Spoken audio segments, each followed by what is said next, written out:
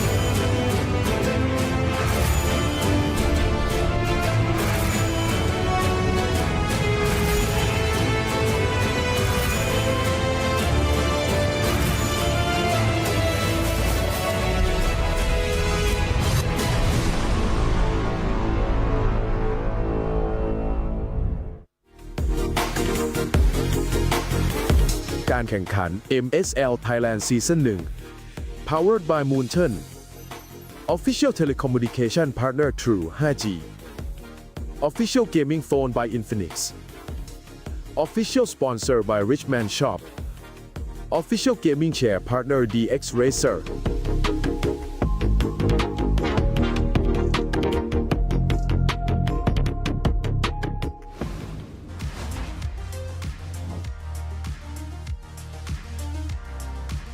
สวัสดีค่ะยินดีต้อนรับทุกคนนะคะเข้าสู่การแข่งขัน Mobile Legends นะคะรายการ MSL Thailand Season 1 ค่ะบอกได้เลยนะคะว่าอาทิตย์นี้เนี่ยเป็นอาทิตย์ที่มีอะไรแปลกตาเยอะมากๆจริงๆนะคะเพราะว่าแต่ละทีมเนี่ยมีผู้เล่นเข้ามาใหม่กันหลายคนและหลายทีมเลยนะคะหลายทีมตอนนี้เนี่ยฟอร์มก็กำลังดูดีขึ้นนะคะแต่ว่าหลายทีมเนี่ยก็อาจจะยังเล่นไม่เข้าขากันนะคะฟอร์มเนี่ยยังไม่ดีเท่าไหร่เพราะฉะนั้นนะคะต้องรีบเร่งฟอร์มแล้วนะคะเพราะว่าตั๋วในการเข้าไปเล่นในรอบ Pay Off ของเราเนี่ยมีจำนวนจำกัดนะคะสำหรับวันนี้นะคะคู่แรกของเราเนี่ยเปิดประเดิมกันแบบเดือดๆเลยนั่นก็คือกระต่ายข้าง E Arena นะคะเจอกับทีมฟีนิกซ์เพิงพลังนะคะอย่าง ACT Esport Club ค่ะ E Arena นะคะวันนี้เนี่ยเขาอาจจะเตรียมแผนอะไรเด็ดๆใหม่ๆนะคะมาเจอกับธาตุมืดของเราแล้วเนาะเดี๋ยวเราจะมารอดูกันนะคะว่า ACT ได้เตรียมแผนอะไรนะคะมาเจอกับ E Arena หรือเปล่าจะสามารถมีโอกาสนะคะคว้าตั๋วเข้าไปในรอบ Pay Off ได้หรือเปล่าหรือว่า E Arena เนี่ยจะดับฝันธาตุมืดอย่าง ACT นะคะเดี๋ยวมารอดูกันว่าวันนี้เนี่ยใครจะได้แต้มไปนะคะในแมตช์แรกของเราถ้าตอนนี้นะคะกองเชียร์ทางบ้านพร้อมแล้วกองเชียร์ในห้องส่งก็พร้อมแล้วเช่นเดียวกันค่ะเดี๋ยวมิ้นขออนุญาตนะคะส่งต่อให้กับแคสเตอร์ของเราทั้ง3คนได้เลยค่ะ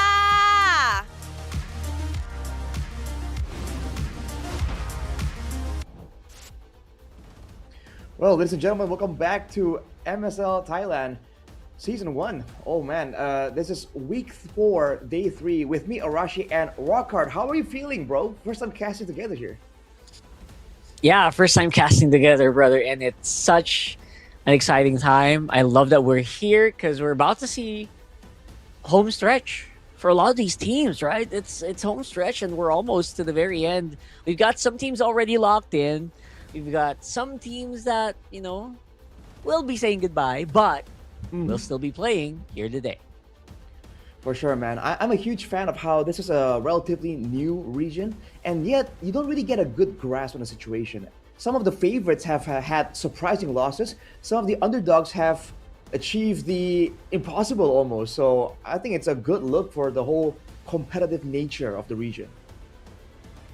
That's right. Very specifically, I think in day number 1, we saw like a really strong victory by Tenacity against Valley Fi. A lot of people really were expecting Valley Fi to really come up there, and Tenacity after that just went crazy, man. They just got sweeps on day 2 as well, and yeah, I love what I'm seeing. Although there are some obvious, very very strong teams right now, it doesn't, it's the competition is still very much open for especially some of our middle of the pack teams. Well, I gotta ask you though, because I don't think I've asked you before. Who's your favorite team right now so far, right? Because for me, it's Bacon Time. Oh, I really like KOG, man. I mean, I've always been the results kind of person. KOG has really been outputting a lot of wins. Not all of them. They had like one game, I think, where it was just one. It was a 2-1. The rest of it, especially on the one of the days I casted, honestly, my first time casting in MSL Thailand, they got a 2-0 and they did it in style. Well, looking at today's schedule right here, Rockhard, we can see that KOG is actually playing against Buriram.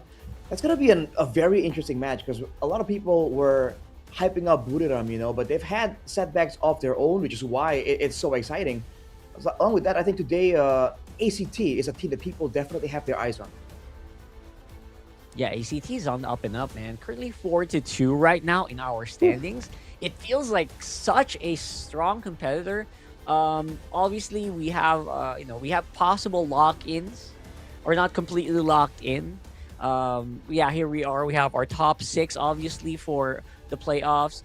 We have 2 teams, Valley Fi and Full Sense, who can kind of still make it with enough, push, with enough standings. Full Sense, I think, is completely at the very, they have to 100% win everything, and then everyone else has to lose. That's basically where they are right now. And as for Solix and Buriram, like you mentioned, they're that middle of the pack team that, kind of needs to pick up the pace. But ACT cannot rest on their laurels, brother, because they're literally 1 point ahead. They're close to the edge right there, that's for sure. I think you can't count out the 7th and 8th place just yet, though. Again, I believe Full Sense, if I'm mistaken, had a very great underdog thing going on for just a little bit, right? They've shown great things. Unfortunately, they haven't really been able to really get a consistent performance. On the other hand, though, I think for KOG, there were some doubts initially when I first started trying to find out about what's happening over here in Thailand. There are some doubts for KOG, but they've been very surprising. So I can see why you like that team. I think I dare say completely erased, man. 6-0. I mean, who does that, right? Who does that? I mean, come on, calm down. KOG, give us some room here. But yeah, you're right. Full Sense, I think the only one they've had is against a Buriram, and that was in week 2. And everything else has been kind of just it's been a loss for Full Sense. So I'm really hoping they can keep it make a comeback anytime soon. And they're not completely eliminated with calculating everything, but they're very close. So you gotta watch out, and everything has to go right for Full Sense. So I'm also just following them. But for E Arena, one of our teams that are unfortunately not gonna be completely in the playoffs and still fighting, just show off their prowess. Rafe, BGZ, Pichi, and the gang, very happy to just give their all here. Obviously, still, it is the maiden season for MSL Thailand, so they still want to go out with a bang, keep those wins going. On the other hand, for ACT Esports Club here, Piper, Seros, Carnes, Fukio, and Sylvie, this is a team that has a lot of support going for them, and they seem absolutely confident, man. They've had a string of great performances, but as you mentioned just earlier, the numbers don't put them in the complete safe zone just yet. They got to keep their guard up and make sure that they don't slip up here, because teams are looking for that opportunity for sure. Yeah, they are gunning, so make sure that you do not show any signs of weakness. I think that's the most important here, especially since ACT have been on the target, literally target locked with laser sights on this team. So if any team wants to have a chance against them, which again they are not completely locked in yet, they will have a chance to watch them and see their performance here today. Looking here at the head-to-head player statistics here for Nozen and Tokyo, you can see quite a huge disparity. Team fight percentage is equal, but that can be skewed depending on how much fighting actually happens. If a team just gets a lot of pickoffs, the numbers kind of get skewed a little bit, right? For KDA ratio, though, that's where it immediately shows a massive difference. Tokyo has found a lot more success here in the kill department, but GPM-wise, I guess Nozen is still able to keep up. There's a 100 gold down, but overall, not the worst. That's right, and you always have to bring up the ultimate stat: 67% on both of them, right? So that's amazing. I think Flukio just has such a great time overall in the teams. He just has so much freedom, especially when he plays that claw. I saw him play that claw, man, went crazy, and even builds Winter Truncheon a lot. So I guess that's one of the contributing factors why his KDA is just so damn high. And of course, in mid-average assist, I'm not surprised. We've got some really familiar names there as well. Really love what I see here. Again, just so consistent so far is ACT, becoming a very strong favorite here. Their mid trio is one to really be scared of. Not afraid to bring out that the jungle Baksha, very flexible. So yeah, looking forward to watching them play today. All right. Just like that, ladies and gentlemen, we're in the drafting phase. Annual map change, Dangerous Grass. I would love Dangerous Grass. Oh, unfortunate. All right. Flying Clouds. You know what? You know what, Arashi? There was a there was a day where literally 0 Dangerous Grass picked out of 12 games.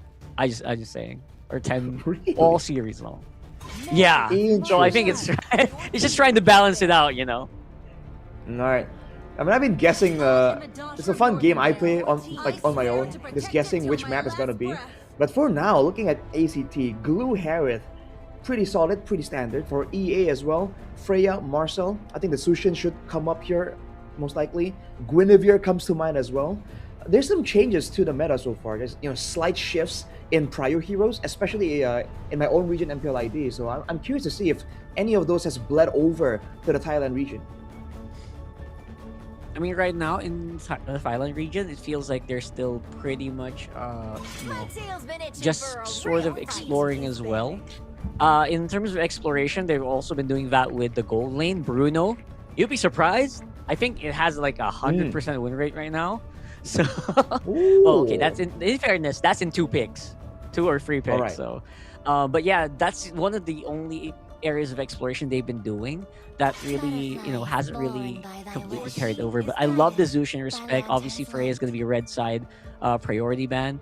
But here we go. I think in terms of stuff getting opened out, you got a lot of junglers, man. You got that Suyo and the Harley. Oh man, I completely forgot about the Harley. My mind was in the Suyo, was in the Guinevere. The Harley is just disgusting, man. You melt squishies and tanks at the same time. On the other hand, though, the Phobias, it's very, very good. But against a team that understands how to kite back and forth, the Phobias just struggle a little bit without any assistance, keeping people where you want them to be, right? For the dark ways, for the infernal pursuits. With the Phobias usually comes I was gonna say a jungler, but they go for the Valentina. That's safety against the Harley, and also, I guess, denial for some big ultimates ACT might have considered before. That's a really good denial, honestly. Usually with these picks, ACT might also consider just, big shot roamers like the high loss who can lock you down, slow you down, make it easier for that. Yeah, there you go. Make it easier for that Harley, I was gonna say, to chase down these targets, and they will do that.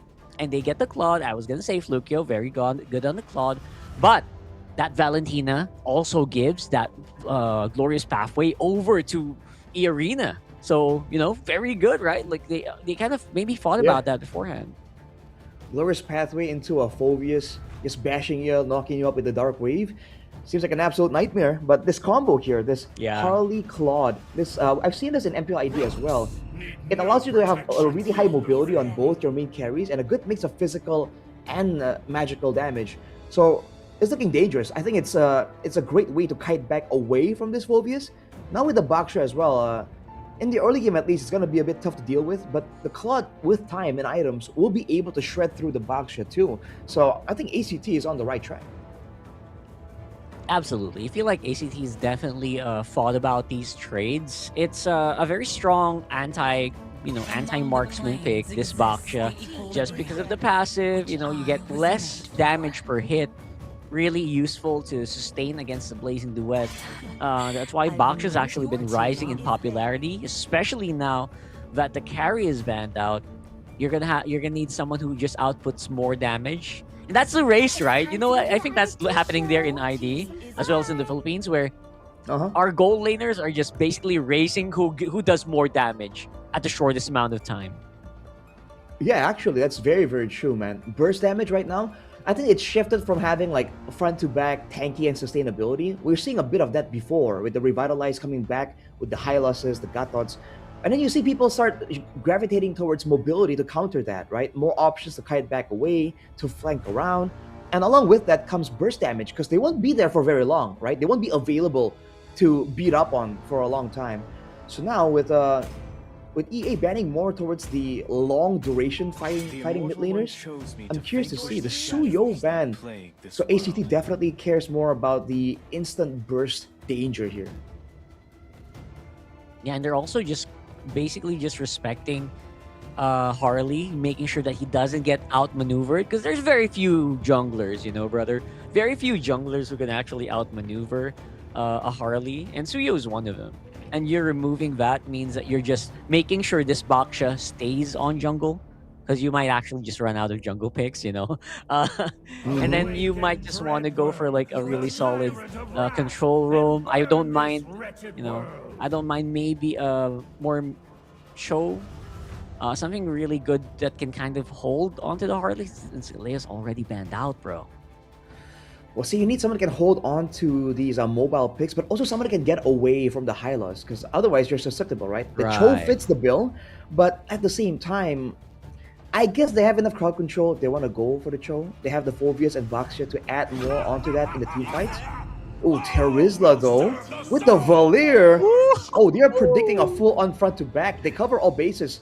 Strong front line, strong control, and now they're putting the ball in EA's court. How do you want to deal with this? Yeah, how do you actually answer that? It's so hard to find a good roam against a Valir who just gets, most roams are gonna get pushed away here. And they're still gonna throw over that Baksha into the roam here. Not sure. I'm not sure how I feel about that, Arashi. What about you? Man, the Hayabusa... For both compositions, I see the vision, and I see why the Hayabusa came out last for EA as well. They don't want to be stuck just front to back all the time. They want to have something to dive in the back to chase down the Harley and the Valir, the Claude. Again, a lot easier said than done though. At the end of the day, EA has to make these big maneuvers macro-wise to catch ACT off guard. ACT, all they have to do is play textbook, and they should have like the easier, more straightforward win condition. That's exactly what I was thinking. This Hayabusa is like a really big skill check. I mean, if you can get pickoffs done, congratulations. Other than that, your team's probably going to get steamrolled here. And then again, hoping that they can actually show their skill here. And maybe that's the point for EA. Let's find out. All right, ladies and gentlemen, welcome to the first game of the first match of the day between ACT and EA. A more straightforward composition or a more convoluted win condition? Let's see who comes out on top. Yeah, let's find out who comes out on top here. We do have, obviously, the Hayabusa against a Harley. Usually, that's a race to level 4. Obviously, that's very easy before the turtle. But it's also a pretty strong challenge for purple buff denial. If you're the Harley, you want to try to deny that around the mid game against this Haya, just to slow him down and stop the progression. So that's what I'm looking forward to, right? Can he actually do that? And will the Hayabusa have that strong of an impact in this game? Oh, already a gank. Sylvie, with the Revitalize, will be able to survive for now. Already good hits back from EA. The early game here, in the mid lane especially, is going to be tough. As you can see, tele predictions all heavily favor ACT. And you're seeing why, right? They have pressure in the lanes. They got good clear in the draft. So they have more liberty to just walk around, roam around. And that might be a problem for mid-GZ as we get into the mid game. Now 83% as well in our audience. A big shout out to our chat. We're talking right now. And you know, big shout out everyone. And I hope you guys are gonna enjoy this one. Again, super underdog game for E Arena. I'm just hoping they can show something up, man. I want to see that, you know, I want to see that what do you call that? I want to see that macro. I want to see that their ability to actually resist against pressure, because you know, man, you know ACT is going to bring the pressure, and they're doing that exactly here. Anandika's up on front. He's not level 4 quite yet, but doesn't really mind. Still have the shield unity to maybe knock around this Valir, but again, the Valir is just proving to be a very difficult target to actually stand your ground against. They're doing that a little bit of a cha-cha here, trying to buy some time for MiGZ to get that purple buff, and they're gonna go. They will have this. They want this, Turtle. More people are fighting around it. Levels are not actually quite far off. Hanagas is gonna resolve Deadly Magic. There goes that very early shadow kill, but looks like First Blood still gonna go over tier to ACT, and dare I say it, not even close. Flicker by Peachy missing out. What the heck? And that's like an unofficial maniac there for cards. That is so unfortunate. SOD won't be able to do much. Good attempt. Man, they jumped on the Roma with the Revitalize. This is like a thing you gotta understand, man. The Revitalize baits out so much in the early game, but on top of the jumping on the roam, they also set themselves up for a huge penalty zone from Piper. So they got immediately punished right there, and they didn't even get the kill on Sylvie. Oh, that is such a unfortunate situation to be in for EA. Now they are most definitely on the back foot. They need to avoid trades like that if they want to make use of this like Phobia's pick and try and make use of that early game dominance. I absolutely agree, man. Because the Phobia's pick obviously is very strong, but that happens around mid-game, right? When the Phobia's has like these items like the War Axe, just make sure you can sustain over and over. We don't see that quite yet. So, and while all that's happening, by the way, Flukio is just very happy. Yeah, go ahead, make some noise there on bottom, guys. I'm chilling, I'm farming up here on the top side of the map. So, I'm very happy to see that, you know what, ACT is basically living up to the expectations, navigating this team fight very well. But again, can't rest on your laurels, man. They've got some pretty strong picks if you get isolated. The Hayabusa is so strong when you get isolated. Earlier, that shadow kill didn't do as much, but that could change later on. Definitely, man. MiGZ has shown great skill there on the assassin, so you can't really cut him out. Sylvie walking in again. Oh, what is that burst damage? Oh man, literally got removed. I mean, that's one of the consequences since you lost your flicker so early on without getting anything. And now on top side, Flukio with a blazing duet. No, again, big props to me. Jeezy knows and trying to get something going. But that, again, that's Flukio. So safe of a player. And on the item check, doesn't even need to go too safe as well. Only has that warrior boots and locking in the hunter sword. Corrosion sight on the Moskov, at least it's not too far away. Peachy, luckily, will have that flicker on that time. With that flicker though, I think that's ACT taking full control. You're seeing the GC already going for a bit of a steal. He gets spotted out. I don't know if he made it out with the purple buff or not. Either way, ACT are playing calm, cool, collected. They're just playing zone control right now and punishing EA whenever they try and contest for any of that. I mean, GC didn't even get the purple buff, by the way. So it's still ACT full control. And it's crazy that outside of the neutral objectives, EA is the one that should be going for some of these pickoffs, trying to use a Hayabusa to try and get like an assassination.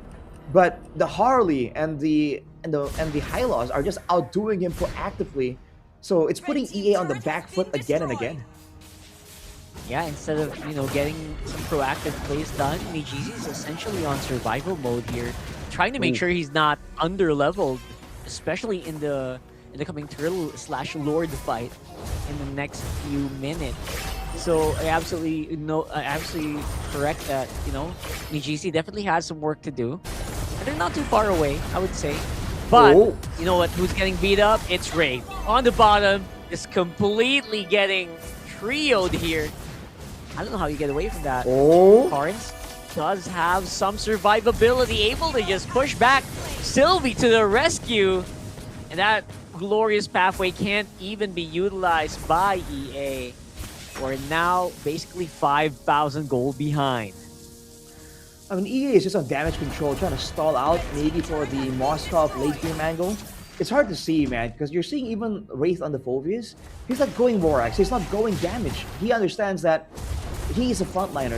He rushes the Radiant Armor immediately, knowing he's up against the Harith and the Valir. But you might want to consider an Athena on top of that, because if he gets bursted like that, he's not safe on the turret. Whoa. Yeah, here we go. Trying to go up on backside. We got Sylvie. He's trying to buy some time, but that Revitalize might not be able to hold it for long, especially with Shadow Kill released here by Mijisi. Finally a kill on the board here for EA, and they're still going to lose out on their purple, but you know what? A win is a win. It's a 1-for-1. Still loses out on the purple buff and the objective, but I'm trying to silver lining this, man. At least they didn't all die. That's true, and they are gonna get the purple, but oh, Seros spots him out. No 1v1 attempt here from Mijisi. Oh, but it's not too soon here. Get the magic already used. Oh, Mijisi. Oh, Mijisi what? Oh my goodness. What is happening, man? That's just way too much damage, man. Carnes, surprising on the Valir. You don't expect him to be the executioner, but with the Valir, he's getting a lot of last hits with the fireballs here. It's gonna get even worse, because with the Ice Queen's one already completed for Carnes, he can slow down everyone except for Mijisi has to respect it, man. Oh, Seros. Oh, you're absolutely right. That Ice Queen one just making it so hard for them to survive, but this time they're fighting under the turret. Rafe is up on front. He's getting pushed back over and over. Carnes pretty low. Oh! He's owned by Piper! That just pushes everyone back. Here comes Mijisi trying to make a play on bot side. On the bottom side of your screen, rather. And Mijisi, though, with that Shadow kill, and Shadow's already used. Not even gonna make a kill happen. Nozen's SOD actually hit, but he decides to not use it. Not sure if that was the right call, but you know what? Again, it is. I guess they're trying to just stay alive for the next few minutes. I don't know, Arashi, how long can they actually survive? I mean, their siege potential does not look good at all, man. They don't have clear. It's part of the reason why ACT are getting so much value here. Hanaga's on the Baksha. Can't really help with the clearing. Oh, and so it's so dangerous for them to just even walk up like that. Mijisi immediately getting chunked out. There's no way to contest for this, man. 10k gold advantage. And they can't leave the base. Again, and later on with the Lord, they can't clear it any easier either. Peachy is so short range, and he has been punished multiple times this match alone. Yeah, punished over and over again. Just feels so horrible. Now they can't go out of the map. Again, Mijisi, he's been trying to get some ISO plays going. You know, he's trying to go for that back line as much as he can. But there's just so much... There's so much crowd control that can hold him. He's getting pushed back. If he makes a bad play and he gets pushed back with Searing Torrent, I think that's just it for him, right? So I kind of understand why he's having a hard time here. For sure. Wishing Lantern up for Carnes too. Oh boy. There is no frontliner right now for the side of EA, man. That Phobius, that Baksha, one shot immediately. And Seros knows it. Just starts getting some poke going down, setting up for a bit of a siege. And this is where they want to be. Yeah, so far so good here for ACT. All they need to do is just not make a mistake, I think, and they should be pretty good. Whoa! And of course, they're wailing on that turret. Nice attempts there. Rave's trying to bait out some skills. All is good, but the problem is you also have a Lord Wave to manage, so you're not quite done yet. You gotta go reset, you gotta reload, and they are trying to fight back. Hanagas get pushed very, very low here. Luckily, they're able to clear the minion waves on the mid without any problems. And now, after reloading, they have to fight again. They have to fight this Lord Wave, which is up on top side. This might be a little bit more difficult. This could be a signal. ACT, they can make something happen here. Penalty zone is still ready and locked and loaded, but they don't even need it. Just that glorious pathway enough to go front to back here. There's really not much that E-Arena can do at this point. Can't even clear that Lord. Now they do, but with only 2 players remaining, it's going to show to be very, very difficult here. And they go for the swift kill. ACT with a 1-0 victory. They tried to delay the game just a little bit longer right there. The damage is starting to come through. They were able to clear the Lord, but unfortunately, with 3 members down, ACT just brute forced the end there. You saw there were chances for EA to maybe turn this around, but overall, the straightforward win condition of ACT, man, it's hard to beat. They've got the coverage, they've got the damage, they have the stronger frontliners too. And at this point, with like an 11, 12k gold advantage, there was not much EA could have done, man. They did try their best, but it's on to the next one for now. Yeah, it's on the next one. You got to go ahead and reset after that. I think we do have, like, you know, I guess if you're EA, you're thinking, you know what, we saw how strong they can be on that Harley. Maybe it was a bad idea to let that go. But the thing is, at this point, if you don't kind of play around the Valier, you're just getting cooked. And Arashi, I mean that in the literal sense, right? You're literally getting cooked in the Searing Torrent and everything. The Fireballs is just, there's just no way to play around it. You just have to draft a more mobile composition and hope that you have a better draft in game number 2. Because game number 1, I think you and I, we saw that very straightforward, brother. That was definitely a draft win and a macro win here for ACT. I mean, they had to beat ACT at ACT's game. You know what I mean? It's just a lot easier said than done for EA. They really needed to abuse that mobility coming in from the box shot, the clear coming in from the Valentina, and get something, you know, get some ganks onto the Valier, right? Get some ganks onto the Claude. Otherwise, without that early game pressure, even the Phobius pick that we were, you know, hyping up just a little bit, being a very strong pick, it's kind of difficult to try and get in there when there's not enough backup, not enough damage coming through behind you. So they just slowly but surely whittled down the members of EA. It's tough to watch, honestly. Yeah.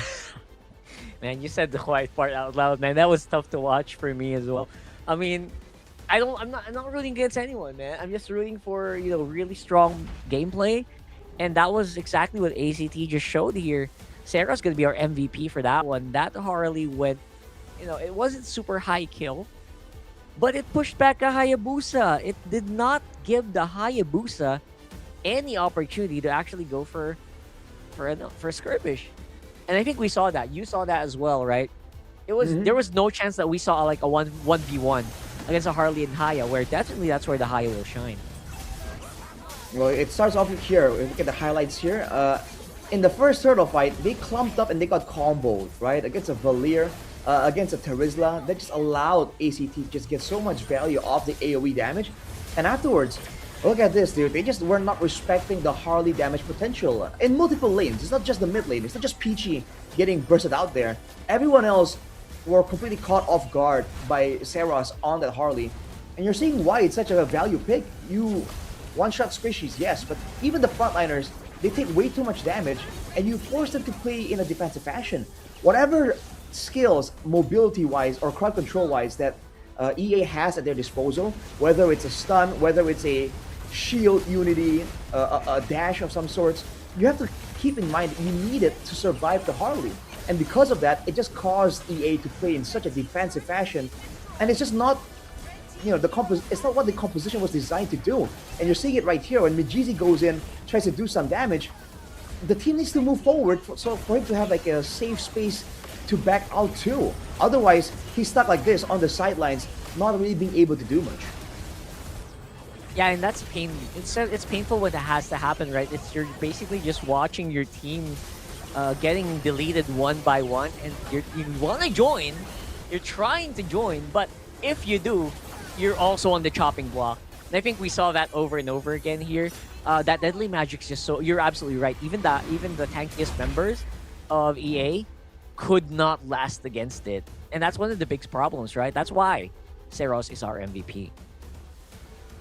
I mean, he was only on the we call it the Harley Trinity, bro. The Genius Wand into the Lightning Truncheon into the Divine Glaive.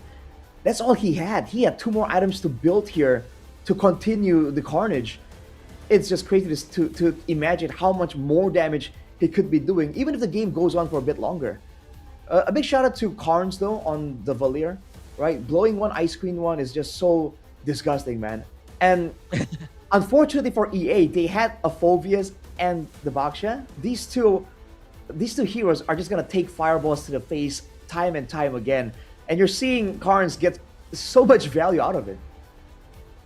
Yeah, so much value, and that's why I think, starting since a lot of other people have started picking up the Valier, it's starting to become like one of those really strong mid lane picks that where, I'll be honest, as much as it has a really high win rate, very few teams expect it. And I think that's why it's so strong, right? When you don't expect a Valier to just non-stop slow you, non-stop stun you, that's when you get bit in the behind. And I think that's what we saw here for EA. They're expecting, you know what, hey, let's just ban out the Zushin. Maybe they'll just pick Eve. Maybe they just pick Farsa. Or maybe Lilia, right? But who expects the Valier to come in here? It's so funny when that happens. Definitely a cheese pick, just a little bit. It's a situational pick that you can't always go for by default. It's not a Zushin by all means. It's not a it's not like a Yeve. It's not as flexible as that. But in a weird way, I imagine the Valier to be a bit of a cross between the Vexana and the Zetian. You have some self-preservation. You both don't have a lot of mobility, but you have a lot of damage front to back. A lot of spammability that you can expect coming in from a Zetian, or a bit of burst coming in from the Vexana, card control wise especially. So especially against big fighters, I think it's an okay choice. But honestly, I feel like at that point, even if you switch the Valier for some other mage, the comp still could have done really, really well, right? The Harley Claude and Terizla alone just gave them so much to work with. That's true. That's why I was saying, you know what, Flukyo just has like such a fun time in this game, man. Like, he didn't even need to survive any ganks, because the people that are supposed to gank him, they're just too busy just trying not to die. And that's why it's so strong. That's why ACT is so strong in this game, man. That's just the way it is, man. Oh, they had to go for ganks, but they weren't able to get it because of the lack of mid control. I guess that's where the high loss comes through, right? The Baksha, again, can't really help too much with wave clear. Maybe concussive blast, that's about it. The high loss can clear a lot faster, and the Valier, if you last hit a minion with your fireball, it refreshes, right? So there was a lot more clear potential, which is why you saw Peachy just struggle to find anything. And the times that he actually tries to do something, pressure back, trade some damage, that's where the ganks happen and he just gets taken out. So he gets conditioned to quite essentially just like stay in lane and do nothing. And then that's where the gameplay just falls apart, man. The side lanes that they've gotten for themselves, the Phoveus, they just could not get in position to set up for a proper lane gank. Yeah, which is very painful to watch. Like, you're trying over and over again to get a good position, and then you just get outmaneuvered. Someone's behind you with the deadly magic. All of a sudden, your plan just goes boom, and Yep. it's all over after that. Your tempo is already ruined. You're behind by 5,000 gold. So, and then you're thinking, guys, what's next? What do we do? What do we do? It feels like they got to that position very, very early on, Yeah, especially for Mijizi. I think we've seen Mijizi have some okay, solid assassin performances, but in this game, he had like nothing to show. All his options, neutral objectives, he gets zoned out. Right, 1v1s, he was behind. He was invaded as well, so he can't even farm fast. So at every turn, this guy was just blocked time and time again by ACT. So again, you hate to see it, but it shows again that ACT, they're not focused only on like, okay, the one thing. They know how to tie in one advantage to another, right? They get mid control, they transfer into ganks, they transfer into invades, they get the invades, they transfer that into neutral objective dominance. And it's terrifying to see, man. You do not want to be on the receiving end of a team like this. Yeah, I completely agree. I personally, as much as it's very strong it's very hard to actually gauge, or for me to try to outdraft a team that plays like that as well. Like, all right, Mhm. what if they don't have if we ban Harley, they'll still be able to Suyo anyway, right? So those are the big trades, and you can't completely ban out junglers like this who just go for tempo. And like I mentioned, they also play Baksha, but and commend to EA, they tried to do that deny pick thing. Didn't work out, bro. Didn't work out for sure. All right. Oh, a substitution. Wait a minute, Rockhart. EA, they are bringing in Saturday, even though today is a Sunday, to trade out Mijizi. Wow. Wow. A little bit too early in the week, if you say so myself. Mijizi again. Here's the thing. He might have been just that different player specialization. Maybe Mijizi's just maybe too focused on like assassin picks lately, that they said, you know what, maybe we can bring out Saturday. Maybe it's gonna be a different kind of jungler that we need. Cause I don't know if you agree here, brother. It feels like they were a little bit trapped in that last jungle pick. It felt like the Hayabusa is the one pick you do where in high tier it's very strong, but in mid tier MLBB it's just not as good. Wait, Well, what is this? Oh. Oh. Wait a minute. Huh? What? So What it's is a double. happening? No, it's a double substitution. So it's not a substitution. Mijizi is moving roles. He's gonna trade out Mozen. Wait a minute, That this is crazy. Crazy. I don't think I've ever seen anything like it. Wow. So it's gonna be a shift over so Mijizi is gonna still be with us. That's interesting. I wonder if it's a difference in composition, if it's a difference in like mindset almost that requires this swap. Like you mentioned, Rockhart, they were slightly trapped with the Hayabusa. I felt like they had options, right? Especially because they showed the Baksha so early. I really think that they thought they needed something just because of the Valir popping up. So let's see if this extra flexibility might give him something else to work with. Broken walls, by the way. That's right, broken walls. You know what? Maybe Called it it. was just Hero Master. You got it, brother. That's Woo. 1-1. Your current score is 1-1 today. Yeah, There you go. it's gonna go way down. You think it's gonna go way down? Come on, no, you're gonna be fine for sure. So with this one, obviously, it's a huge shift. I think the last time I saw this happen, bro, is all the way in MPL Malaysia, where it's Chiku. Chiku very happy to swap roles around, but in most MPLs, they're very set on their role, right? Well, yeah, like consistency and is the name of the game. In the higher leagues like MPLs. So switching roles is something that's a bit counterintuitive to that end. Let's see how this one goes, though. Mijizi is going to be in the gold lane this time out. So because of that, I'm thinking there might be some gold lane prio for EA in the drafting phase. So far, though, it's the usual. Marcel should come here for ACT as well. Oh, that's a difference, though. There's a Leomord and the Phovius. So the Glue and Harriet is open compared to Game 1.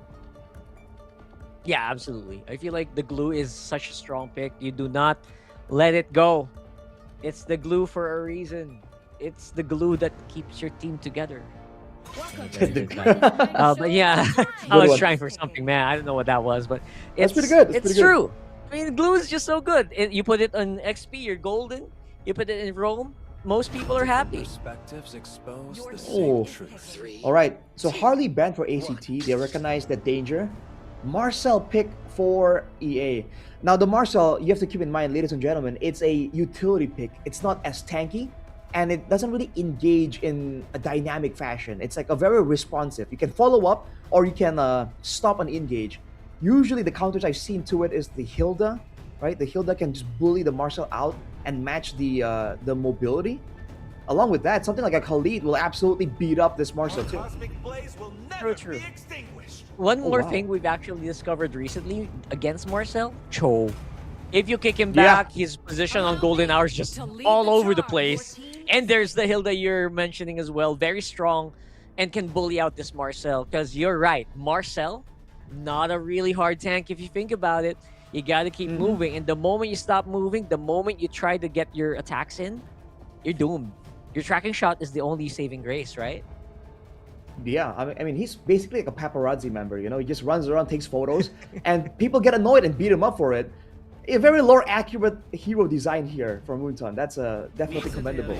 But the Hilda is gonna be, instead of the Cho can beat up the Marcel as well, but it's not a frontline tank. You know, it's like a pick-off type of deal. The Hilda can actually function as a proper frontline. I know the Suyo Arlet is picked up by EA. The Guinevere though is still available for ACT. Yeah, Guinevere is. You know what? Guinevere is actually super strong against these heroes. Oh that yeah. Don't really want to carry Purify. And the moment that the Suyo gets hit with the spatial migration, just list it, bro. That Suyo's gone. Indeed, it's a done deal, straight up. Even in our MPL, dude, there was this moment where, who was it? I forgot. I think it was Dolan from Dewa. He just goes in with the Guinevere passive, skill 1, and then Vowed Requiem, and like he blew up the gold laner. Just instant deletion. So the Guinevere has a surprising amount of burst damage, but they don't go for it. They want to go for the Yi first. And again, mobility seems to be the name of the game here. ACT, they have pretty fast moving heroes and they have slows now at their disposal. That's true. You know what are the reasons why maybe they're not going for the what they call it, the Guinevere? Is most of the time, in most games I've seen, Guinevere is usually paired up with the Kalea, right? Just so easy to play if you have a Kalea. Right, yeah. That works, yeah. The ultis aside, even the synergy, right? You want to brawl and regen up as a Guinevere. The Kalea can heal you up. There's a lot of synergy baked into that combo, that's for sure. The Uranus, though, by the way, this is a pick that Mirko absolutely loathes. He hates this pick with a passion, man. He does not understand why it works so well. Although we've heard from unnamed sources with some legitimacy that the Uranus can work, it just requires a very high level of execution. So, EA, they respect it from ACT. Yeah, that's right. I think our friend Midnight just keeps going on about, hey, you know what? Uranus is the hardest XP lane to play. What do you mean? Is it? Wow. Strong words there from Mr. Midnight, as always. Love the guy. Alice as well, so they seem to be concerned about regeneration more than anything. That's 3 EXP lane bans. They really want this Arlet to get full value. And as of right now, he can dive towards the Yeve, but that's really about it. That's a glue pick from ACT. Oh man.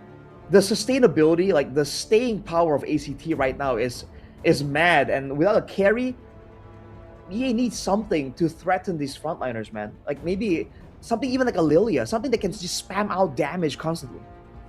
You know, I agree. I think the Lilia would be great because you can't just ignore the glue, right? If it goes in the split, you can't just run because he's gonna catch up to you. So if you just run, you will die. So you have to face forward. What is that? I didn't see. Leslie! What? Man, what is that? Bro. Oh boy, I love it. Bro, I love it, man. I've always said that the Vexana is a bit of a low-key counter to the glue. I like it so much. I don't know about the Leslie though, right? The Leslie, it's a good matchup against the Claude. You can dodge away from a lot of things. You can cancel the Blazing Duet. There's ways to play with this Leslie, but that's only the laning phase. The team fight, not so much. And we're not seeing that source of damage, Rockhart, to deal with the glue and the Hilda. That's true. I mean, one way that you deal with the glue obviously is with the Vexana, right? So maybe that's covered. But the Hilda, there's no one that can stop the Hilda here, bro. Literally just a final slash, right? Or freeze it in time with Golden Hour. That's it. After those two, your whole team is just like, chopping board. Brother, this is rough, dude. Do you see the amount of beefiness ACT are bringing to the table? With a Leslie as a marksman. Alright, EA, it's not over by all means, right? There's always a chance. But if they don't get really snowballing, if the Leslie can't, like, chunk down these beefy members to half HP with a couple of passive shots, it's rough, man. Like ACT are just gonna like steamroll them, like or trample over them. Yeah, this is a trampling lineup. You have three beefy boys in front. ACT love this, especially on broken walls. It's so hard to play against them because they can just get in and out, right? Yep. You're not safe in your lane. You're gonna get cut over and over again. And that's why broken walls is just so good. Now, again, we are on a role shift. It's me, Jeezy, on gold. Leslie. Wow, it's nice, right? You go from jungle to gold lane, and then you pick up a Leslie. Bro, who does that? I mean, at least it's a strong laner. He might have maybe his comfort pick. He can show us wrong by all means. But ladies and gentlemen, game number 2 between EA and ACT. Let's see how this one goes. Will it be a 1-1 comeback story, or is it gonna be a full clean sweep for ACT? Yeah, we're gonna have to find out. A sweep does feel like it is looming over the horizon. But you're right. The reason why we have these MPLs, right? The reason why we hold these tournaments is we're trying to find out if they can show their heart. They have that X factor. But with this one, maybe they'll try. With good tracking shots, it's a good poke against Sylvie and Flukio. But other than that, again, it's just me, Jeezy, staying alive in this lane. Watch for that, guys. Everyone watching, just watch this lane. You know, this can be very strong. It can bully the Claude in certain scenarios, but it can also just get only ganked by a Hilda. So keep your eyes out for that. And as you can see, Sylvie just not stopping here. Hanaga's having a hard time pushing this Hilda back. Good goal take there from Flukio though, but Michizi already forced to flicker out. Again, they're trying to show hard, and with Rockhart in the building, you know, they might succeed, but they gotta smooth up the rotations, man. The Hilda is just having a lot more presence right here.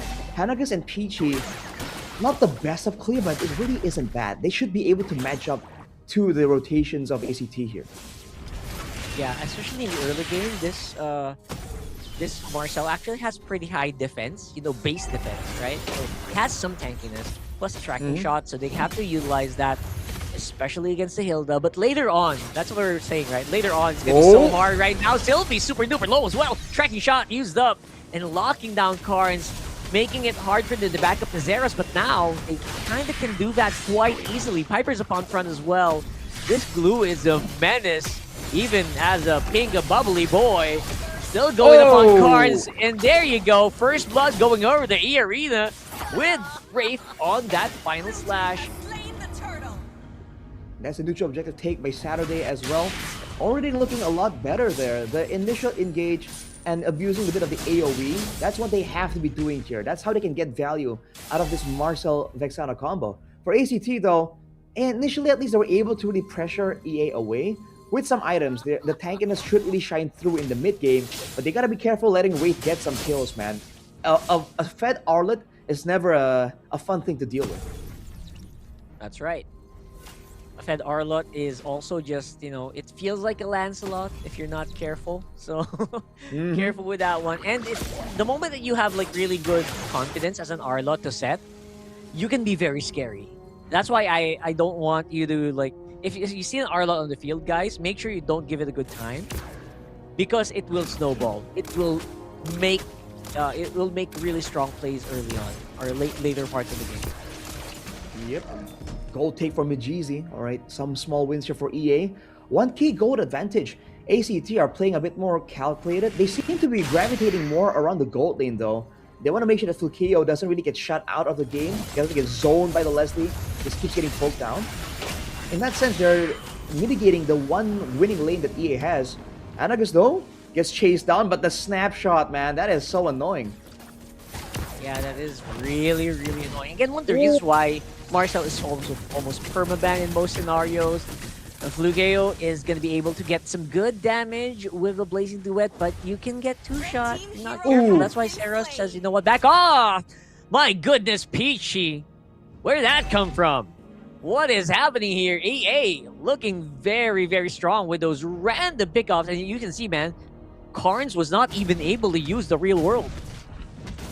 Well, see, the Marcel on his own isn't really that threatening, but the Marcel with a Vexana behind him, that's a lot more extra crowd control and extra damage. And because Sylvie is rotating around, he can't really be there to open up the map properly. He's getting vision for the team right now, though, but it's looked like ACT are going to be late to the party. They might be forced to give this up. Yeah, there's not really much they can do here, but look at this. It's like Seros is still going to try. Real World is there, and there you go. Golden Hour into the Eve. Almost makes it impossible for Carnes to contribute. I saw someone asking that in the chat earlier. Like, can you use gold? Can Eve get affected by Golden Hour? Yes, he can. And you saw that right there. Even Rafe just knowing he can get more kills if Carnes doesn't back off. This is a weird situation to be in for ACT, man. They still have the tools to execute their game plan, but they are kind of losing tempo. Oh, trap onto Hanagus. Yeah, Hanagus, obviously it's gonna be all fine. Martial mains know that, you know, as long as you have tracking shot, if you didn't get hit by tracking, you're gonna be fine. You're gonna stun your opponent. It's also, that's like, I think that's almost a whole second, right? So, you know, that's why Marcel is just such high priority right now. And by the way, Marcel has like the highest crowd control time in the game. If you add it up, all throughout like 20 or 15 minutes. Yeah, when your passive just adds to those precious seconds, it's not really a fair comparison. Right now, though, the mid lane from ACT is feeling a lot of pressure. There's a lot of dive potential there too. And the Hilda, great when you're matching the Marcel, but when your laners can't back you up when you're 1v1 against Marcel, it becomes a lot more dangerous, and you're seeing Sylvie hesitate just a little bit more because of that. And because the team isn't really doing so well, Seros has the the clear advantage as a Baxia, but he's losing out 2 levels to Saturday. So ACT looking kind of tough, and they don't really have an easy card to play here to break the stalemate. I agree. It's really, really tough here, especially that Sylvie is more defensive now compared to earlier. Michi with the flicker in, able to take out Lukeo, and now they're surrounded. There goes that follow-up. Crowd control can't really deal much about the Eternal Guard. And now it's ACT on the back foot, man. They're getting pushed back. Here comes the re-engage coming in from Rave with a final slash. Seros, of course, as a Baksha, will be able to survive. And Piper and Carnes, they're forced to watch as another turtle goes over the EA. This is tough, man. Honestly, I thought there's going to be more of a brute force type of thing, but ACT, now, they can't really force fights because they have 3 fighters. And when they're that close together, the Golden Hour, the Eternal Guard, even the Terrifier coming in from Peachy's Vexana can be enough to swing the fight in favor of EA. So they just stop playing reactive, and they can't really do much about it. They're really just banking on Flukeo on the quad in a late game teamfight angle. I think you're right. That's all there is right now. There's no mid-game fight because Carnes is easily shut down by the Golden Hour. So now, they just have to hope and pray. Wait, just as we said it, a bit of a late on the Golden Hour means that we got a pretty fast -1. Peachy could not be saved by his Eternal Guard. And that's what happens, man. When you walk into the danger, there's not enough time for a Marcel to save you with the Golden Hour. That was a great pickoff from ACT, but that was Peachy walking up to a bush not knowing if it's safe or not, right? After that initial moment, I think EA are going to be a lot more careful. As we saw in Athena's built by Seros, by the way. Just trying to mitigate all the magic damage burst, but the physical damage for sure is the big problem right now. That's true. And for Sylvie, it's also just like the amount of damage that's coming from the Vexana. And once you get out, once you remove that magic damage, maybe it'll be easier for this Hilda, and maybe again for Piper, because Piper just can't go willy-nilly like usual. You can't just go all out because of the presence of the Vexana passive, obviously. Now Sylvie just absorbing five people's worth of damage in crowd control. No way you're surviving against that. Carnes flickers out as well. Here comes that re-engage, and this time they're gonna try to fight back. There's gonna be a good attack. Hanagus gets taken out, and there's a bit of a fight on the backside. Seros as well, getting some work done, but it's a 2v3, and there's just not really much that Piper can do now that Mijizi is just so strong on that Leslie. And she's doing true damage We said that this can go well for EA. If Mejeezy gets ahead, he's 3-0 right there. And in that fight, he shows again that he understands how to use this hero. He wasn't hitting on the front line, he was diving all the way to the back. It starts with a full-on combo onto Sylvie. It's already a 4v5. They overextend into the jungle, but the AoE was enough to do all this damage. And look at Mejeezy. This demolishes the backline. And I think the Vexana passive from Peachy played a part there too, man. That's why fighting in the cramp space for the combos is something that ACT wants. But against the Vexana, you gotta think twice before going for it. That's true, because if you're in the cramped space, you actually might just be your graveyard, right? Look at Zeros, not even alive for the contest. That's 100% going over to EA because of that. And now no one is tanking enough for the full combo, Arashi. They're just getting melted. It's the mixture, man. There's physical damage coming in from Saturday with the Sky Piercer, I believe. There's magical damage from Peachy, and there's Mejeezy with true damage.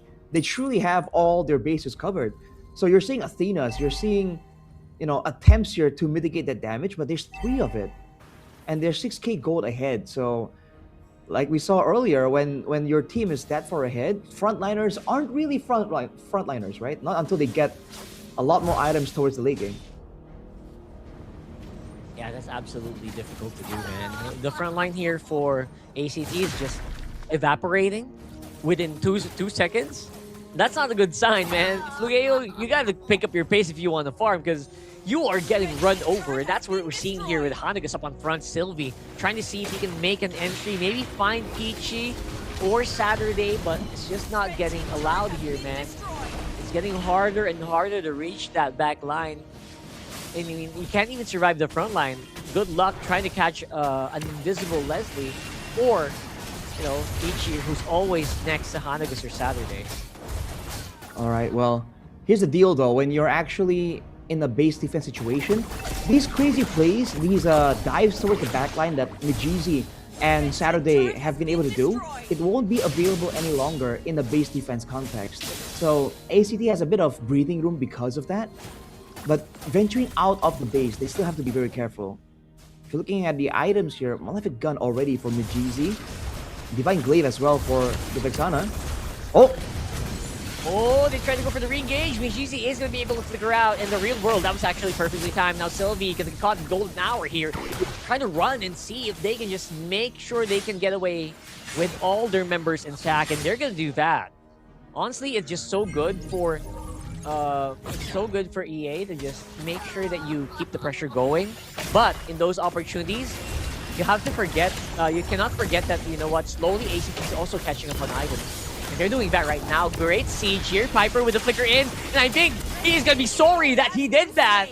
He's going to get punished so hard, man, for trying to go for the flicker play. Oh, man, if he wanted to go for that play, I feel like he needed some backup, something of a distraction. Because when EA are focused on one target, that's where they do their best work. You have to kind of split their focus. And now again, Sylvie. Oh, man. Oh, man, Sylvie just getting evaporated, decimated here. 3v4 with a pretty strong wave. I don't think Karns can clear it. And will you look at that, Arashi? We're going to game number 3. We doubted the composition. We thought there was not enough damage to deal with all the beefy boys and girls on the side of ACT. But EA, with a surprise card, they mitigate the Hilda advantage. They win the gold lane that they swapped out a player for. And overall, they made this composition work by getting an early snowball, and they did not slip up and allow the comeback for ACT. Great work coming in from AA. I will be the first to admit I was wrong. This Leslie pick apparently was just super clutch. And again, the Vexana as well. I like the draft where they didn't have like a gold laner in mind, or they didn't have like a solid mid laner in mind right away. But they were ready for the glue. And very few teams can say that they're ready for the glue, bro. That's also one of the reasons why glue is mostly permabanned, even in our region, right? In most regions, the glue is completely banned out in first phase. But you know what? They let it go. And they said, we're going to be ready for it. And that's with 2 of our roles swapped out. You know, our goal lane is different, or our jungler is different. So what the heck, man? Doesn't even matter. They're just that good, right? When you're that good at the game, you can make the comms that shouldn't work really well. I can't believe it though. They doubled down on just burst damage. They don't have an insane amount of mobility, like back and forth wise, right? They have a lot of chase potential. They have a lot of burst damage. They were just putting all of their eggs in one basket that's labeled chase and just burst down the first guy that you catch, and it worked out. So I really think it's not like a surefire win solution. ACT definitely got caught off guard, but the MVP for this game is Hennigus on the Marcel. It's all good. He just knows how to play this hero, man. You have to know what your job is, and he did a great job avoiding the Hilda. He did a great job setting up later on for the Vexana for some of those pickoffs in the mid lane, showing again that this Marcel, this is a dangerous hero in the right hands, and Hannah's hands definitely are in the conversation. Absolutely. Hanagus, you know, color me wrong. I was incorrect. You were actually able to manage the Hilda pretty well. And I think I will credit that to very good and safe play. He was able to bait out so much. He was able to bait out so much space as well. Making sure that he can kind of deal with Sylvie and at the same time do work with cards, make Ceres's life hard. And everything else was just, you know, pretty much icing on the cake. There was just one time where he got caught out and the golden hours was a little late. But everything else was actually pretty excellent for Hanagus, so I gotta give it to this guy. For sure, man. And the recovery as well afterwards. After, you know, making a mistake, sometimes you get shaken up just a little bit. But they just took it in stride and went back to business almost immediately. And what's crazy to me is that some of these fights aren't even played super cleanly. They are final slashes that pulled people away from like an Eternal Guard, you know, and stuff like that. And they were still able to demolish. That's how far ahead they were able to get with their early game strategy, their early game strats. Majizi on the Leslie though, definitely an honorable mention. How the heck he was winning the lane, but then avoiding all the ganks and all that against a Baksha, you know.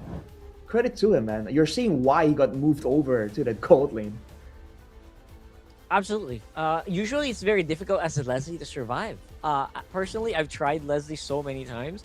And just it's so hard to survive, bro. And you can only do that if you have like really good communication and a really good mid trio that can take all of the attention away from that gold lane into the mid, where, you know what, okay, finally I can 1v1 this gold laner in peace. And in 1v1, Leslie's very, very good.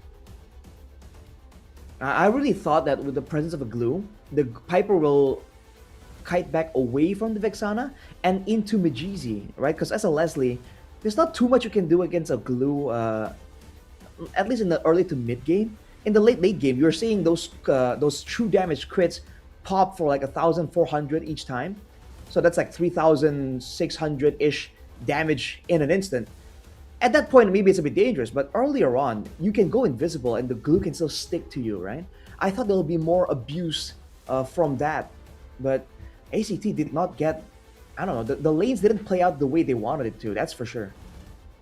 Can I just say you're right? I was expecting that glue to stick to that Leslie literally all game. We didn't see it as much. I guess it's also a bit of a mistake that they kind of focused on the mid trio. It's like mid trio versus mid trio. That's not how you played it, especially with the Vexana on the field, right? So maybe if they just went more, you know what, I will go around bottom side maybe, and not face off against the, what do you call that? Not face off against the Arlot. Maybe it would have been a different story. But, you know, it played out the way it played out because I think EA kind of planned well for it too. So I can't really completely say it's just ACT's fault. I think EA also kind of just knew that if we go Arlot, the glue can't really do much elsewhere. So I in this scenario, maybe glue roam would have been better. But again, it is what it is, right? You choose Hilda, you win a lot of games, but you can also get punished hard. That's just the reality of things. I feel like they maybe split their attention a bit too much, because especially for that Hilda, now that you mention it, right? That Hilda was running around mid to bot like constantly. A lot of time was spent in the jungle, just spotting out for rotations coming in from the trio mid of EA. And I think that's great. You know, you're spotting out ganks, you don't get caught off guard. But that means that your laners are always at a 1v2, right? Because you're always one step behind. You're just, getting vision, but they're getting actual impact in lane, which is why I think initially it helped out the Klon, right? Fukeo was able to actually stay relatively healthy, a lot better, compared to if he was left alone. But afterwards, right? I think Karn's in the mid lane suffered from it. He got taken out twice in the early game. And again, with this kind of burst damage available, the Suyo, the Vexana, he was very vulnerable without the assistance of a Hilda. And that was the price that they kind of paid to save Fukeo. But in the end, I think it might not have been completely worth it. Yeah, I think all of us were waiting for that late game claw. Like, where are you, bro? Come on. Is it time yet? He was deleted. That's where he was. Which again, I can't blame him. He didn't get as much attention. He didn't get so many advantages in the lane. And like I mentioned earlier, Leslie will probably two-shot you most of the time. You're half HP. You have to either retreat or hide. And if you hide, you're low HP. If you retreat, you maybe miss out on a tank, a gold lane tank, right? Which is very big. If you miss that to a turret, you're basically going to be behind by so much already. And I think we saw that over and over again. After the initial failure of the Hilda in roaming bottom, we didn't see more, right? Like, I was waiting for, like, just keep going bot, man, force it. We didn't see that, which, again, might have been a problem with execution. But, again, that's all up to ACT. That's their macro play. That's how they chose to play it out. So, I would still give props to EA for reading the map correctly. Oh, yeah, of and, course. Making adjustments. I think you can't discredit EA at all, right? They made the comp work by all means, and they were able to catch some pickups there. But here's an interview ครับผม immediately on stage. เชียร์มิจิซี่ด้านนี้ล่ะคะเชียร์ใครเป็นพิเศษไหมเอ่ย เชียร์น้องการค่ะ โอเค มีอะไรอยากจะบอกเขาเป็นพิเศษไหมพูดได้เลยเนี่ยเขาได้ยินนะ ก็สู้ๆค่ะเชียร์อยู่ค่ะ โอเคค่ะ ด้านนี้ค่ะมีอะไรอยากจะบอกมิจิซี่เป็นพิเศษหรือเปล่า สู้ๆครับเล่นแบบนี้ครับ ชนะแน่นอนนะครับ2-1 แต่เขาเป็นคนฟิลิปปินส์นะ อาจจะต้องภาษาอังกฤษต้องแปลโอเค แล้วอันนี้ปกติเราเล่นเกมนี้อยู่แล้วไหมคะ เล่นค่ะ เล่นตอนนี้อยู่แบบเวลไหนแล้ว กี่ดาวแล้ว ไม่กี่ดาวเองค่ะเพิ่งกลับมาเล่นค่ะ เราเล่นไหมไหนขิงเขาสิ เพิ่งกลับมาเล่นเหมือนกันครับตำนานหนึงครับ โอ้โห เอาวันหนึ่งเล่นเยอะๆ เราอาจจะได้มาเป็นหนึ่งในนักแข่งโอ้โหแล้วตอนนี้คือมัน1-1 เราคิดว่าทีมเราเนี่ยจะเอาอีกแต้มหนึ่งมาได้ไหม ได้ค่ะ ได้แน่นอนฝั่งนี้ล่ะ ได้แน่นอนครับผม อ๋อ แน่นอน มีตัวแบกอยู่ครับมีมิจิซี่แบกอยู่แน่นอนครับผม โอ้โห อันนี้แฟนคลับตัวยงนี่ถ้าแบบเห็นฟอร์มการเล่นในวันนี้แล้วเรารู้สึกยังไงกับฟอร์มการเล่นแบบรู้สึกว่าทีมพัฒนาไหมแบบว่าพัฒนาขึ้นจากจากแมตช์ก่อนๆหรือเปล่าในความคิดของที่เราเป็นแฟนคลับ พัฒนาขึ้นครับผมเล่นแบบมีแบบแผนมากขึ้นครับผมตอนนี้ มีแบบแผนมากขึ้นฝั่งนี้นะคะ ก็พัฒนาค่ะเก่ง เก่งขึ้นเรื่อยๆแล้วคิดว่าทีมของเราเนี่ยมีสิทธิ์ได้ตั๋วเข้าไปในรอบเพย์ออฟไหม มีค่ะเขาเก่งกันค่ะ แล้วเราล่ะคะ มีแน่นอนครับถึงตอนนี้จะคะแนนน้อยก็เถอะครับได้แน่นอนนะครับผม แต่เราก็ยังมีความหวังไงเราเป็นแฟนคลับเราต้องมีความหวังสุดท้ายแล้วฝากให้กำลังใจทีมที่ตัวเองเชียร์อยู่หน่อยค่ะ ก็สู้ๆนะคะ ทุกคนเก่งค่ะ เชื่อว่าทำได้ค่ะ อารีนาค่ะ ดีแล้วนะไฟติ้งครับผมสู้ๆครับ โอเคค่ะ ถ้าตอนนี้นะคะทุกคนพร้อมแล้วเดี๋ยวมิ้นขออนุญาตส่งต่อให้กับแคสเตอร์ทั้ง3คนได้เลยค่ะ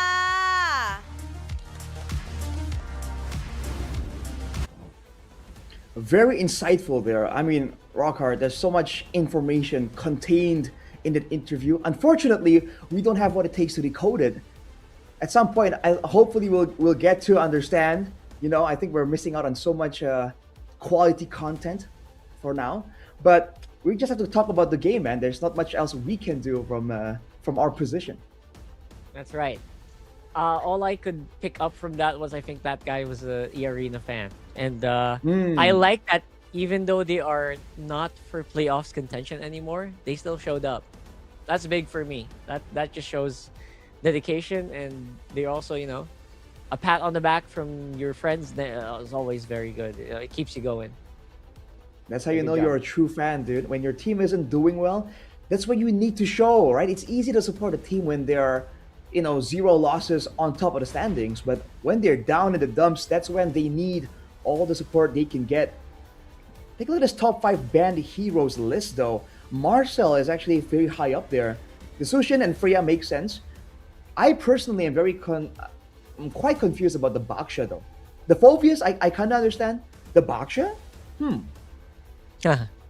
I you know what, I completely agree. Baksha has, it deserves a ban eventually, right?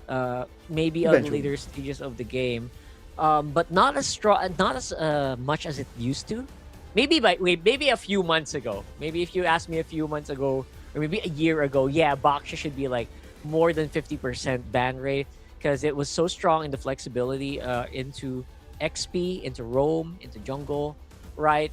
But here in 2026, as of May, I think it's so hard it's almost impossible to put it on XP anymore.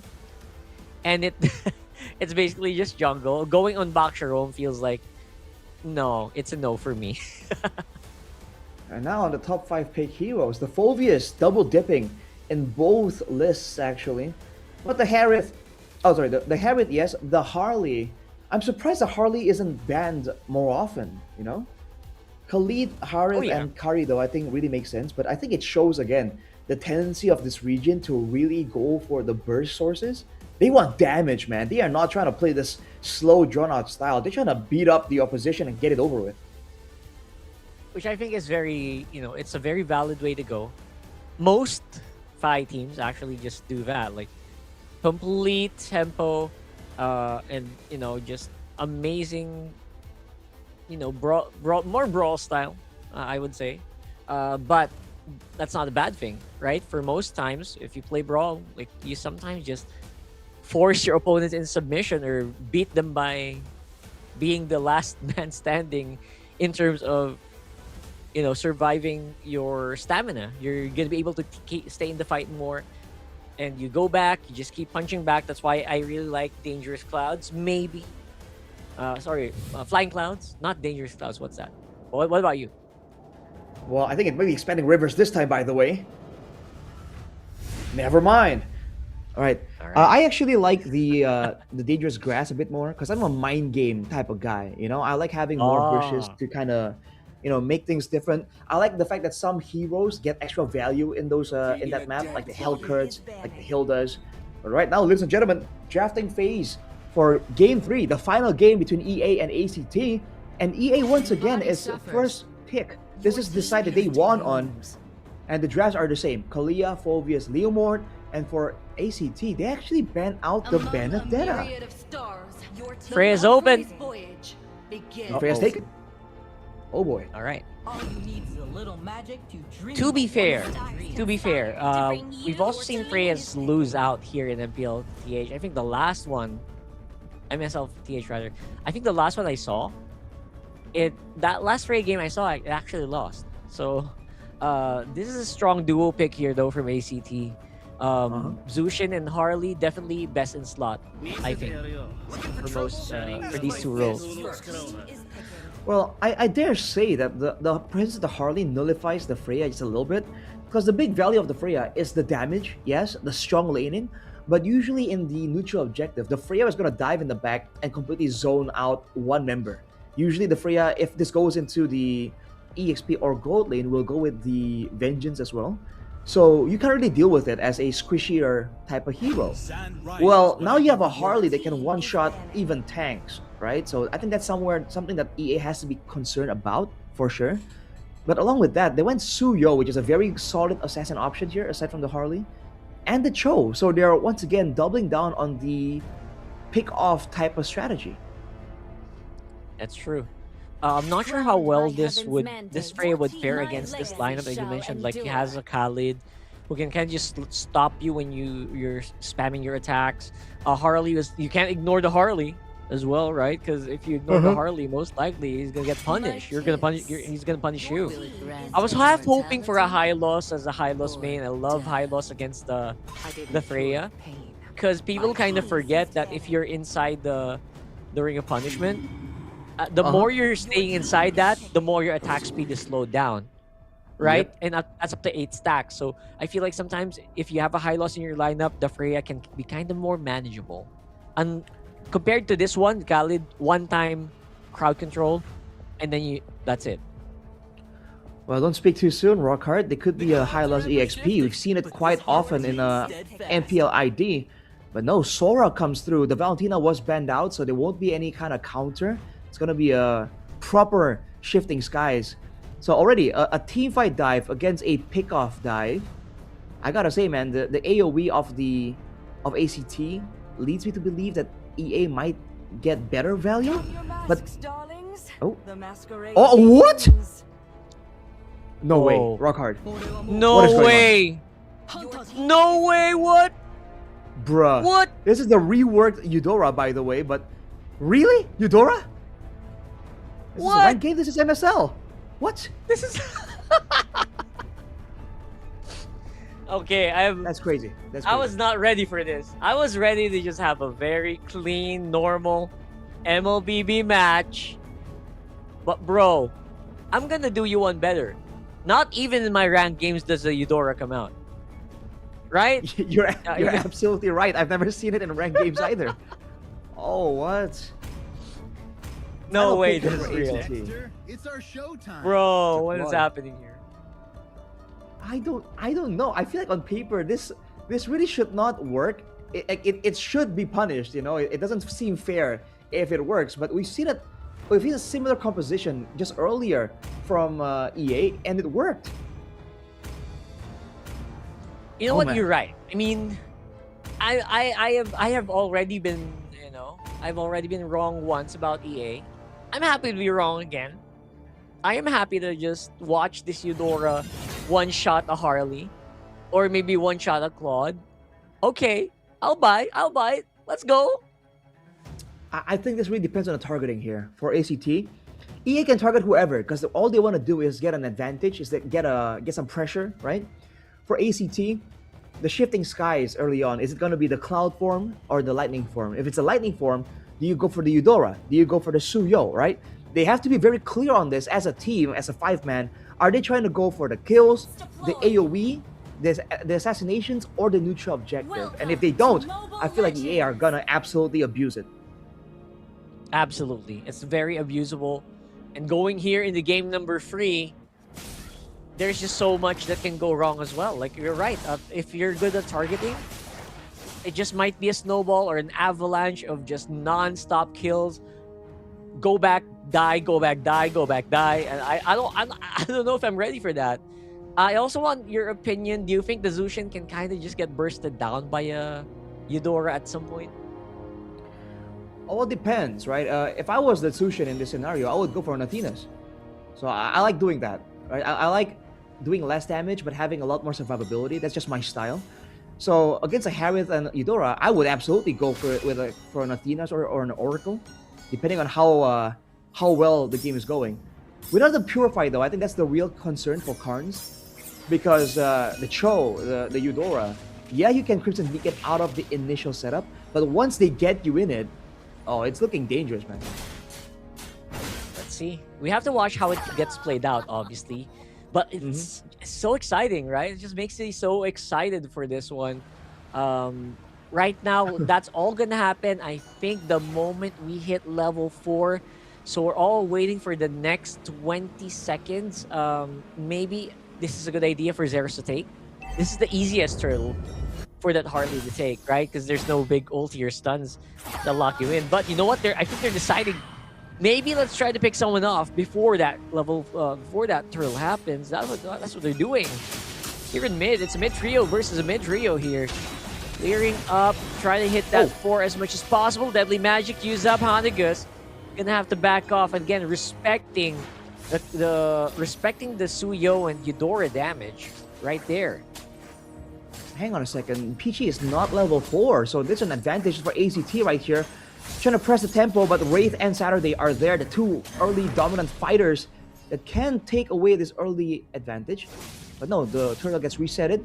The levels are coming through for EA, but no, Peachy is still not 4. Oh my god, that's a good one. That's a good reset that's being done by EA, but it's not actually enough. Peachy needs to get that level 4, get those stuns in, and that's just not happening here, bro. Easy turtle going over to ACT. Okay. I thought a gang attempt was definitely coming through here. Peachy now in danger, taken out Dovon. Yeah, that's a pretty easy take there. Hanagas as well, trying to see if he can follow up. But it is too late. Peachy. Again, one way to deal with the Eudora, just attack straight up. Just go near her, stun her. She really can't do well under pressure, especially in melee range. Not at all, man. The fact that Peachy stuck around there, not really realizing that ACT were also rotating in the same direction, definitely a bit of a mistake there. Needs to be a lot more careful. And now with everyone back in the base, right? Everyone too low or taken out, the ACT were around the map actively setting up, taking away camps as well. Good early game focus right here. They can keep going with this and go for all the turtles. Yeah, it should not be hard for them to just keep the momentum going. Especially now that it feels like, you know, there's just not as much firepower yet from the Freya. And Saturday is not going forward. He's actually going backwards here, getting hunted down by Seros. And gonna be going down to the Deadly Magic. Wraith all alone here at the bottom side of the map. Still has that very sharp blade, but no teammate to play with. Underestimate the Deadly Magic and it will take you out. Man, Saturday just did not expect Seros to go back in there. I don't know why though. It's a Harley. That's what he wants to do, and now he loses his purple buff in addition to giving up that kill. Man, Piper though on the Sora earlier didn't really get to proc the Shifting Skies properly. But no, Peachy! Oh, Deadly Magic. Again, nothing for you to hold on. No flicker, no mobility spells. It's just so easy for you to just go down. I think just build early Winter Crown at this point and just try to not die. But right now, it is the ACT with a man advantage and the position advantage for this turtle.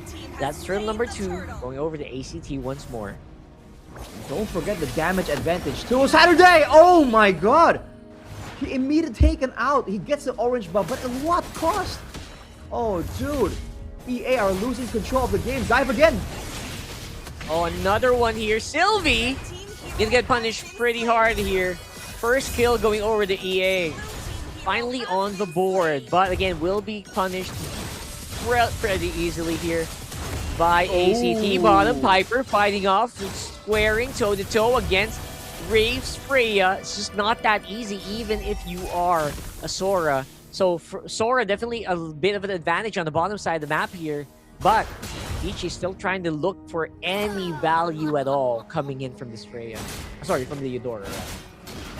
Wait, just like ignored the late opponent and went straight for the turrets. That's a bit disrespectful, but they'll take whatever they can get. Right now at a 2k gold advantage.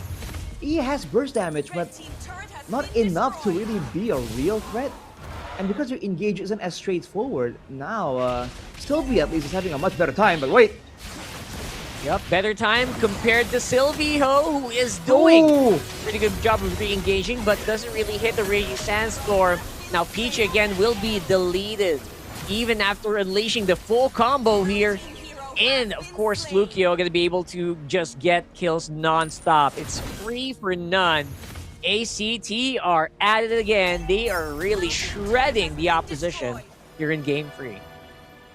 I don't know if it's the draft, it's the execution, but it is looking like a whole different situation. Similar situation, but Mijizi, oh man, what is the damage? Yeah, Mijizi is probably gonna go down, but not before he takes Sylvie down with him. So a good consolation prize. They're still gonna get out-tempoed here. ACT gonna be first on the turtle for this one. And it just feels like there's just no way to contest. Saturday, 0-3-0 on the Zushin. I don't think he just has the confidence to fight this out, Arashi. Oh boy, Saturday. Well, they have to play damage control. They have a Harriet in the late game. The Freya also does well with items. But in the end, it's going to be a neutral objective angle. 1v1 attempt here from Piper. Yeah, Piper very happy to take these fights, knowing that Oh. very full the backup is on the way. Able to take out that Freya. And again, one way you can deal with the Freya, make it a 1v3. Have all this crowd control. Have the Lantern Flare with you. And they're doing that in such a good fashion. And now Lukeo actually can just double up with the waves, get this turret on bottom. Huge macro win for ACT. That's a lightning truncheon completed for Saros though, so the burst is gonna be so much more insane. A Deadly Magic alone, if you're a backline member, if you are Peachy right now, I think a Deadly Magic alone chunks you down to half HP, so it's looking tough, man. There's no real answer coming in from EA, and ACT seem to be orchestrating a dive or pickoff. Yeah, I don't see a way out, especially if they don't make some pickoffs happen soon. I mean, Hanagus has been proving it. You know what? He says, I can do this. I can still pick off targets. Let's work together, Peachy. Let's make it happen. But so far, ACT just not giving them any work, right? Any space to work with. Not at all, man. In the jungle, Sylvie right now doesn't really lose up to Hanagus when it comes to the 1v1. So it's tough. Now the pick-up composition are the ones getting picked off again and again. And with the Ice Queen's one completed for Karns, he's going to be able to help his team catch up to EA so much more efficiently. He's going to be burning out quite a few flickers. Yeah, he's burning out a lot, right? But at least for now, all the flickers are up. All the flickers are off cooldown. Lukeo still has that, like, Purify, so he's not in so much of a threat here. He can join this fight without too much of can't be scared about Hanagus, not scared about the Big Thunder. No problem whatsoever, and that's why they're gonna be able to take that Lord pretty easily. Now, Wraith, what are we doing, man? Are we gonna be able to get into the fight soon? Because right now it's getting a little bit harder and harder to take these fights. I don't think it's going to be anytime soon, man, because Wraith alone won't cut it. He needs the assistance of his teammates to really be a real problem. He can zone and be a distraction, but the team has to have enough damage to follow up on it. Maybe after the Holy Crystal for Mijizi, that's where they have an angle. It's base defense for now. Yeah, happy death, happy life. At least they stay alive, right? But there is a big Lord wave looking menacingly up from the bottom side of the map. We got Conceal, gonna get used up by Hanagus, but gets instantly punished here by ACT. And Flukeo just not even using the Purify, man. No need for him to actually do that. And how do you deal with Claude, who has a Purify with Lord up on top, full 5-man stack, alive for ACT? They're pushing up on all lanes. Going non-stop here. Alright, very happy to take it. I don't think they want to lose out any members. Everyone's alive. So that's a big win. But they will lose out on that turret on the bottom. I wonder, is this the time for EA to make it happen? Let's find out. Blazing Duet gonna be used up. Great kick, but again, just not hitting the mark. Not having enough firepower to follow up against it. Now it's going to be Saros taking another kill over it. And there goes the big damage threat. Wraith is out. Jeezy going to get taken out by Cards as well. And I don't think they even need the Lord at this point. They can just go barrel down on mid here. They have the brute force to just completely demolish the base and end the game right here. Desperate plays coming in from EA. Hanagus respawning soon. But they're powerless. They can't even leave the base without getting threatened. ACT going for the kill. Yeah, that's going to be it, right? Wraith coming in, trying to save the day against 5 members here of ACT. His HP just not life-stealing as lifesteal does. Minjeezy with the hero play, able to clear these waves. At least for now, but it's only Peach and Minjeezy versus the world. Here comes the avalanche, and ACT just cannot stop it. It's a victory nonetheless. ACT has done it again. It's not enough from EA. They put up a good fight right there. Game 2 in particular surprised all of us. But right after, ACT recollect themselves. They fix the mistakes and immediately, that's a dominant performance, man. They did get all the prior heroes that you would think of. The Sushin, the Harley, the Sora, and they're up against the Eudora, a very confusing pick here from EA. But that aside, the comp alone doesn't really win you the game. The execution in the Land of Dawn is what really impresses us from ACT. Yeah, it did look like they were just having a lot of fun with that lineup. I gotta give it to them. At least trying out a very underutilized hero. I gotta give them commendations for that, but it wasn't even a long game. Eudora only got like 11 minutes, 12 minutes of spotlight today, as ACT did just barrel down on what EA was trying to do. I wonder if the Eudora is more so for peel. They figured out, oh, with the Harley, you know, if we play like a Yeep or something, if the Harley jumps on me, I'm cooked. But with the Eudora, I can stun you, and at least if I don't kill you, walk away.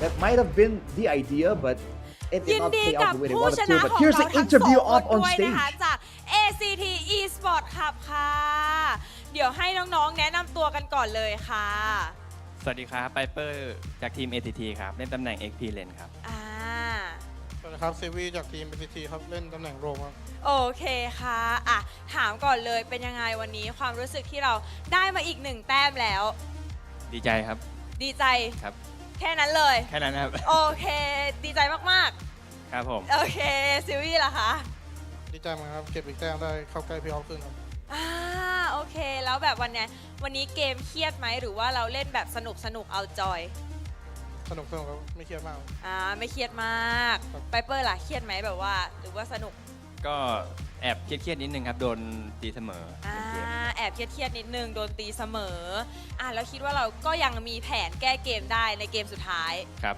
แล้วเป็นไปตามแผนที่ซ้อมกันมาไว้ไหม ตามแผนครับเพราะโค้ชเขาเอาจริงนะครับ ว่าโค้ชเอาจริงแล้วนักแข่งยัง ฮะ นักแข่งยัง ยังครับยัง ซิวี่ล่ะเอาจริงยังหรือเอาจริงแค่โค้ช จริงแล้วครับ เอาจริงแล้วโอ้โหน่ากลัวสุดๆเลยโอเคแล้วคิดว่าอะไรเป็นตัวตัดสินในการแพ้ชนะของเราในวันนี้แบบจังหวะชนไฟท์หรือจังหวะที่เราเอาหลอดได้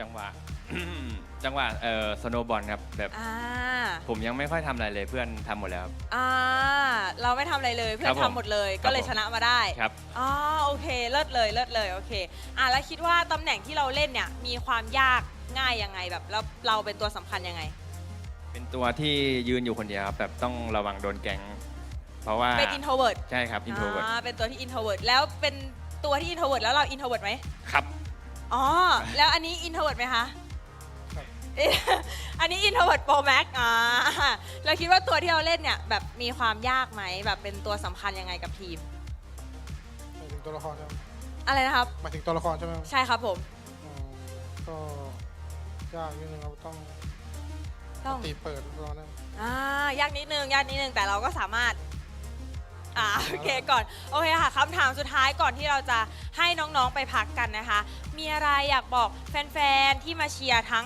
หน้างานแล้วก็ทางออนไลน์ซิวี่ก่อนได้เลยครับ ขอบคุณที่มาเชียร์ทีมผม ACT ด้วยครับฝากเชียร์ต่อด้วยครับ ฝากเชียร์ ACT ต่อด้วยไปเปอร์ล่ะคะ ก็ขอบคุณที่มาดีโดกันด้วยครับแบบคนดูเยอะนี่ครับ มีกำลังใจในการเล่น ครับ เพราะฉะนั้นต้องมาเชียร์บ่อย ครับ ๆ ก็ฝากเชียร์พวกเรา ATT ด้วยนะครับ ก็จะพยายามทำให้เต็มที่ครับ ขอบคุณครับ โอเคค่ะ เดี๋ยวเราให้น้องๆทั้งสองคนไปพักนะคะ เดี๋ยวมิ้นขออนุญาตส่งต่อให้กับพี่แคสเตอร์ทั้ง3คนได้เลยค่ะ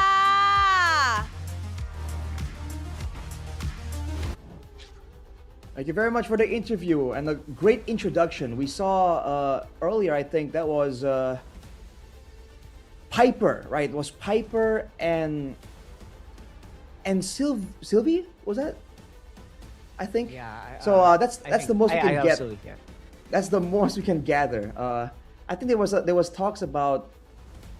I think how surprised they were. I'm trying to guesswork through some of this, but for the most part, that's about it, man. They seemed pretty happy with the victory. They seemed calm, chill, collected, though. They didn't seem too impressed by the surprise picks. I believe there was a question about the surprise picks, but we have no idea, what they replied to it. So At this point, bro, I'm just happy to see them like just getting their time on the stage, right? Because I think that's what MSL season 1 is all about, just getting people acquainted with these amazing individuals who just seem to be just looking for that opportunity to shine, and they're being given that. So I'm very happy to just see them just share out their hearts, and again, seeing their fans on stage as well. That's amazing, right? They're starting to build up their fan bases, and I'm all for it. You know what, EA, they didn't get the start they wanted in this season, but they still have people who showed up for them. Again, that's what really matters at the end of the day. And for ACT, you got to give it to these guys. They did not care. Like, okay, try to surprise us. We're going to surprise you back with just beautiful macro and outstanding gameplay. well, the MVP here is gonna be Sylvie, though. Always setting up his team for success. He was always able to really get the ball rolling. And all these 3 games, he's been put up against a really strong contender. Like, Hanagas always fights him for control, fights him for vision. But overall, especially in this game, with the right backup, with the right damage available, he was not hesitant with the raging sandstorms, with the flickers. There are moments like this, though, overall, but hey, there's always a trade back by his team. So you can see the whole team is absolutely in sync. When they get the comp that they really like, the style that they really enjoy, you can see that it looks so much different. Yeah, completely different. I feel like there were some small moments of, I thought, you know what, hey, maybe this Cho can be the difference maker here. Maybe we can do some crazy plays with Cho, with everything that the Eudora was throwing out, the ball and everything. But again, those are very few and far in between, right? And with the Purify on Flukeo as well, there's no way that they were going to be able to actually stop the biggest win condition of ACT, which is, of course, this fog. Shout out to Saros as well, because a lot of the early game dominance comes through from his pressure in the jungle, and he's able to navigate around all the crowd control. Remember, Peachy has a point-and-click stun that can be used to really shut him down. There's a Cho as well with the Way of the Dragon, but they did a great job playing very aggressive, but at the same time still being able to actually avoid all of that counterplay from EA. Yeah, and that was very crucial, right? Because if you did not avoid counterplay in that one, it feels like, you're going to get picked off over and over again. Maybe something else would have happened here. But I don't know. I didn't really feel super, what do you call that? I did not feel super concerned or, bothered if I was ACT in this one, just because I knew that we already did half the job. Peachy, he failed to reach level 4 early on. He was denied an opportunity to participate in turtle number 1, and that just multiplied, right? It compounded as the next turtles happened. He just keep getting picked off. Yep. And surprising to me that for ACT, they don't have a lot of quick pick-off tools, quick simple stuns. They have a Raging Sandstorm and a Shifting Skies, and maybe the Lantern Flare. Those are all the crowd control tools they are able to use. And yet, against the Way of the Dragon, against the stun, the Blade Surge, against all these tools that EA have that are a bit more spammable, they're able to pressure even more than EA did. I think that says something about how well they can coordinate the damage output and the synergy between each players, knowing what they are aiming for, right? Yeah, and that's very important. Like, just the targeting. I think you hit it on the nose there. Targeting is just so crucial in that game. And you also have to target under pressure, because you were just under so much pressure, right? Both of you just exerting pressure onto each other. And again, it's just at the end of the day, ACT just completely outclassed the movements. Even our five casters, they're kind of agree that there's really not much you could do about that. But yeah, I feel like there was just they both gave pressure. I like that teams still pick up Cho, still pick up the Eudora. That gives some pressure, but how you deal with the surprise is also kind of what shapes what you become, if you can become a champion or not here in MSL. For sure, man. But that was an exciting best of 3. And that's only the first match. There's going to be more coming up today as well. But for now, me, Arashi, and Rockhard, we have to take a break before the next match. So see you guys soon.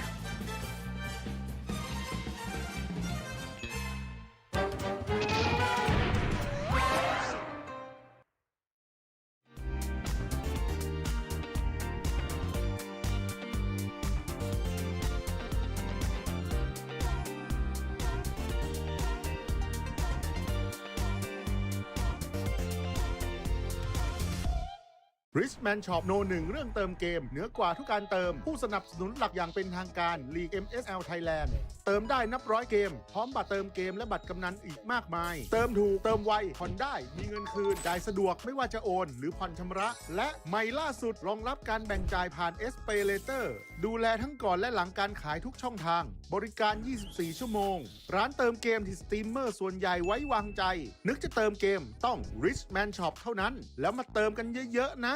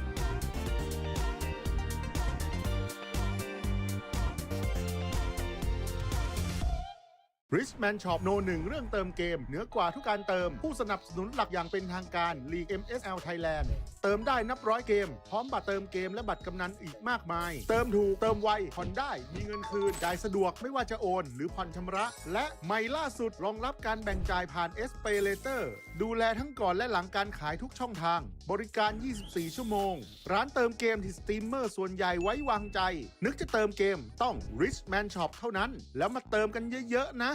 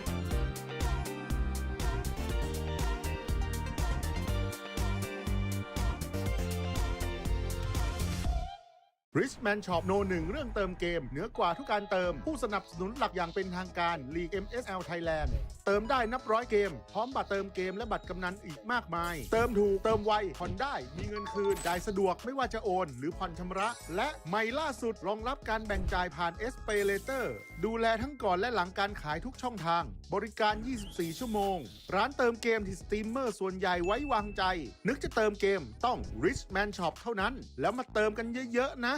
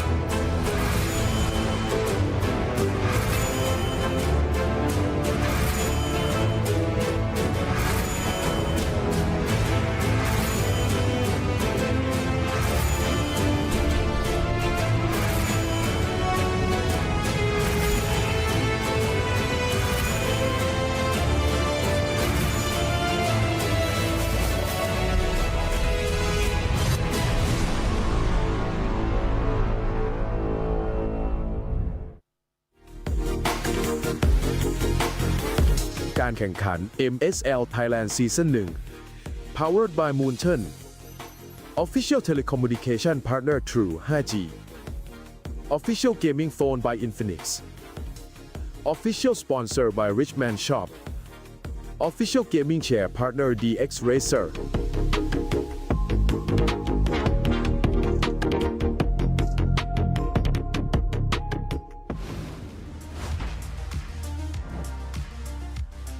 กลับมาเจอกันในเกมที่ 2 ของวันนี้แล้วนะคะสำหรับคนไหนนะคะที่อยากมาชมบรรยากาศความมันแบบสดๆนะคะสามารถ walk in เข้ามาได้เลยนะคะที่ Lido Connect ชั้น 2 ฮ3 ค่ะเดินทางสะดวกมากๆเลยนะคะมาเป็นกำลังใจให้นักแข่งได้นะคะหน้างานนักแข่งจะได้มีกำลังใจนะคะตอนนี้เนี่ยมาก็ยังทันนะคะเพราะว่าวันนี้เราจะแข่งกันอีกยาวๆเลย3คู่นะคะและคู่ต่อไปค่ะจะเป็นการเจอกันของไฟส้มฟูลเซนนะคะวันนี้เดี๋ยวเราจะมารอดูกันนะคะว่าผู้เล่นใหม่ในทีมของเขาเนี่ยจะสามารถโชว์ฟอร์มได้ดีแค่ไหนนะคะเพราะว่าวันนี้พวกเขาจะต้องเจอกับเจ้าแพ้ดื้ออย่างเทนาซิตี้ค่ะโอ้โหเป็นทีมที่ฟอร์มกำลังมาแรงมากๆเลยนะคะบอกเลยว่าทีมนี้เนี่ยเขาไม่ได้มาแรงแค่อ้ายน้ำนะคะตอนนี้แต่โกเลนนะคะอย่างกิฟฟินโอ้โหกำลังฟอร์มดีเล่นเข้าขากับทีมอย่างสุดๆเลยค่ะเพราะฉะนั้นวันนี้นะคะฟูลเซนเนี่ยต้องใส่สุดแล้วนะคะใส่ทุกอย่างที่มีเลยแล้วมาดูกันว่าวันนี้ไฟส้มอย่างฟูลเซนเนี่ยจะมาหยุดความร้อนแรงอย่างแพะดื้อเทนาซิตี้ได้หรือเปล่านะคะถ้าคนดูพร้อมแล้วนะคะทางบ้านพร้อมแล้วพี่แคสเตอร์และนักแข่งก็พร้อมแล้วเช่นเดียวกันค่ะขออนุญาตส่งต่อให้กับแคสเตอร์ได้เลยค่ะ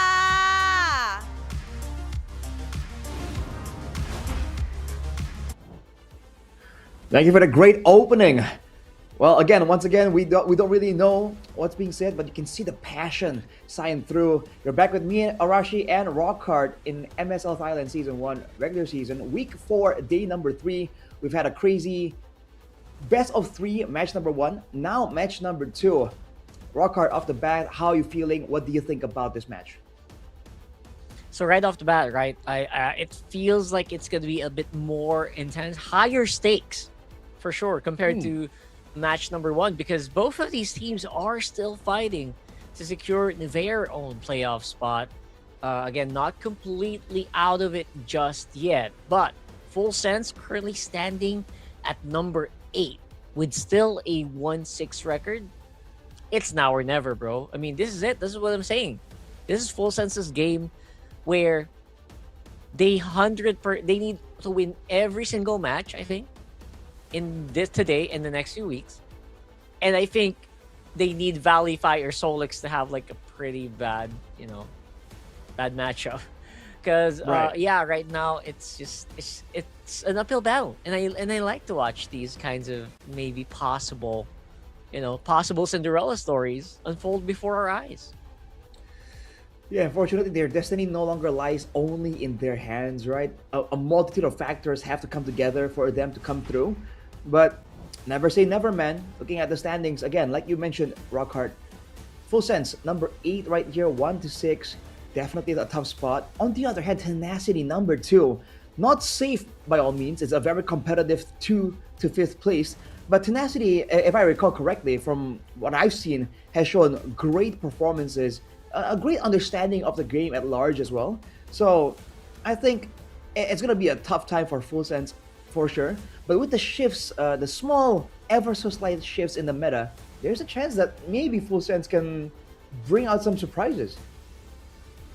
Just like I mentioned, right? It's better late than never. And at this point, we're very close to the never part.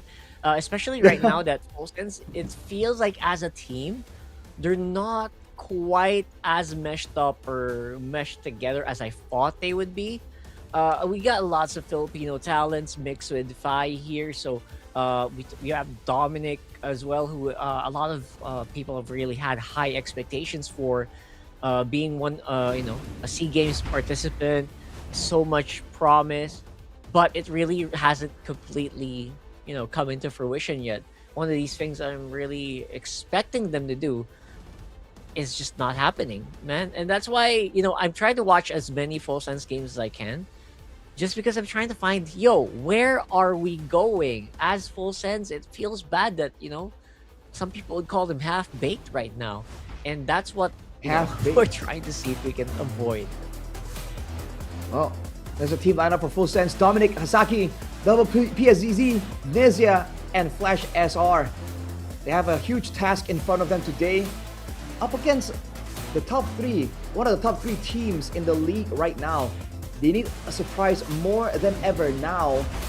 They're going to be up against a very, very strong team. Tenacity, Sung Jin Woo, the main character, Water, Lord Guys, Griff, and BS. That's right. And true to his name, feels like a very strong main character energy, especially in the games where they can kind of just have Griff go crazy on Harif. That's why gold lane, I think it's, if you're watching Tenacity, I think it's very much gold lane prio. I love Harif games coming in from Griff. Feels so easy for them to actually get an advantage early on. Expecting a lot more, control from them because of that. And overall, it just Water on Leomord. By the way, there's like one series where Water just played Leomord all day, and they were just winning, man. It was like, those are the things that you want to watch out for if you are playing against a team like them. เกมนี้ไม่มีพื้นที่ให้พลาด ฝ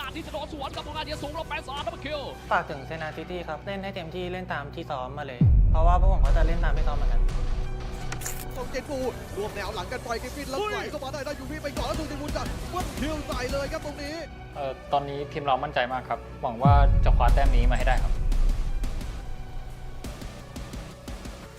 ก็ต้องดูในเกมครับว่าใครจะทำได้ดีกว่ากัน ได้ข่าวว่าฟูเซนไฟไฮระวังจะโดนทีมผมเซกุดบายนะครับ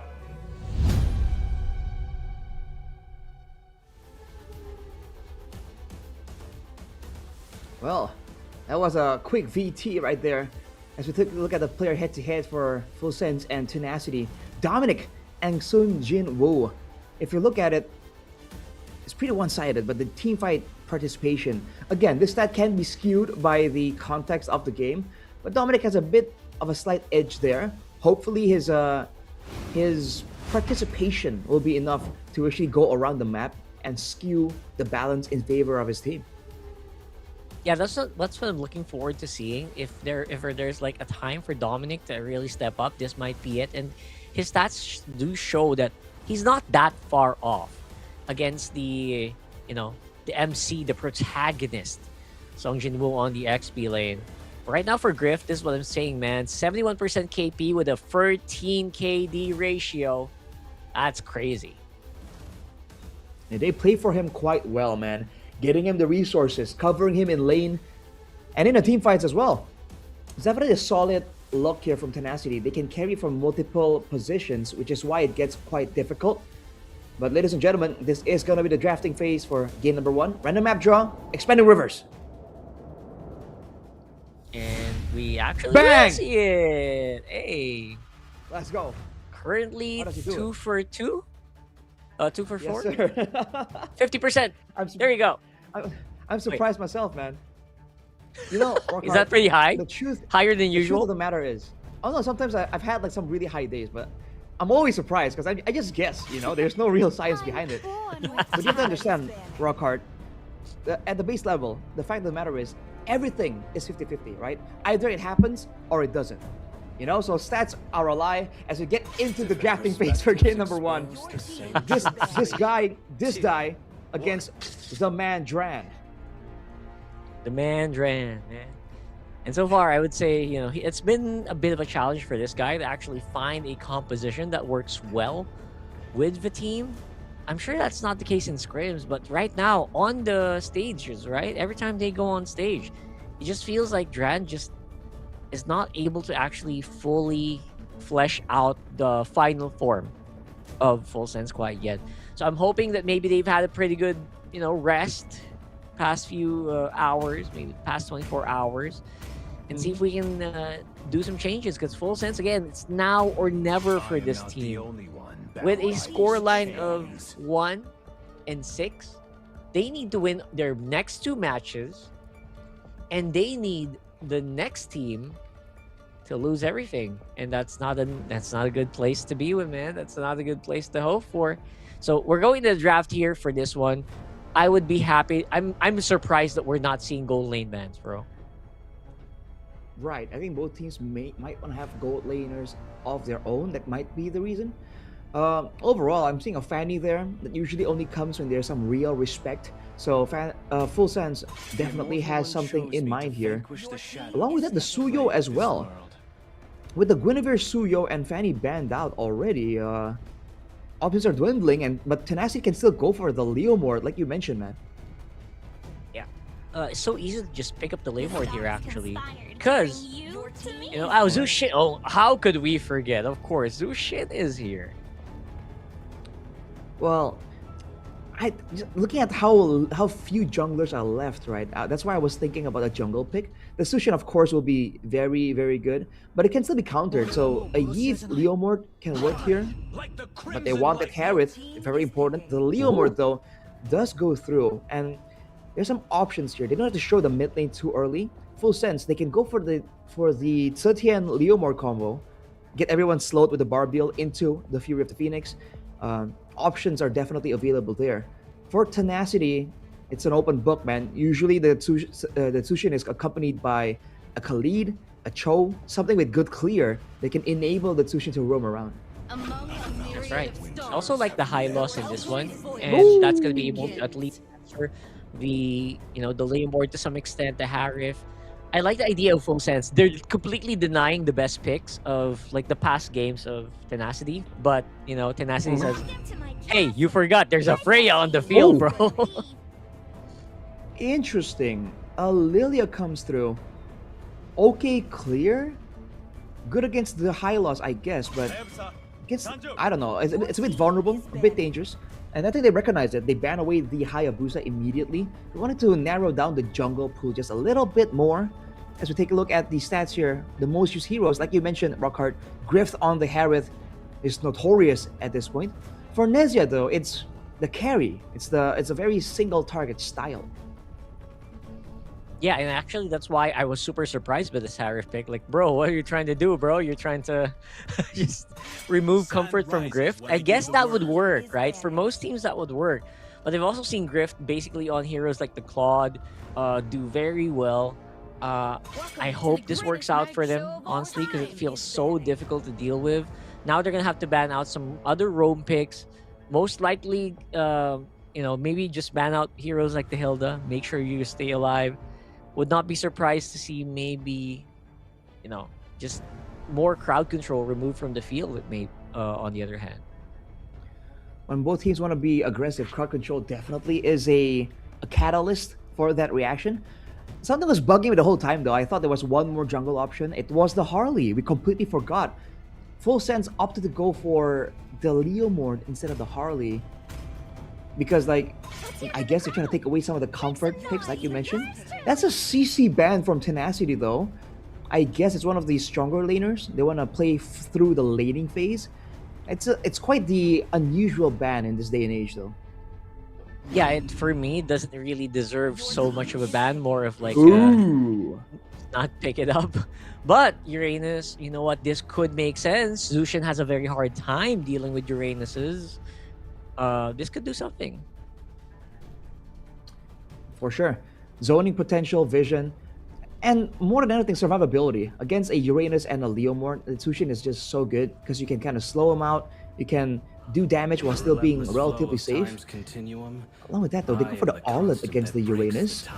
It's a bit of a skill matchup, by all means, but they're keeping their jungle pick well hidden into the final pick here. Tenacity. I would sail across the cosmic Nolan! They look deep! Wow! Nolan, okay. what? Really not what I expected here. But I guess they did ban out so many junglers, so I guess we shouldn't be too surprised. But right now, in terms of roaming, they're kind of in on options. Show wouldn't be too bad, I guess, but will be punished pretty heavily. That's tough. That's a tough roamer to pick. Kalia is open, actually. Kalia isn't a bad choice here. Good frontline with the Uranus and Leomord already. Kalia can provide extra layers of crowd control and healing. But they want action. They go for the Grok. Oi, oi, oi. Yeah, you're absolutely right. I feel like the Grok is the more aggressive option, especially if you want big AoE. Because I think maybe the reason they don't want to go Kalea is they're trying to avoid, you know, what happens if they all dive on us as a 5-man unit, right? Kalea can't do much against 5 people except a title strike. So maybe that's why they said, you know what? If they want to take it, go through a wall. We have a Grok with tech charge. See if they can handle it. I guess technically the barrier can also block out the Hylos, you know, the Arla to a degree. So if they're trying to corner people to be run over by the Barbiel, that is a, by all means, valid option. There is a Revitalize on the side of Tenacity, so Full Sense has to be careful about that. Overall, though, I feel like the early game favors Full Sense just a little bit. I think so, yeah. Especially after that last Grok pick. Doesn't even want to block out. That's all fine. You're right. Especially on the level 4s, if the moment that the Grok hits the tech charge, it's pretty easy to layer the glooms over that. It's also pretty easy for the layer board to just phantom steed into multiple targets. But then again, that is like, for me, that's like the dream catch, if you can do that. For the early game, definitely Zushin still kind of outperforms most heroes. So that's a big if for me. All right, ladies and gentlemen, game number 1 here is going to set the tone. And already the aggression coming in from Full Sense. They want to try and get some asserted dominance. But the composition from Tenacity has a lot of built-in survivability. So I think in the early game, it's going to be a bit of a waiting game. The turtle is where usually the waiting has to stop, right? There has to be a move made by both teams. We'll definitely be able to see most of that, especially the, you know, who hits level 4. And that's one of the reasons why in most games I see, XP Crab is just highly, you know, coveted, sought after by most teams, just because they want to hit that level 4 spike as soon as the turtle spawns, or maybe like a little bit after. And I think we might see that slowly happen here. But right now, mid lane is the fight.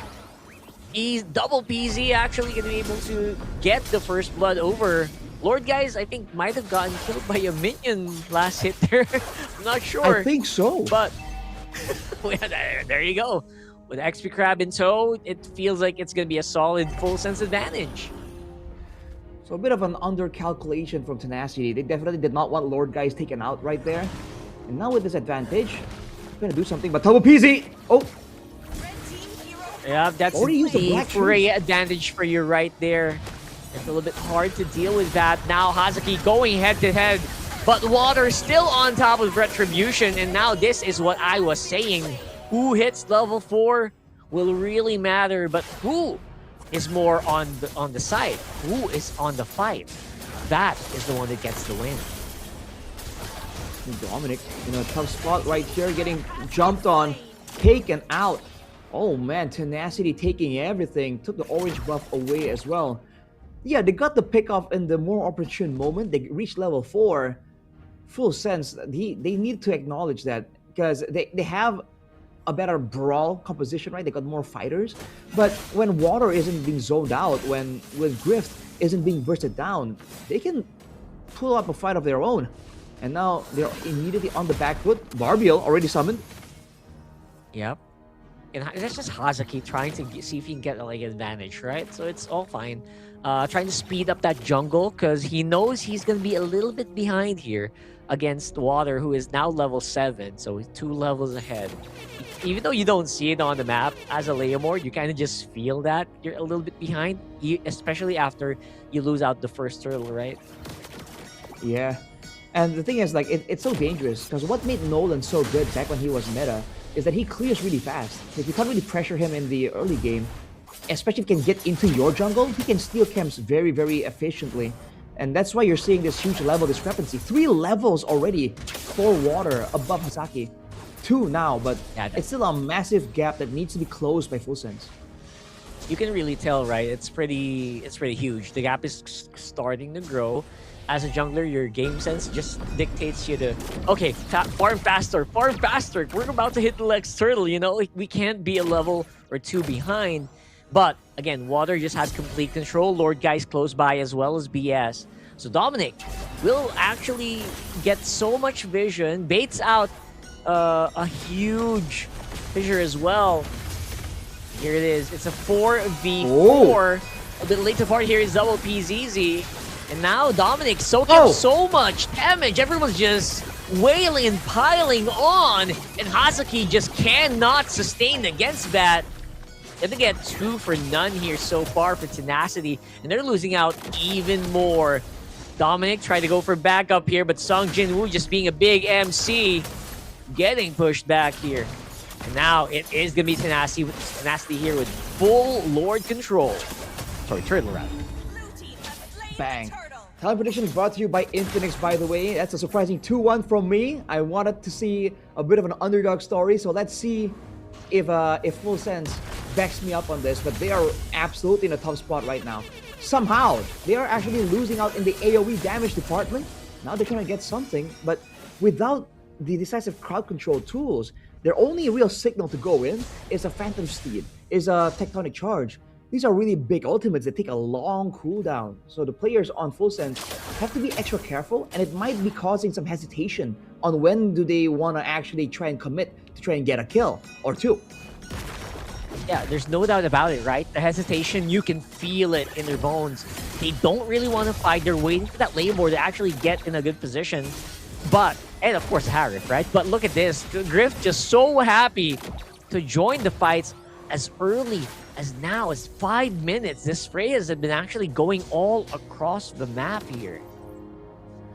And to be fair, Dominic's trying to match up to that presence as well, but so he's not getting the 1v1 that usually Uranus want, trying to boost the sustain, and he doesn't even have too much impact in the fights right here, because again, you do some damage, you survive, but you can do big crowd control. For now, he's still tanky enough to actually walk up unscathed, but in the mid game, that will no longer be the case. He needs to be aware of that. Yeah, for sure.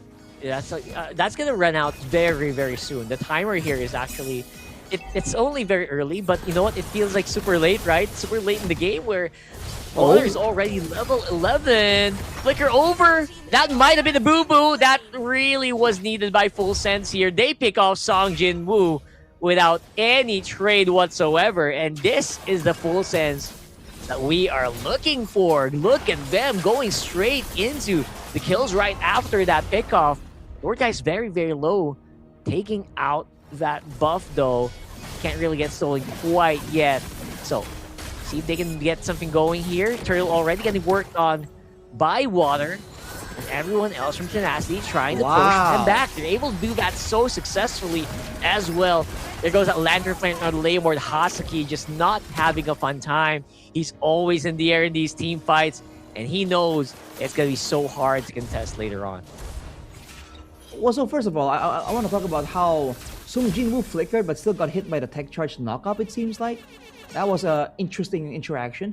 But afterwards, Full Sense had the momentum, right? They got the pickoff, they had the control, and somehow they hesitate, they wait for a reaction, and Tenacity are able to force them to use a couple of ultimates, and afterwards still be able to actually go straight towards the Turtle. You have to remember, with a 4 level advantage for Water, he is very happy to take the 50-50s, right? So that's true. Man, afterwards, Full Sense even tried to go for a punish onto the Turtle take, and Tenacity won the fight after too. It's looking tough, dude. I mean, yeah, Full Sense feels like they had the right idea, right? After the pickoff, go for a kill, and then go for Turtle. But it was like it was happening in slow motion. You get what I mean? They were so slow rotating the bottom side that they actually, Water was ahead. And speaking of, they're going to go ahead and see if they can get another pickoff happening. But of course, that is Uranus. Very, very tricky to deal with. Who's now hunting down Song Jin-woo. Dominic is trying to exert his presence on the map. Trying to buy more space for Neja, which is, to be honest, working out. Because look at Water. Where is Water? He's just on the other side of the map while all this is happening. Forcing Flicker out as well for Flash SR. And that is going to be a kill going unpunished so far. Tenacity not even quite done yet. Force a Flicker out as well. Double kill for Griff. Man, oh man, how do you actually handle this Freya right now? Who is just rampaging on the map? That's 3 for 0. Dang, I mean, that's really good for Tenacity. Not so good for Water because he wanted some Sky Piercer stacks for sure. But triple for Griff out of nowhere. We were talking about how he's known to just go Harith everything. But on the Freya right now, this guy is wrecking an absolute storm.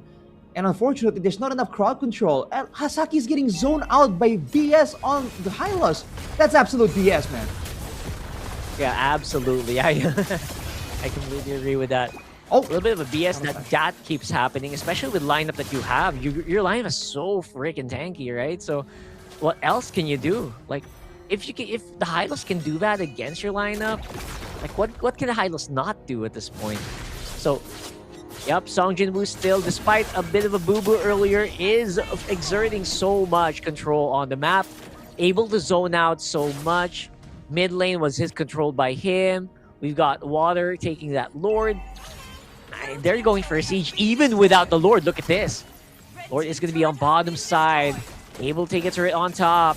Dominic can only watch while everyone is on their jungle. It's a little hard to actually do anything when your damage dealers are way on the bottom side of the map. Wait a second. Hasaki gets caught. He's left alone. Yeah, this guy's gone, man. Look at that. Water and Song Jinwoo, the duo, taking out the jungler of Full Sends. Even has a bit of a recall spam just to, hammer down the point. Man, they wanted to go for the Lord clear, like a sneaky Lord clear, but they were unable to do so. And by the way, Flash also picked up on Athena's against a Zeus shield. That's a interesting option. And now with the Lord still in town, Tenacity trying to push the pace even more, catch 1 or 2 more death timers. It will be massive for the success. Whoa! Yep, huge flicker. Song Jinwoo not really pulling off a proper final slash there. Will be able to survived by Full Send. So nice clear for Full Send, able to at least control that push for now. Don't forget, Arashi, we are seeing Tenacity at 10,000 gold ahead, so that's no joke. And that lead just might grow even more since right now, Full Sends don't really have access to much except for their turret and these small waves. They're crashing into them. Yeah, Tenacity is abandoning their own jungle because there's no need. They can farm over at the Full Sends jungle instead. Oh, Dominic! Oh, you gotta be careful, man. More Sky Piercer stacks and he would have been toast. Fortunately, it's only like 10, I think, 10 or 20 stacks on Water Sky Piercer. But it's already a sign that this Uranus is too squishy. Yep, way too squishy. Even using a flicker to get out safely here. And now with that Lantern Flare, Dominic finally getting evaporated with that Fracture coming in from that Nolan. And now, -1. That's exactly where Tenacity wants it to be. Full Sends still gonna get contained here. Fracture delivers and destroys Flash SR. Dang, dude. They're just destroying, picking off Full Sends one by one.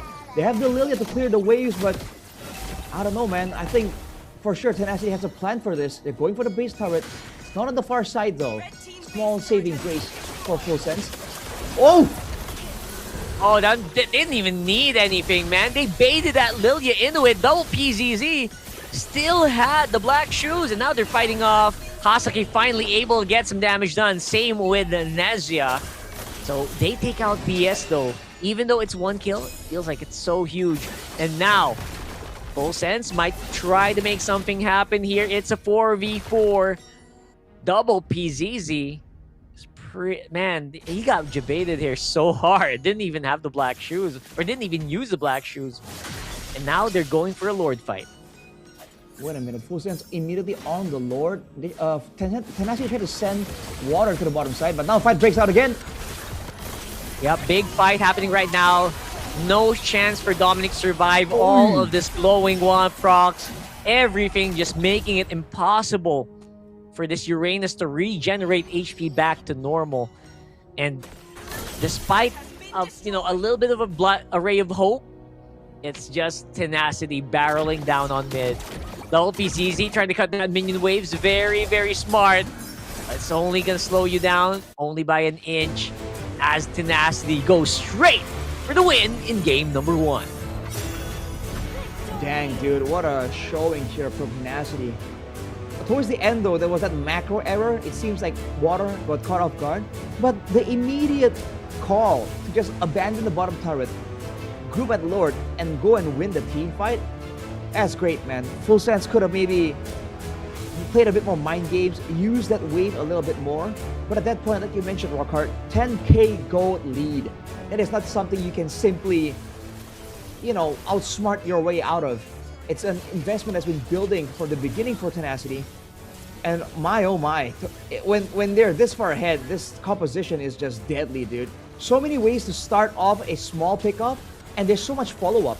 You get Lantern Flared into a Law and Order, into a Final Slash. Like, bro, you don't even know where you are on the map. Yeah, that's basically all the crowd control that you could ask for in this game. I mean, and the damage was supplied very, very handily, right? Fracture is just... Very few individual heroes can actually survive a Fracture from a fully itemized Nolan. And all you need is maybe 1 or 2 stuns and damage is done, right? So congratulations there to Tenacity for that beautiful game number 1. Not as, not as good of a fight as I thought it would be. It felt very one-sided for a majority of the game. And I don't know, Arashi, can you kind of spot where the turning point happened, where it's almost impossible for... It felt like it's happened so early. Ooh, I think it's the generic answer is always the first turtle fight. It's usually where things really go out of control. I think it starts there, but afterwards, the fact that the Nolan was left alone, the Nolan isn't really as meta because it hasn't really been as secure, right? It's easy to punish to a degree.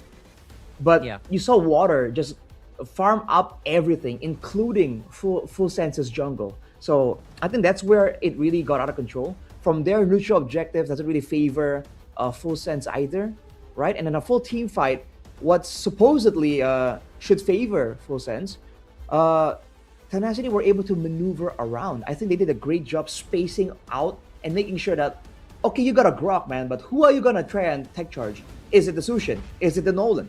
Like there is questions you're thrown, pitched at Flash SR, and there wasn't really a clear answer.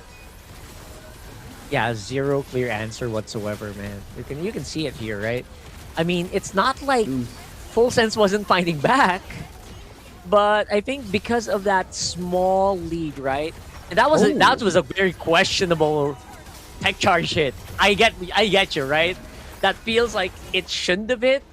So it feels like if that didn't happen, it would have been a more dominant game, honestly, for Tenacity. So beautiful performance here. I would say you're absolutely right. They controlled that jungle so well, so early in this game.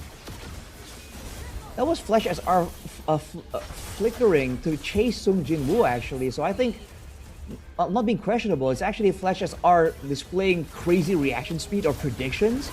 I completely missed it at the first viewing. But you're seeing there's mechanical skill there for sure. It's just that overall, there's more going for Tenacity. The tools alone here allows for Tenacity to be a lot more aggressive more often, right? When you have to fight off the back of ultimates like this, the neutral objective is where you want the fights to happen, and yet at this point I guess it's too late, but they wanted to find fights like this where they can use the Phantom Steed, the tech charge, the Summon Force even, to its full potential, but they were not allowed any fights like that until the end stages, where Tenacity knew that with a gold advantage, who cares what kind of combo you got? That's true. Whatever kind of combo is just basically just messed up here. Kind of feels bad for feels bad for Inezja. He wasn't even actually able to play. It's one of those games where, man, I have a Harif.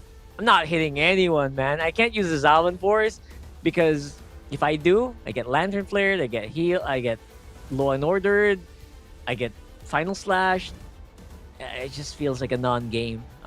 This fight felt very, very one-sided very early on. By the way, again, the Athena shield on Flash's R, I think it's just a tad bit questionable. I don't know how much damage is being shown, is output by Lord Guides on the Tsushin. But again, that damage, there's a bit of burst with the lift of the Lantern Flare. But for the most part, that's not where the bulk of the damage is from. I thought the Radiant Armor would be a lot more intuitive. That's the Yeah. option he went for, though. And for the Uranus, we saw Dominic not really going for the really controversial Master Assassin right now. We've seen Uranus go for that, but he went with the Festival of Blood. So that probably contributes to why he was just a little bit more tanky in the early game, in my opinion.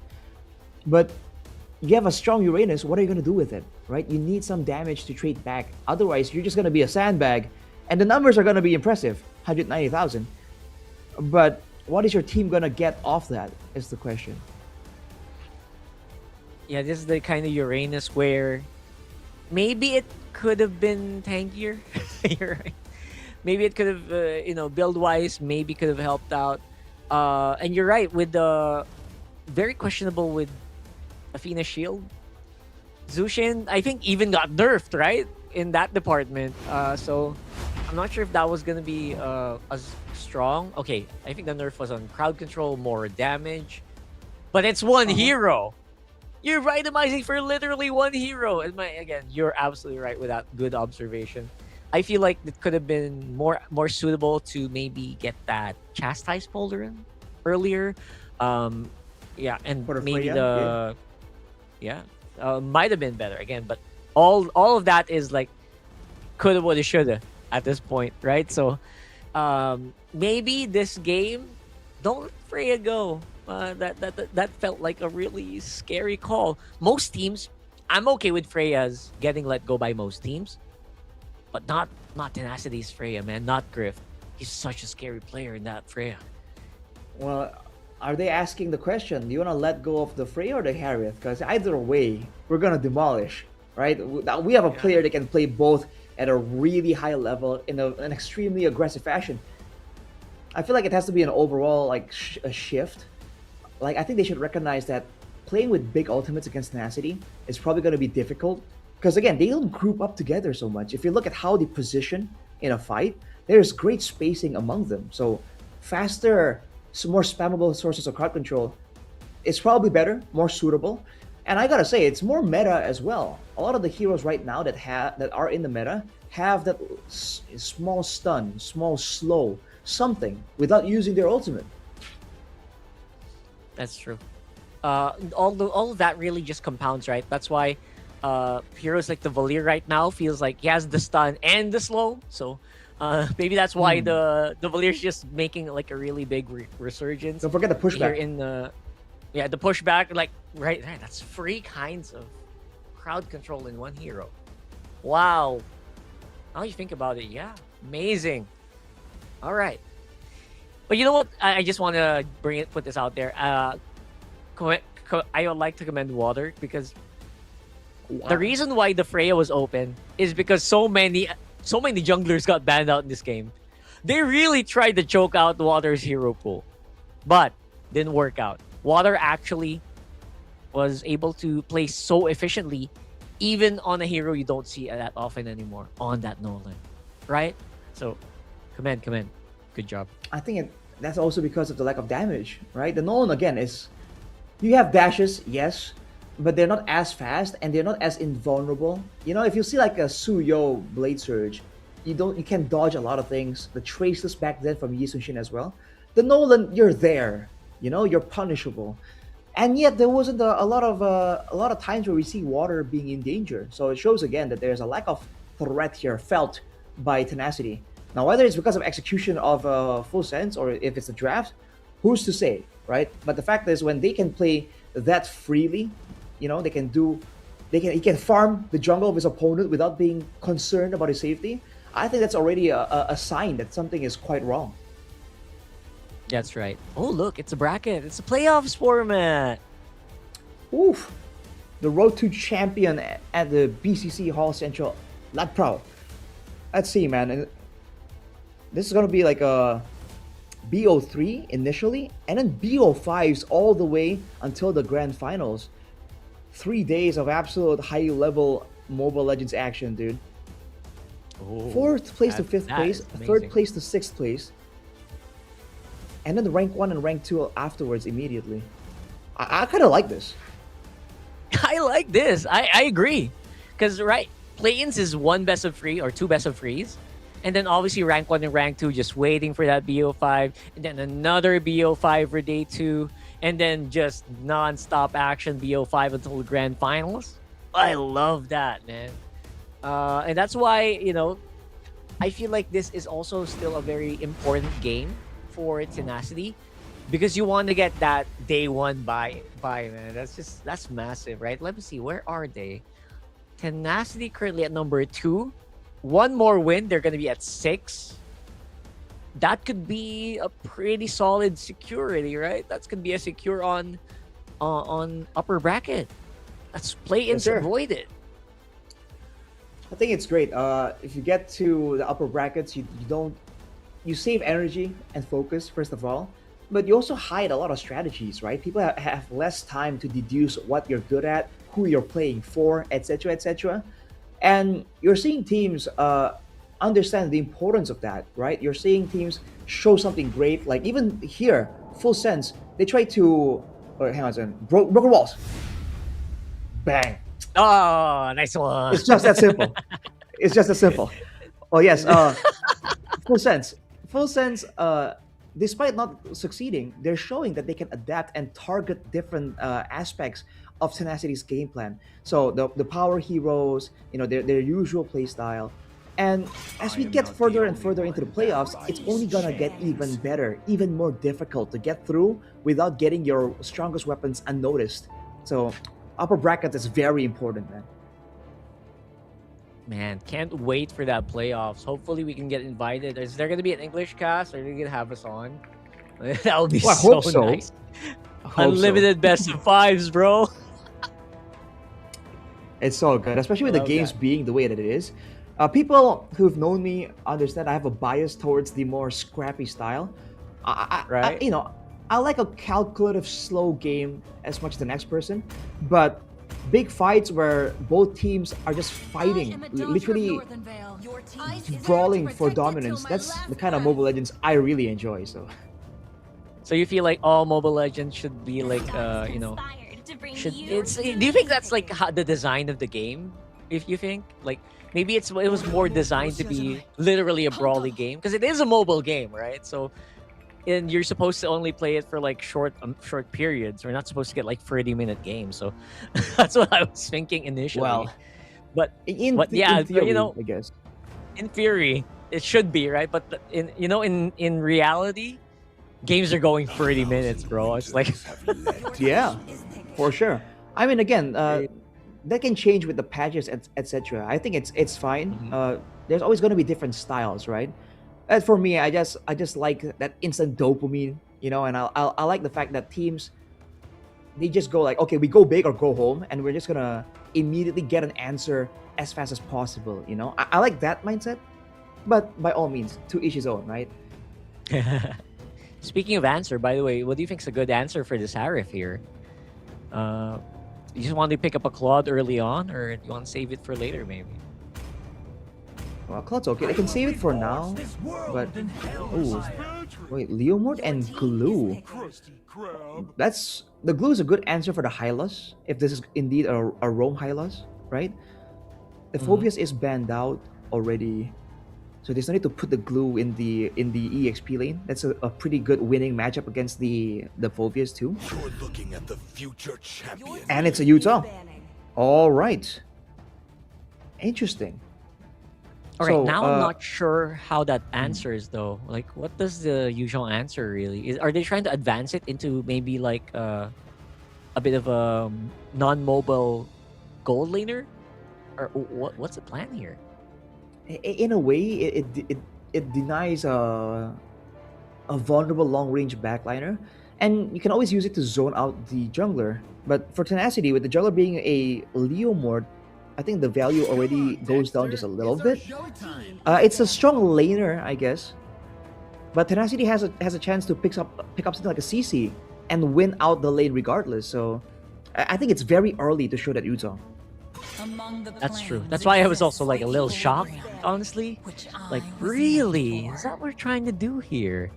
But then again, maybe I'm happy to be, proven wrong here, Arashi. I'm happy to be proven wrong.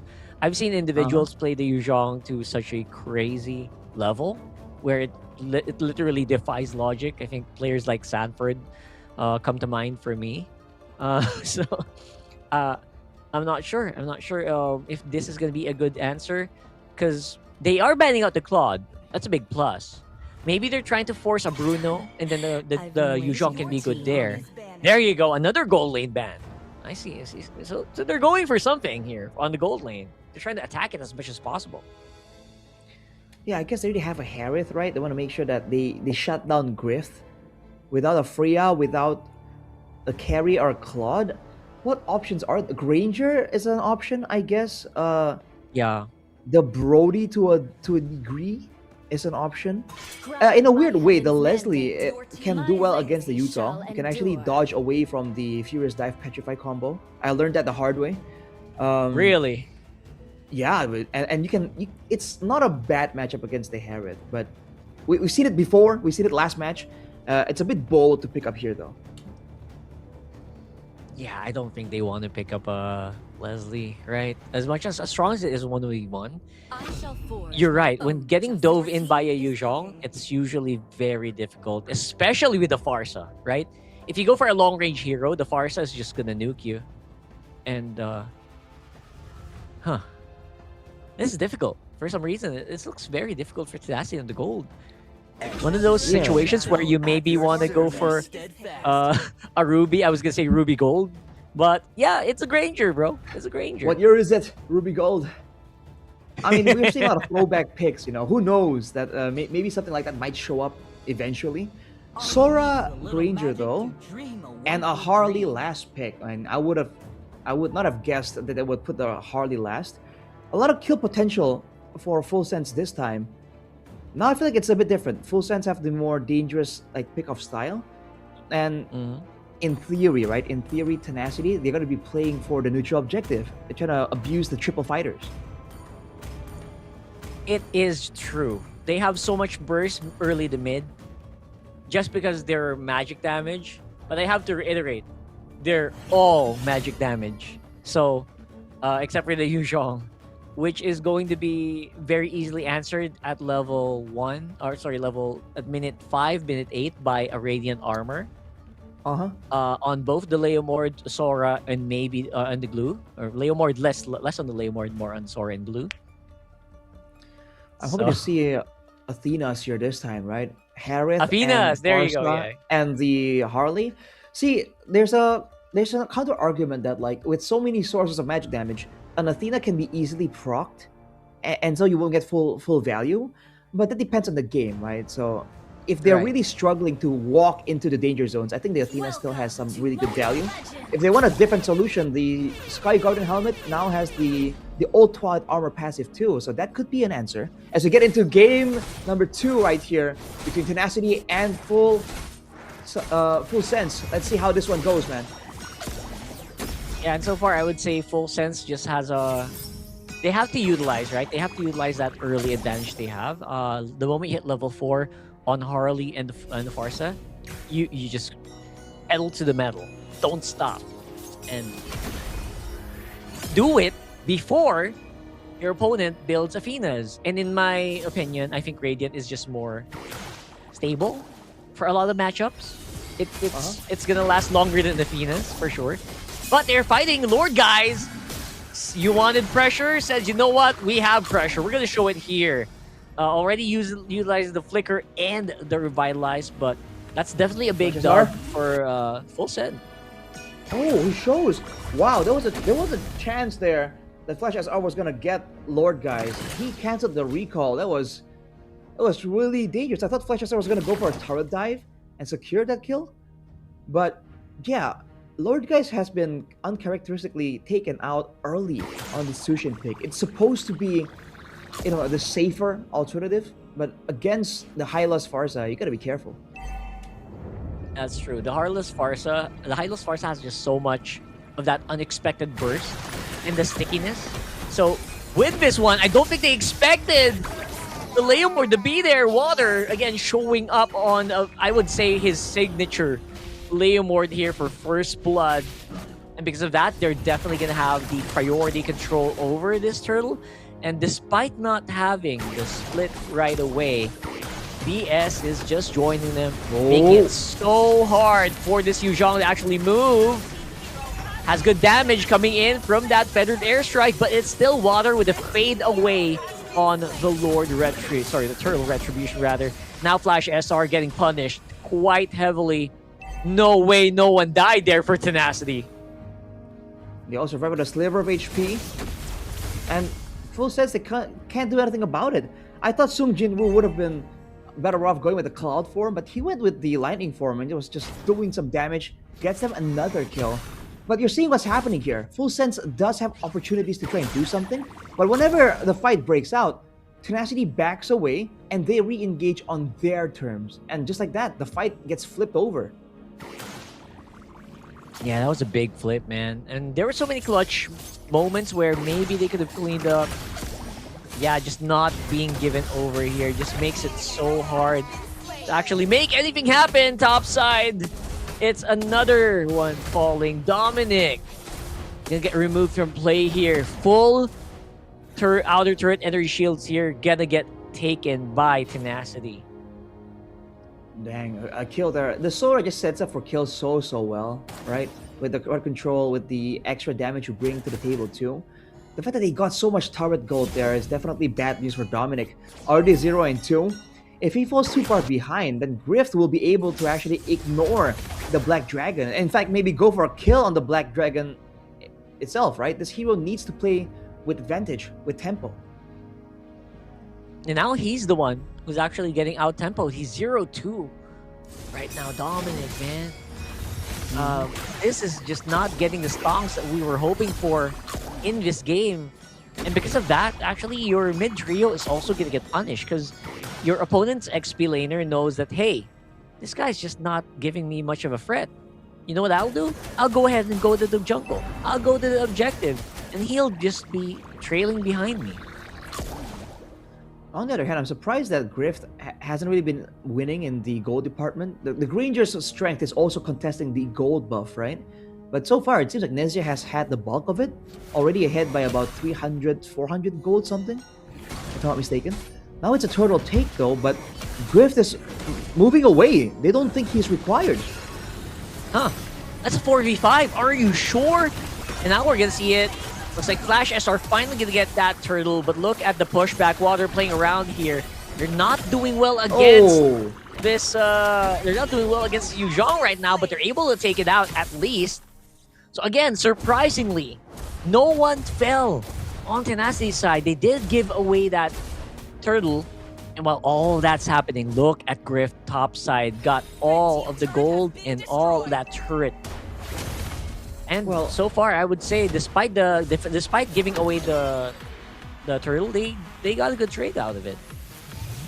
Wouldn't you have rather, though, that Grift stayed around, picked up some kills, and then afterwards, the Death Timer's still down, they can rotate to the top side and take the tower anyways? The fact that they were going for the turtle, they had control, and they set their gold laner away. The gold laner that wants to stack up some Sky Piercers. I found it quite surprising, but it sort of still worked out. Yeah, I agree. Definitely feels like a better play now. Right now, it's speaking of playing. What a great play there for Song Jin-woo, but gonna get punished pretty heavily as well. Dominic, again, grabbed up into oblivion here. Glue plus Azushin, what do you even do? Got the duo here happening on the middle part of the map. Flash SR running for dear life. Trying and seeing if he can, but gets cancelled last minute by Water. Still gonna be relatively safe. Don't forget, that is a Harley. Low cooldown on the space escape means that he should be fine. And again, despite the minor mishap maybe on splitting up on top side, they made it up for it pretty heavily there with a pretty good pressure on mid and bottom. I mean, it was just Sung Jin-woo aura farming, dude. The dive happened, he knocked up 2 members with the Shifting Skies. Kara controlled them under turret, turned it around for his team. He gets taken out for his efforts though.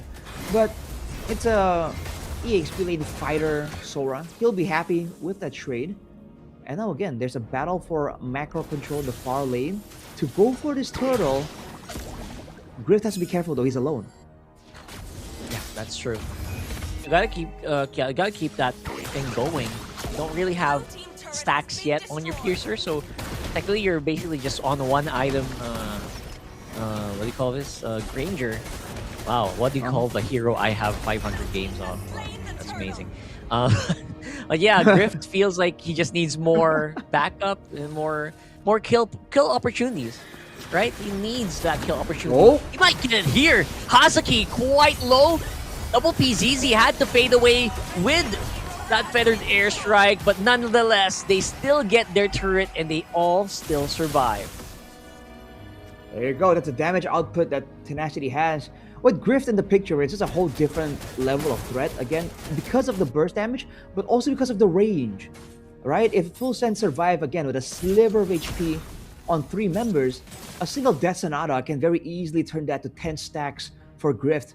But Flash SR has the Lightning Truncheon, quite the significant power spike, but they haven't been able to find good targets on the side of Tenacity. Yeah, they're not actually making that much of a hit on the HP of BS. Even players like Lord Guys, he's not even falling, man. He's 4-0-3 right now. I would also assume this Zushin has the Piercer, maybe, if we can do an item check. And I'm also assuming that their magic resistance is just bonkers right now. But right now, all that magic defense cannot save you against a full 5-man stack from Full Sense. So BS definitely, tripped a little bit there, brother. And that's Patrick had literal black eyes from that hit. I mean, better him than anyone else on the team, right? I guess Full Sense just got tired of his BS. He's been at it since the beginning of the game. So, hey, he wasn't able to survive for quite a duration though, and that was all 5 members, I believe. That's a encouraging sign for Tenacity. But look at this, Far Side already pushed by Full Sense. I have the feeling Tenacity might ignore it completely and just brute force the Lord take or a team fight, dude. They've been doing that since the beginning. I think so. If they do this, I think it's still going to be a manageable Lord wave anyway, a minion wave anyway in the bottom side. Just because, it's so early on. It's 9 minutes. Bang. Not able to save the big boom. So at least for now, that's something that Flash Full Sense has. Sorry, I like changing it up. Oh, with the deadly magic! Flash SR finally gets the mark on the very important target. And the BS gonna get taken out as well. Beautiful here. Finally, right? Man. Finally, Flash SR finds his mark. Yes, but also, Grift, what were you thinking, man? Pushing solo against a Farsa without your teammates, shadowing in the sides? Now the Lord will get cleared out by Full Sense. That might be a net negative on the Lord, considering the chain of events. So, still 0 stacks on the Sky Piercer for Grift. And now Full Sense have bought a bit more time to really take it to the late game, because they lost the tempo early already. As we take a look at the instant replay here, before the fight even begins, man, Feather Airstrike into the Deadly Magic. And that's it. Afterwards, the Chase coming in with the Black Dragon form, with the Glorious Pathway as well. Dude, there's no way they can get away from it. This composition from Tenacity fights well, chases well, but moving backwards, not so much. Yeah, moving backwards is just not the move. I feel like Full Sense obviously has so much chase potential that if you do that, you actually might just get punished, right? So we're going into it. It feels like all the lead that Tenacity built up in the past 11 minutes just evaporated, man. With just one huge turning point. That's scary. And right now, we're gonna have to wait and see if Full Sense can actually get something out of it. But for now, even with everyone on Radiant Armor, Full Sense is actually outputting some decent amount of damage. For sure, man. The longer the game goes, there's an argument to be made that Full Sense has the huge advantage. They have a Farsa, right? Good zoning, good burst attempt, short cooldown on the Feather Airstrike, and they have a Harith. The Granger's great and all, but you need to get some stacks too to really be a fearsome presence in the late game. The Harith, all you need are items. So the longer the game goes, the only guy that kind of falls off is Dominic. But who cares, right? He'll be a stun bot towards the late game. You're right. It feels like that's just the only thing that he needs to do. Basically, just try to look for Grift, Dragon form, go petrify, go knock him up. All's good. Your job's done, right? So you're absolutely right. And most of the damage definitely gonna come over to this trio of magic users, which again, surprisingly, just the radiant armor is just not enough to stop them. Maybe they need to add one more layer of magic resistance. But yeah, nonetheless, it's so efficient in doing assassination plays, which they're trying to do right now. Again, Dominic, being a very squishy Yuzhong in their eyes, able to get taken out without a fight here. Here comes that feathered airstrike. Definitely full sense trying to make something happen. And Flash SR! He finds Grift again! Should have known, man. You did not see Flash SR in the picture. You should have known. He's gonna go and distract and try to stop this lower take of Tenacity. Double PZ having a weird flank angle. Tenacity has to be careful here. They have no ultimates available. That's right, no ultimates. Speaking of... huge. That's a big chunk of damage removed here for Full Sense. And that's going to show. No fear whatsoever. And now Nezha, we're going to get a kill over. Lord Guys is out. And it's going to be BS all alone here. Again, another objective take, but losing 2 members here for Tenacity. 3 actually, 3 for 1 there, but the Lord is taken. If Full Sense can clear this before Tenacity regroups, that'll be fine. But from the looks of it, they don't seem to be able to. Oh, Double PZ setting up a trap there, looking for an assassination. That's the Farsa threat. And now it's going to be a retreat into a base defense. Phantom Steed already used up by water though. Hang on a second. That's not good. Hold on. Absolutely not good. Like, what are you going to do in this next fight now? And I guess they just want to get these waves cleared anyway. Grift, at this point, is just a red target. Oh, man. Water absorbed the majority of the deadly magic, and that will take him out. Flash SR is slowly but surely becoming a major threat for Full Sense, from earlier not being able to get the kills to now just one by one getting everything he wants. It's the items, man. When you have enough items, the tanks become valid targets for assassinations too. With a man advantage now, remember, they can chase really well Tenacity. Full Sense has got to be careful exposing themselves. Yep, they're definitely exposing, and now Lord Guys is probably going to fall with a little bit of regen, though will be able to survive. 80 seconds for the next one. That is at least very important to stay alive here, and that's what they're doing. And now Water is back on the field. It's back to a 5v5.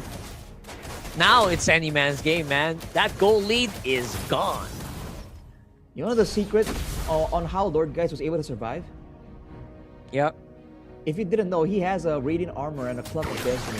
The Cloak of Destiny now gives you resistances, but he went Radiant Armor as well, understanding the threat of the magical damage and the value that he gets, having it work against 4 members of the opposing team. As you can see right there, survivability over damage. I like it. It saved them some precious seconds off the map running the previous engagement, but Full Sense, they're controlling the far side, right? They're playing the macro game really, really well. That's true. And that's usually you'd see Zushins with Skypiercer, right? So this is a great sturdy build. Will not be too scared to fight here. Speaking of no fighting, we're gonna see Hasaki just basically beaten like beef. Now it's Nezha. They're trying to push back. Feather airstrike with double PZC. Very, very safe here. Great knockout from Dominic. Gonna be able to get so much damage in. Grift finally charging up that Piercer, but it's a 2 for 2. All our frontliners basically destroyed in that last trade. And with that trade, it might be Lord advantage here for Full Sense.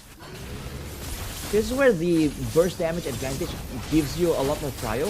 It's an equal amount of players on both teams, but the burst damage zones Tenacity, but they call the bluff. You go for it. Bro, you do not have retribution. Flash SR able to take it out. Thought he was gonna have it a little bit too early, but now it's back up, and looks like for the first time in this game, Full Sense might actually just be able to just push these minion waves. Let's have a look at that replay again. And that was a really good attempt. And you know what? Asaki was able to survive long enough for the rest of the team to get in position. This furious dive into the feathered airstrike though was so valuable for Full Sense. Unfortunately, they were unable to get more out of it. Now with the Lord though, with the chance of Harley deleting someone and a Parsa, the siege ain't bad at all for Full Sense. That's right. Deadly Magic actually has a very low cooldown despite BS being able to catch it. We'll still be up in a few seconds. Sungjin Woo on side, trying to see if he can zone out for a meantime. But it's a very deep Black Dragon form being used here by Dominic. Gonna be able to get that Lord Wave cleared up, but the damage is still sinking their teeth onto the members here of Tenacity. Flash SR up on front.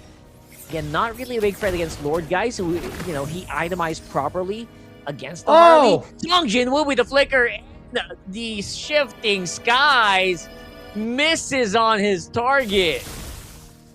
That would have been so valuable, dude. Shifting skies onto double PZ. But now they don't have the flicker. They don't have the shifting skies. Full Sense might know that that's the case. They are positioning to maybe trap someone. But I think both teams are just going to go back to the status quo. Never mind. Spoke a little bit too soon.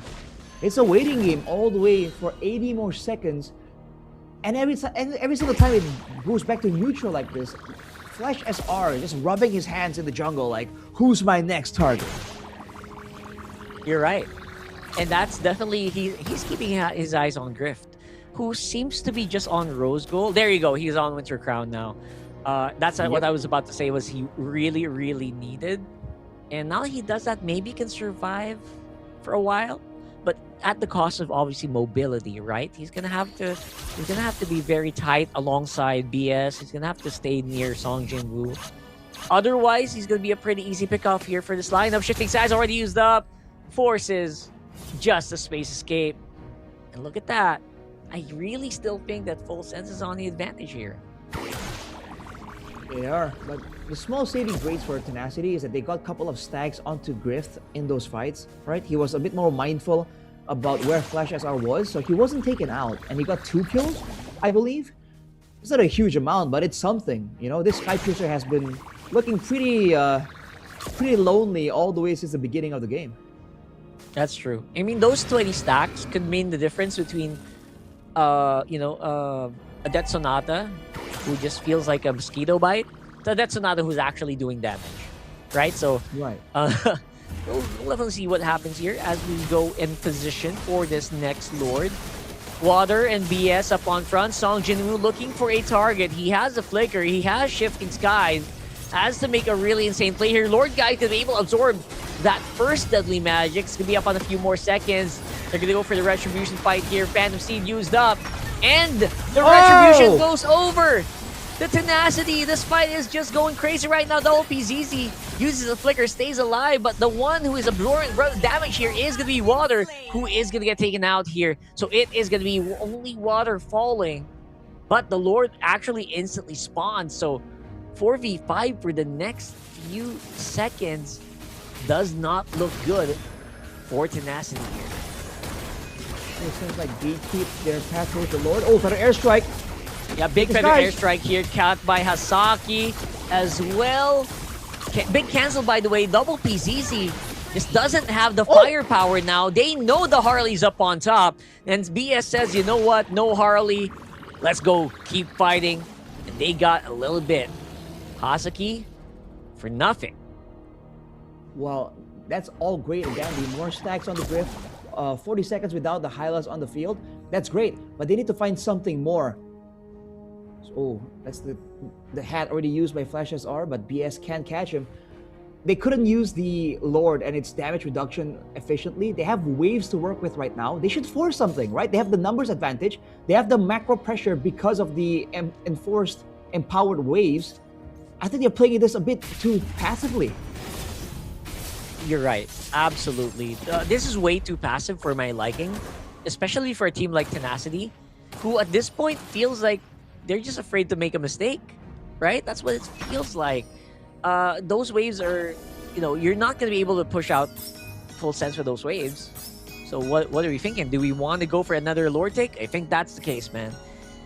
They're not going to be able to use these, and they're going to go ahead and make a conceal play, maybe? BS on the side, he's shifting, but he gets spotted out with double PZZ. Again, we're back in stalemate, waiting for the next Lord. But Tenacity has control over the top side of the map. Oh, Song Jinwoo runs into trouble. Oh, shifting skies forces Zaman Force out. I think Oh, that man. will mean Song Jinwoo could go down soon, but looks like they're able to survive at least for now. Chase is on. Full sense. Looking for that kill. So eager for it, but doesn't overcommit as well. So full sense, they feel like they knew that was a trap. Didn't fall for it. Wait. I think Full Sense doesn't realize the wave on top is building up massively. Now Tenacity at full force at the Lord. They're gonna have a chance to fight here without double PZ being in the picture. Yeah, no double PZ means that's gonna be almost no damage from their mid lane. 4v5. I mean, he's trying to get back in the fight here. They're trying to delay, but look at Tenacity. They're trying to burst it down as well. Has to keep on front. Grim! Deadly magic damage! Will not be able to survive that. Has the immortality, but looks like the fight is still on around this turtle pit. Tenacity are falling. Losing Lord guys in that fight will be massive here. No one to control these minion waves, but still has immortality. It's 2v5 though. Sorry, 2v4 rather. They did get the Lord. So literally, Tenacity threw everything they had at that Lord. I'm not sure if BS and Lord guys could be able to clear this on their own, but they are trying. Lord guys still has the Evo get popped here as well as BS. There's just no one for them to clear. And that is going to be game. We've got another game free. Did not expect that to happen here. Full sense held on for dear life and pushes it to a game number 3. Man, that's a long, drawn-out game, man. A comeback story here for Full Sense. They show the discipline. They show the understanding of the late game. And yes, they have the better draft, but the execution was great, man. They found themselves in some sticky situations here, losing the Lord, losing a member's advantage, having to clear the wave before fighting at the Lord pit, but they handled everything in stride. And big shout out to Flash SR, dude. This guy was making hero plays after hero plays. I think this game would have been long over without his efforts. I completely agree. Flash SR really picked up the pace there. Hunting down Grift over and over again. At some point, even sacrificing the rest of the team just so that he can come in late and clean up that gold laner. So big commendations here for obviously the whole team, but more on Flash SR. We're just holding on and making sure that his Harley doesn't become irrelevant even in the late game. So that, again, would have been really bad there, but they hold on for dear life. I don't know if the Harley will ever be irrelevant in the late game, man. You saw the damage he was doing to like the front line. That was crazy. If there's anyone I was concerned about being irrelevant in the late game, I think it's Dominic on the Yuzong, because he was shut down early game, and somehow he transitioned from being like a carry EXP lane to just purely setting up for the Farsa, right? The Furious Dive Petrify. It wasn't for him; it's for the Farsa. So he understands his role, and towards the end right there, he finds ways to really be annoying, knowing that there's an assassin on his team. He knows it doesn't have to be him to dive towards the back line. And the MVP for Full Sense in Game 2 here, Nezia, 8-0-4.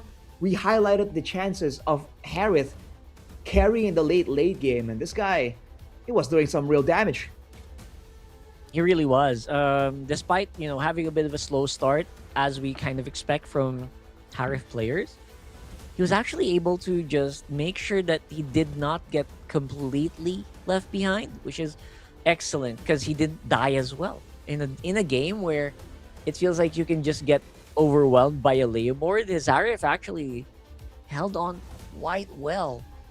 And again, despite so many things that could have gone wrong here, they actually played it to a T. I love what they did here. Again, you could have gotten taken out by a Shifting Sky Sora. You could have gotten taken out by a Glue. All of that just excellently played out, even landing those hits at the moment that they needed it. I think if Dansha didn't get those kills after that Lord, that would have been a push. That would have been like at least an inhibitor turret gone here. And that's why he's such a big saving grace as well in this game.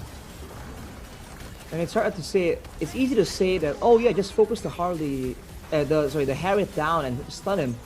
When you have a limited amount of resources and you have to stun and stop the Farsa, you have to stop the Yuzong, right? You have to stop the Harley that's like always a menace somewhere in the side, somewhere behind you. You never know. It becomes very difficult to deal with the Harriet, who has an extra bit of shielding and a ton of mobility.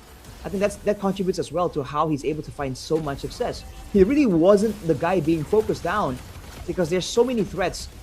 Because everyone was actually playing really well from the side of Full Sense. Yeah, that's right. Full Sense actually just played this properly as a unit. Hazaki is always just going to be like the sacrificial lamb here. And you know what? Dominic became that too. But that's all they needed, right? That's all they needed. They needed that space. They needed to grab the attention away from Double PZZ, away from Nezia, away from Flash SR. You know what? They did the trick. They did the job.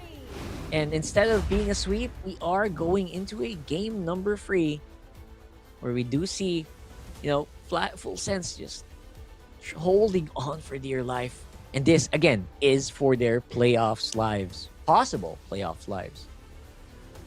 Man, and now there's gonna be the question of momentum coming in. Full Sense, after a comeback victory like that, definitely wants to keep going.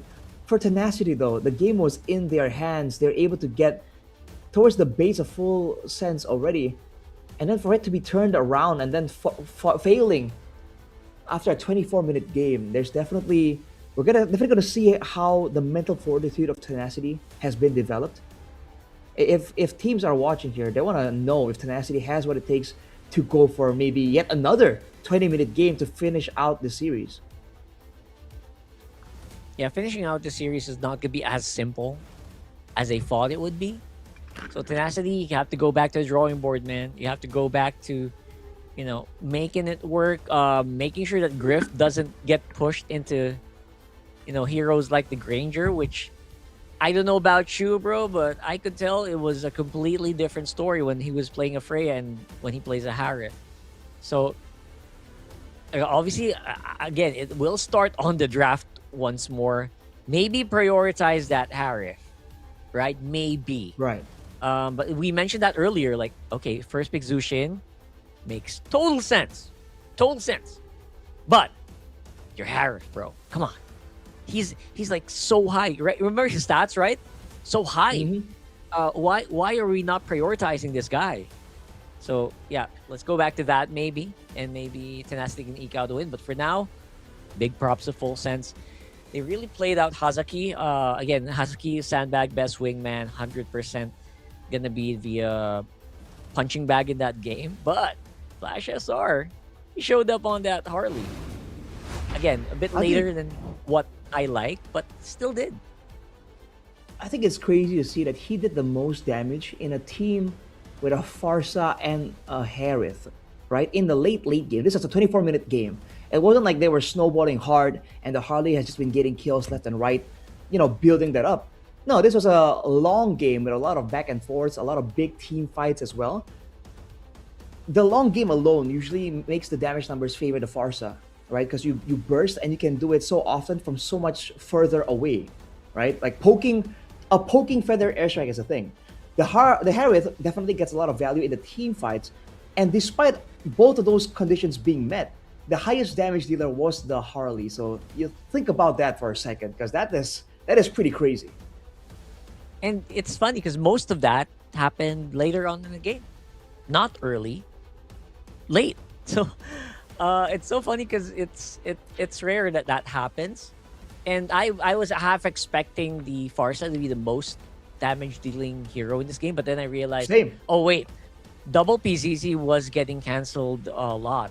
The Feather Airstrike was getting canceled a lot, right? At least in that department, I think Tenacity was doing good in making sure that double PC is not super comfortable on the Forza.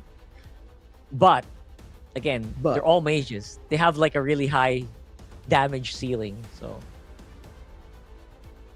I guess. Oh man. Well, how this is gonna go. The drafts were pretty drastic for both times. It really does feel like when the game gets slowed down a little bit, you know, when there isn't a full snowball into an end, Tenacity just faltered just a little bit, and Full Sense find themselves in a more comfortable zone. Like, it's like they're used to the pressure, but the slow buildup of pressure instead of just like constant fighting, constant aggression.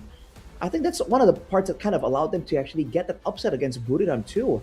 But before more analysis and more conversations here between us, we've got to check out an interview up on stage. ดีค่ะ โหน่ารักมากด้านนี้ค่ะ ครับ สวัสดีครับ ชื่อสเตฟานครับ เชียร์ฟูเซนครับ โอเค แล้วเชียร์ในทีมเชียร์ใครเป็นพิเศษไหมคะ แบบมีคนที่เราชื่นชอบมากๆเลยเป็นพิเศษไหม มีค่ะ ใครเอ่ย มาเชียร์น้องน้ำค่ะ อ๋อไอ้น้ำโอ้ไอ้น้ำดีวะ ฝั่งนี้นะคะ มาเชียร์เนเชียครับ เนเชีย I like you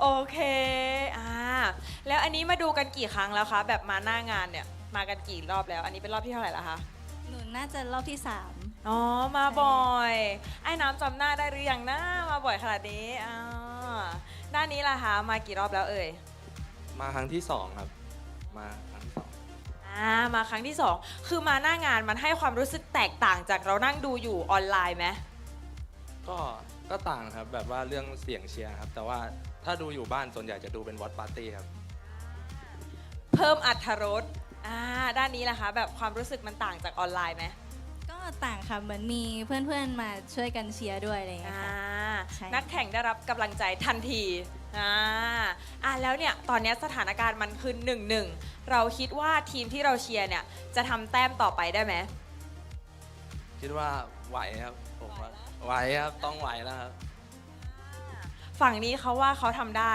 แล้วเราล่ะคิดว่าเทนาได้หรือเปล่า ไอ้น้ำเอามาให้ได้ไหม ได้ค่ะ ก็ได้มาหลายแมตช์แล้ว ตอนนี้นะคะไม่ใช่แค่นักแข่งนะคะ ที่แบบว่าต้องสู้กัน ล่าสุดแฟนคลับสู้กันเองแล้วไม่ใช่ น่ารักเรารักกันดูเพื่อความสนุกก่อนที่จะให้น้องๆแฟนคลับไปนั่งดูกันต่อเดี๋ยว ให้บอกอะไรนิดนึงกับทีมที่เราเชียร์อยู่ ผมว่าผมบอกคนที่ผมมาเชียร์แล้วกันนะครับว่านิเชีย you is great player in game นะ you can improve I believe you fighting bro น่ารักมากตอนนี้นิเซียออกมามีกำลังใจละด้านนี้ได้เลยค่ะ ก็เทนาซิตี้สู้ๆนะคะ หนูเชื่อว่าพี่ๆทุกคนทำได้ค่ะ โอเคค่ะ ตอนนี้นะคะทุกคนพร้อมแล้วนักแข่งของเราก็พร้อมแล้วค่ะ ขออนุญาตส่งให้กับแคสเตอร์ทั้ง3คนได้เลยค่ะ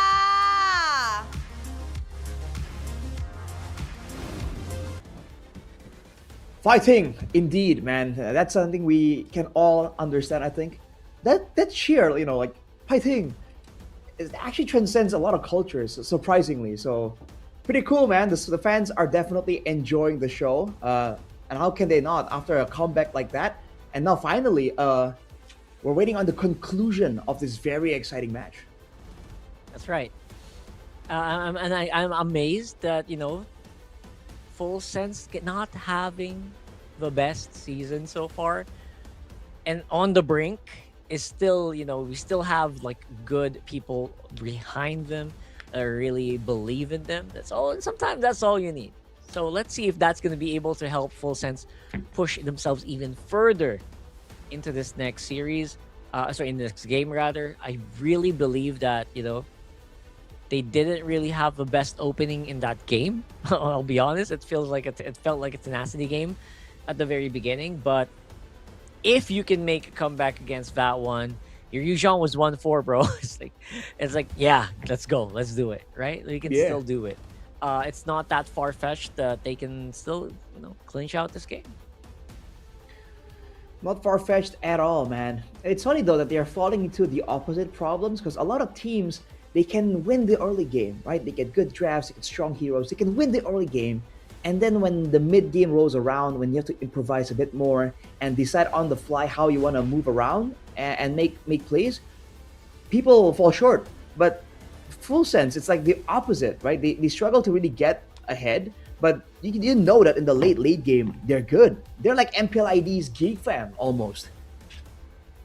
Wow, that's a pretty huge, that's a pretty big endorsement there, bro. Sort of. I guess so. I mean, if you could say a team's acting like Geek Fam, man, I would take that. I would take that. But for the meantime, it does face it. They have their own set of challenges, right? It's not always sunshine and daisies after winning game number 2. You are still up against a very consistent team that does very well against your aggressive lineup. They're even more aggressive actually in most scenarios. So yeah, you can never really rest on your laurels. You have to really outdraft them again.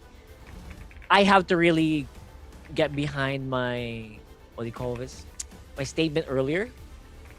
It just felt like Tenacity kind of outdrafted themselves in game number 2 by not giving like a really comfortable hero to Grift. So again, if Tenacity just sticks to that, I feel like they should have a better time here in game 3. I think the immediate, I don't know. I've echoed this sentiment for a long time, by the way, but I am super biased towards crowd control. I feel like it dictates so much. This is expanding rivers. Oh, close. Dang. So close. Okay. So close. But yes, as you were saying, crowd control is king. Yeah, it works so much. Like if you're ahead, it helps you get more ahead. If you're behind, it helps you stall out team fights. It helps you protect your backline. It's just so good, which is why when the meta starts shifting towards less crowd control heavy heroes, I personally don't really see like the idea for the most part. And now again with the return especially of the high burst options like the Farsa, like the Harley, like the Harith even to a degree. Crowd control just becomes even more impressive because again, people don't want to stick around in the danger zone. You have to make them stay there. Yeah, you're right. The danger zone is just a big no-no, right? It's a big no-no and you have to just recognize where that is. Like number 1 is recognizing where the problems are and just, working around them. That's, no team is actually like super strong right away. They have every team, like I know, they have their weaknesses, but it's all about like navigating around it, right? That's with all the experience that you gain, you learn how to navigate around your weak points, especially starting here in the draft. Like number 1 weak point there, bro, your Granger was just squishy as hell. Now, if you want to pick Granger again, what do? Do you just want to make sure that you remove these high crowd control heroes, these high burst heroes? But now it feels like they're in a better position. They can first pick Harith here, and I will not be against that. Despite the Freya being open. Yeah, I guess I would prefer the Freya actually. It's a bit more versatile. You can kind of flex it over just a little bit. Yeah, I think that makes a lot more sense. And Full Sense will most likely respond with something like a Leo mode. Oh no, they go for Harith. Okay, Rockhard, good call. So this should be like a Freya Leo mode.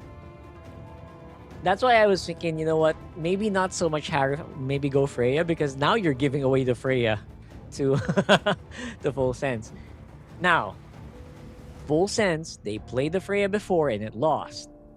Not saying it's going to be bad for them, but they don't really have a good history with it. So, and you know what? They have the Hylos. That's usually one of the heroes I love using against Freya, and they have it, and they still don't pick it up. Oh boy, they want the Ute again.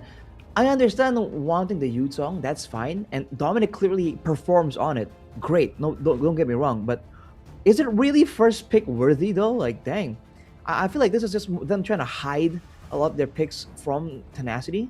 So now, Suyo Kalea. Oof, Kalea Suyo has been a oppressive combo since these heroes launched.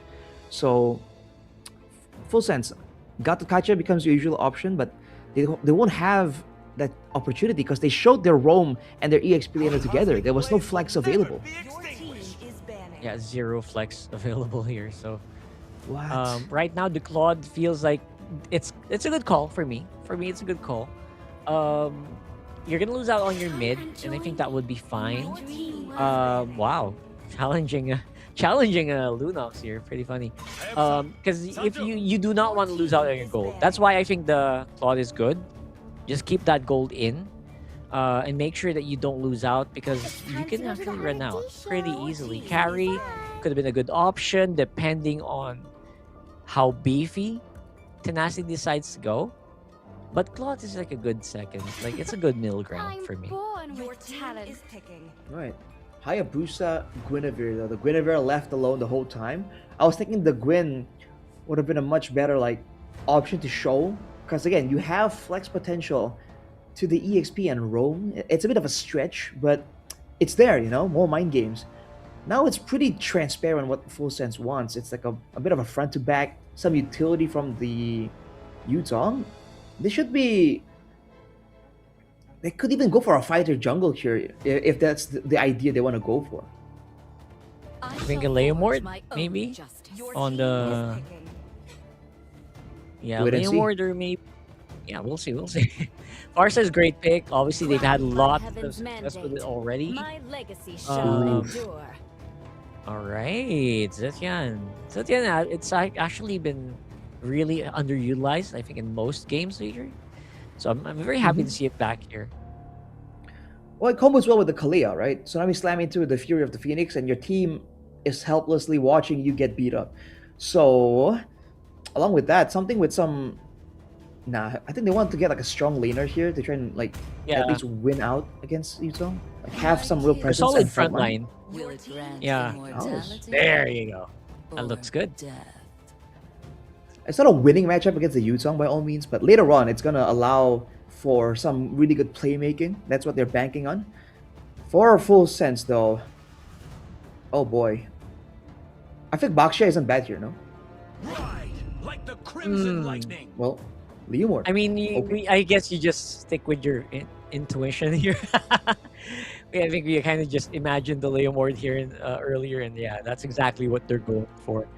Baksha feels like it could have been very good in at least catching the Kalea. You know, if you get caught by a Kalea, it's not the end of the world. But in this one, as a Leomord, it's more vulnerable, in my opinion. So you're right, maybe they could have used more durability, but they do have the high loss and Yuzhong for that. So I don't mind. I feel like either way could have actually worked one way or another for Full Sense. I felt like the Baksha would have allowed more ganks, right, with the Hylos and the Farsa, or with the Yuzhong as well. And it's going to reduce the healing, because I felt like the shielding of the Harith, the healing of the Alice, right, the healing from the Kalea as well. There's a lot of healing that you want to kind of reduce if possible. But hey, they want the extra bit of aggressiveness, the faster clear of the Leomord. Well, you know, the extra retry you get in the Lord objective. It's worked for them before, right? But Flesh SR not on an assassin. Let's see how this one plays out. Final game between Full Sense and Tenacity. That's right. Final game no matter what.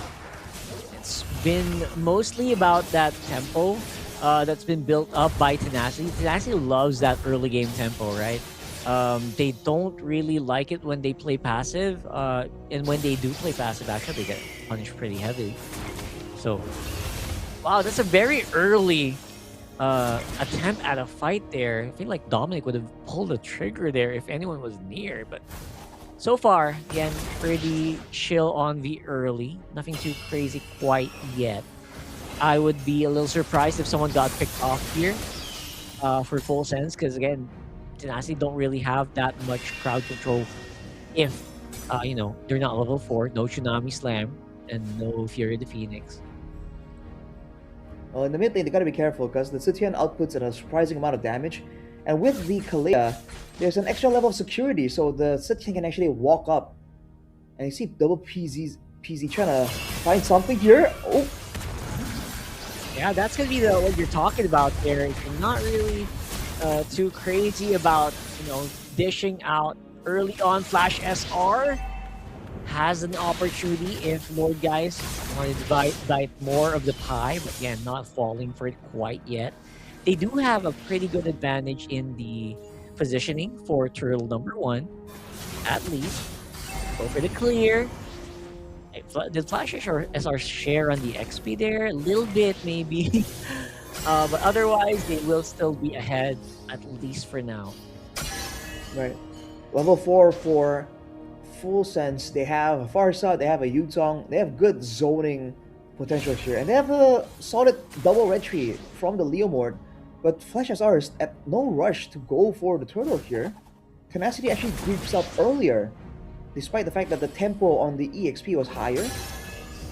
I think Flash SR is trying to get level 5 too. But keep your eyes open, this might devolve into a full-on fight.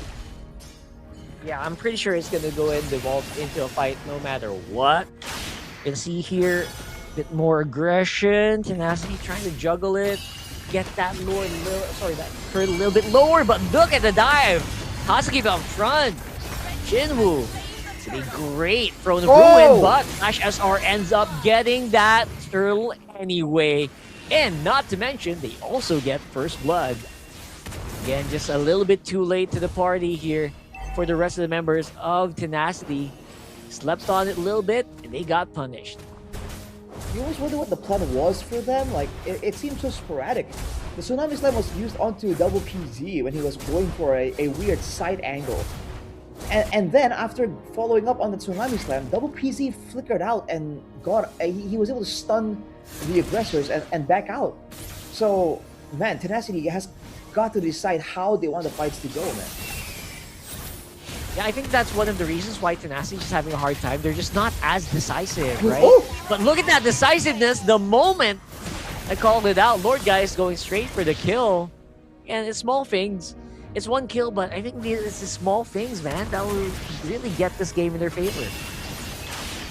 And double PZ just wasn't respecting it, man. He was already so low. The way he's being held by Hasaki, though. So he will still be able to get the EXP and gold. And now it's back to a waiting game. With the Kalea in their possession, Tenacity should be using this chance to try and fight something, right? They have so much playmaking potential with the Tsunami Slam Fury Up the Phoenix combo. They do. And I personally like it that whenever that cooldown button is green, I just go for something.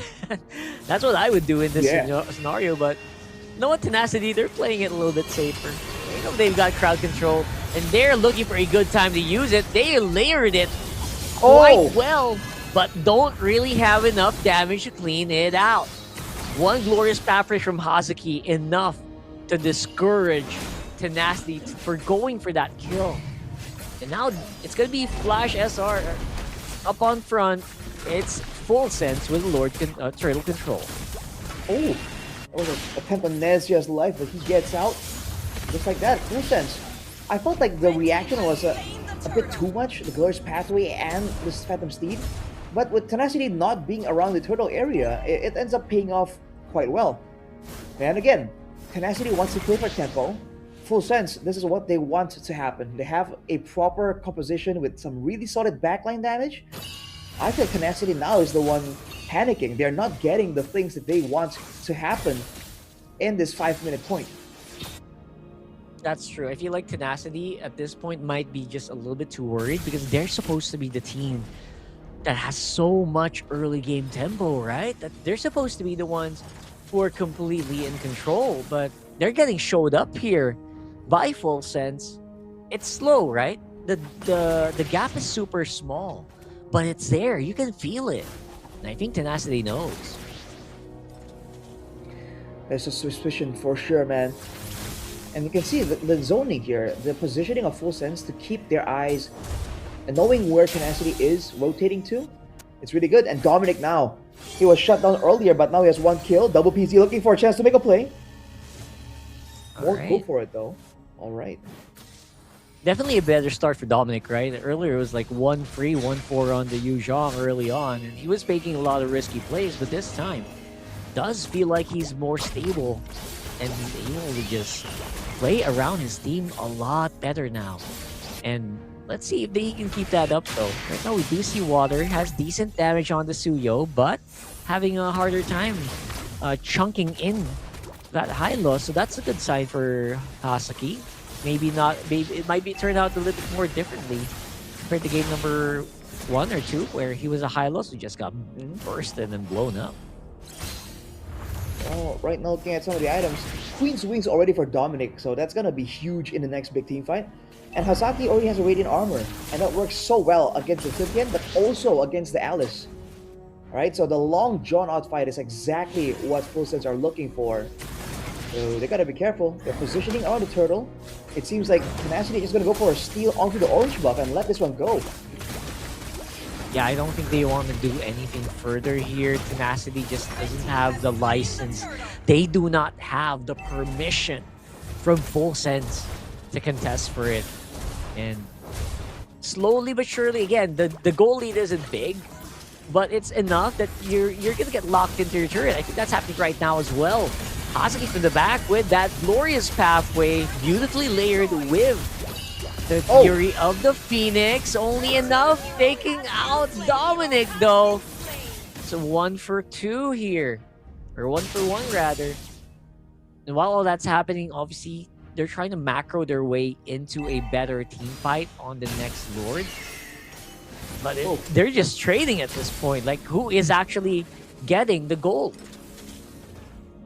That's basically it, man. The gold difference is very minimal, despite the fact that Full Sense has 3 neutral objectives. So Tenacity is farming much better. And now diving to top side. Oh, yeah, that's beautiful. Water just not going to be able to last long. One of the perks of picking up that Leomord is, of course, you get so much more crowd control on your own and damage, right? So if you pair that up with a Farsa, usually very difficult to handle. And speaking of handling that, Hasaki alongside Dominic handling that trio pretty good, while Nezha finishes off that turret. Back to waiting game. Tenacity are playing so passive. It might be a mental thing. It could be a mental fatigue. The fact that they lost might also demoralize them, but the aggression and the ferociousness we saw from Tenacity in game 1 is nowhere to be seen, man. They are playing it super safe, wanting to go for the late game angle, but this time, again, the opposition also has a Claude, also has a Farsa. Just getting to the late game doesn't always get you a full-on advantage. I mean, that's true. It feels like they're just not used to the tempo as well. I don't know if they just got super discouraged. Maybe they're playing safer than they should. All of the wins, all the things that happened in last game, I think really contributed to them being a lot more passive here in game number 3. I don't blame them. At the very least, they're keeping the lead very, very low. So they have that, right? I guess they don't want to give away too much and just risk completely losing the game. Maybe that's what they're thinking. Could be it. Both teams seems to be stuck in the 20-minute mindset at 10 minutes. Look at this though, Full Sense making a move. And it's a proper front to back. They spot the members of Tenacity. This is the kind of fight that they want. Yep, goes for the fight right away here. Looking at beautiful Fury of the Phoenix. Nezha gonna be able to burst out that Lord so quickly. And now it's looking like Full Sense just wants to fight. And this time, Tenacity are gonna come out on top. 2 gone. Lord goes over the Full Sense, but I don't think they'll be able to actually maximize it quite yet. Although they did delay the take, right? It's still going to be able to spawn. Man, I think both junglers didn't expect that Lord to get killed so quickly.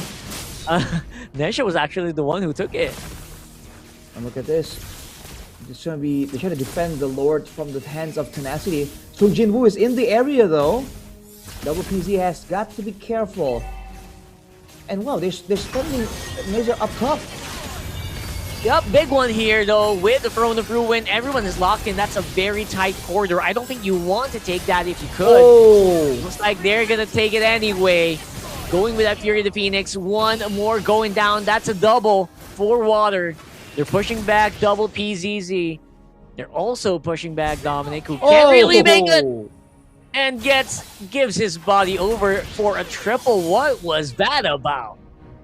That is 40 stacks on Water Sky Piercer, I think. Man, Full Sense, I don't know what they were trying to do. If they wanted to defend the Lord and push with it, why did they send Nizia up top? Like, it's so greedy. It's the exact same thing that Tenacity was doing earlier, right? They wanted to go for a Lord rush, and they sent their gold into the top side. This is the exact same thing. And then in the fight, yeah, it was looking really good for Full Sense. But especially after that, oh man. Water just comes in full HP, gets some quick Sky Piercer stacks, dude. Like they needed to respect the chance for Water to pop off like that. And that's Dominic with a complete donate, by the way, at the tail end of that whole fight. Really unnecessary and unwarranted. Now you have a little bit of a fight happening once more. Another engage here by Song Jin-woo, followed up. But looks like that's all their crowd control gone.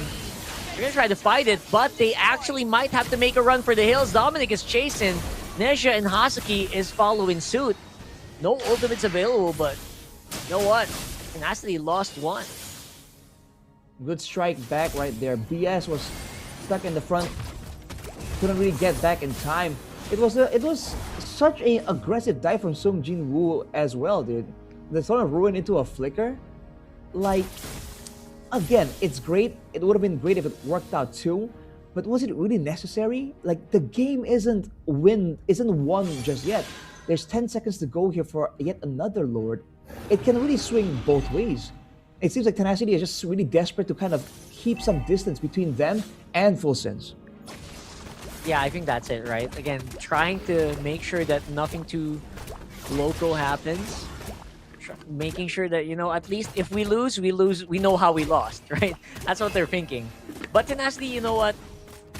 I still believe that they have a lot of crowd control that they can use to maybe do a one-guy pick-off. If they can find double PZZ, that would be massive. Maybe Nezha. Right now, they do have a massive amount of control there on that Lord. Not even enough time to go for a retreat battle, but look at this fight. It's looking very good for Tenacity. They're cleaning up house. They're going to lose out 3 members here. And Full Sense. Again, they got that Lord, but at what cost? It's the same story, man. Kills for the neutral objective. And they barrel down mid lane without minions, though. They're gonna wait on it. I don't think they'll get to the base turret, but the Lord is pushing, and the HP bars are still pretty low for Tenacity. They gotta be careful here. The last thing they want is to get ran down by Full Sense as they respawn. Are they even going for an end? Nah. Oh, no. Okay. Yeah, that was a negative Lord take if I've ever seen one, right? Let's like what they call that? Negative net gold. Negative net Lord gold. Something. Yeah. I forgot the term. But yeah, that's basically it for Full Sense, man. Those are the times where you probably wish you didn't just fight for the Lord too much and just try to go for the wipe. But you know what? They're gonna try to go for the fight anyway with this one. Ong Jin-woo is soaking. He is shredding. And he is just forcing Full Sense back. Wait. The waves on the bottom lane and the top lane, that's almost a base turret on the top side. That would have been catastrophic for Tenacity. Fight still going on though. BS up to his usual BS and can't really get much going. Let's see Athena as well. I think the big factor right here is that Full Sense have been using the Feathered Airstrike as a clearing tool. They're using it to take the Lord faster. And that is what's making their team fight fall further behind. I feel like, especially now with the next Lord, they're going to learn their lesson, man. It's gonna be about some macro in the top side too, though. Yeah, I think they should really learn their lesson at this point and make sure that your wave management is not slacking. Because I think that's what's really like holding them back as well from making like a really strong push. If you notice, the last pushes they've been making have only been happening like on one side, right? Like not mid, they're not really completely macroing like I thought they would, which again is a surprise for me, but maybe that's the result of them just, trying to play it safe. Well, they set up the wave on top to push at when the Lord is still 30 seconds away. It's way too early. Now Tenacity can wait and clear at their convenience to make sure that it's tied perfectly for the Lord take. Look at this though. Masaki and BS trading blows, but nothing too serious, man. Yep, nothing too serious for now. Some good damage done on Song Jinwoo, but nothing he can't just regen out of a big wave. And speaking of a big wave, they're fighting in it. They're gonna lose Lord, guys, pretty early on in that fight. Look at Griff right now. He's getting pressured so much, but is able to actually get out of the way, and they take out Nezha instead. Nezha without their gold laner, that might be a big problem here. They're gonna fight around this Lord pit once more. 4v4 on the toe here. Flash SR already used up Phantom Steed. Already throwing up all the feathered airstrikes. BS barely staying alive. Will they be able to buy enough time? And they find Hazaki just like that.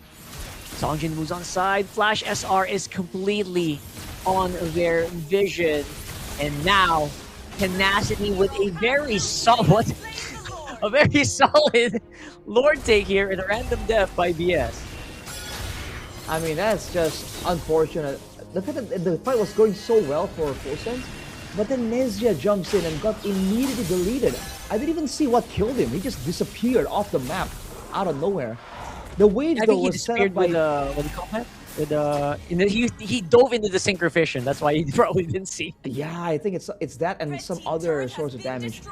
The wave was managed by Tenacity though, so it was gonna push for them anyways. But the fact that Nezha got taken out there accelerated the chain of events quite handily.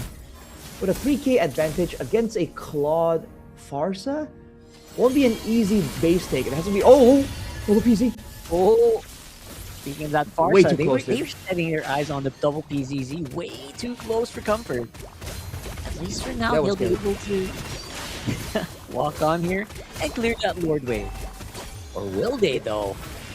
Trying their very best. Some decent damage still on double PZZ, but at least he does not have their airstrike. They found Flash SR though. Flash SR going for Lord, guys, but actually will pay for it with his life. Hazuki up on front, not going to be able to revitalize out of that one. Here comes that Blazing Duet Winter Crown. But he's going to be gone just like that. And with their playoff hopes getting shattered right in front of their eyes, and layer after layer of crowd control, looks like that is going to be it for Full Sense.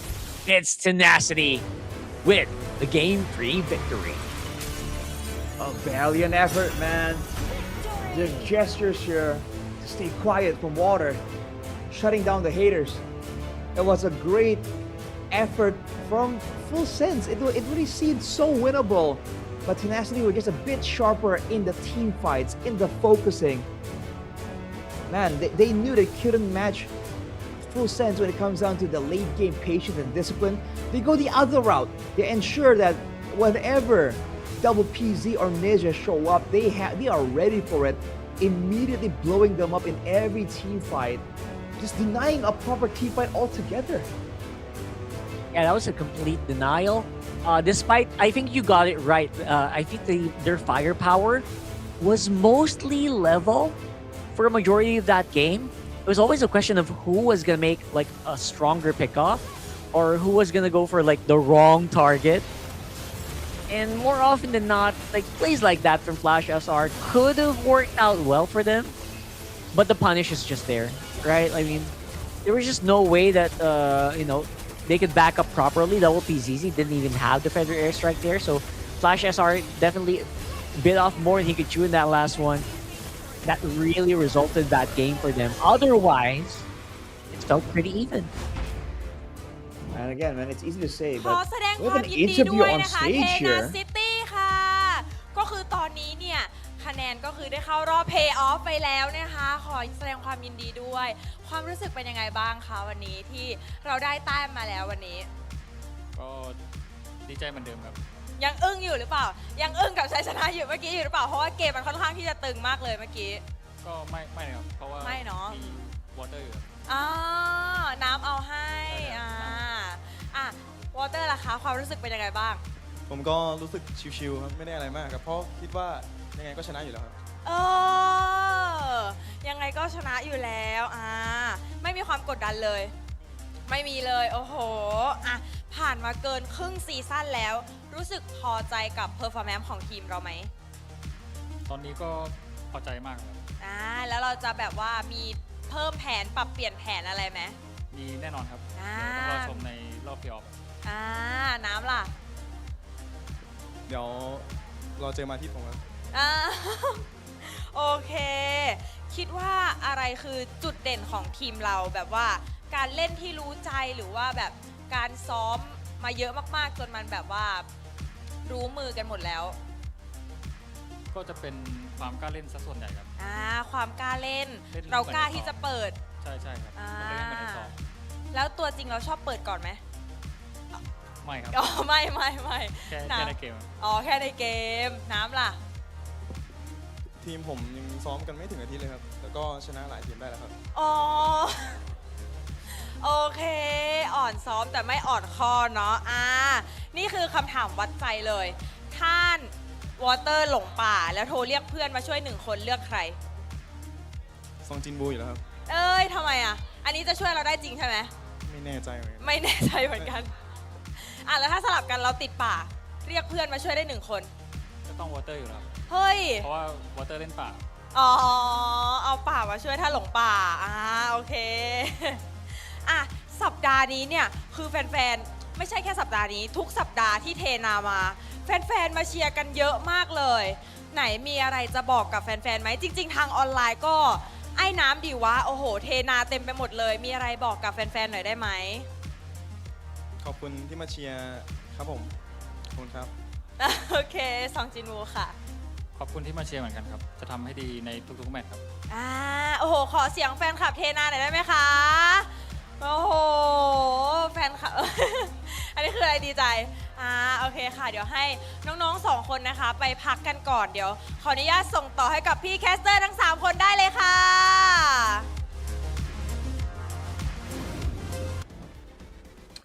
Well, again, it's great to see the passion, man. It's very commendable. It's the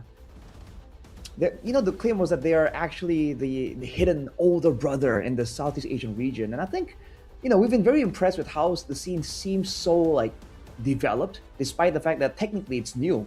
I think it's they're really, showing us. I think so. There's been a lot of like 5 players who've been really showing up on a lot of people's radars as well, and games like this are really showcasing exactly why they're starting to really get picked up. I like it, and I'm hoping that we can see more games like this eventually.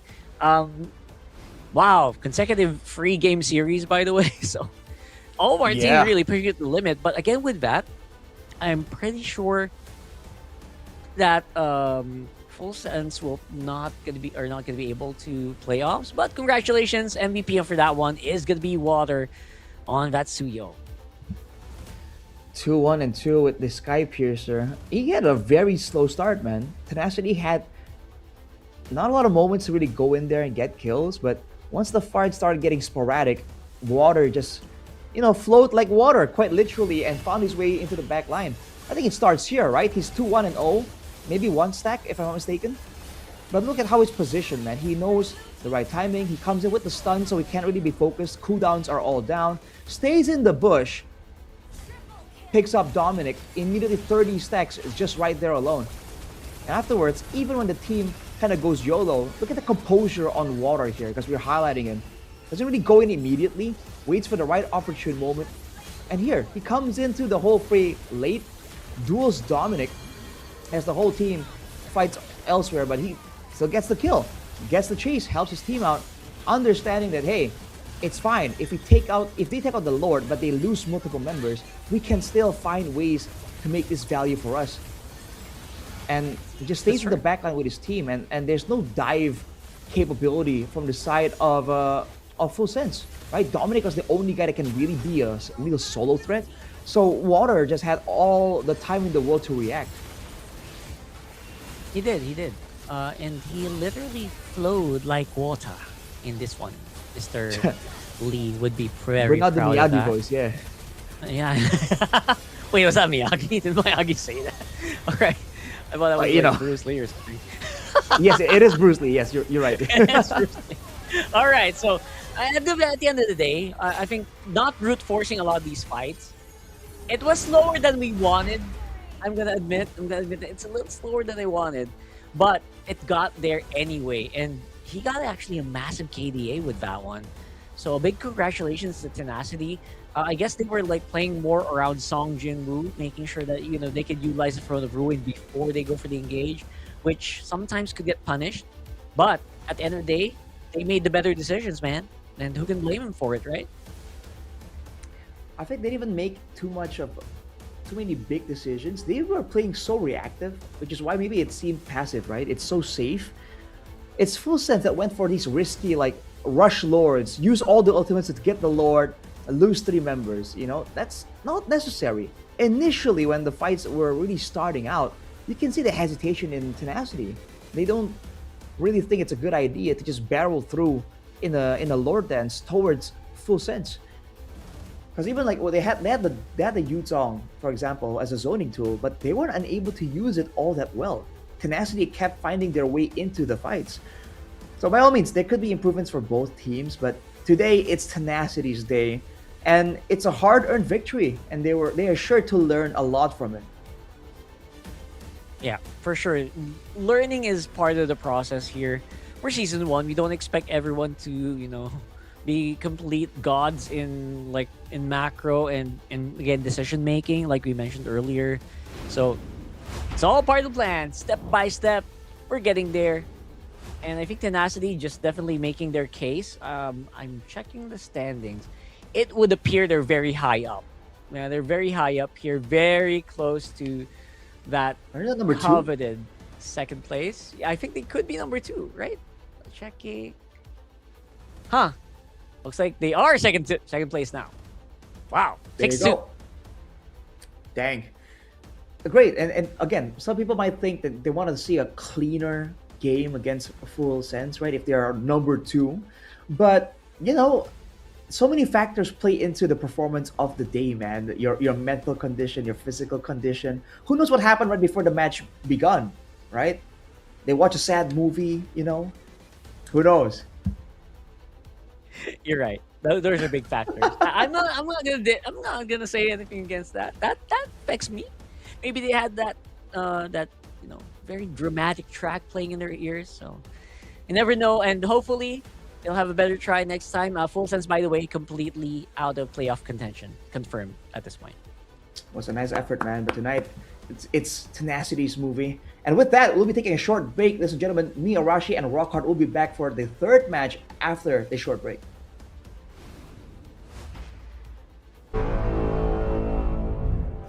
เติมเกมและบัตรกำนันอีกมากมาย เติมถูกเติมไวผ่อนได้มีเงินคืนจ่ายสะดวกไม่ว่าจะโอนหรือผ่อนชำระและใหม่ล่าสุดรองรับการแบ่งจ่ายผ่าน SPayLater ดูแลทั้งก่อนและหลังการขายทุกช่องทางบริการ 24 ชั่วโมงร้านเติม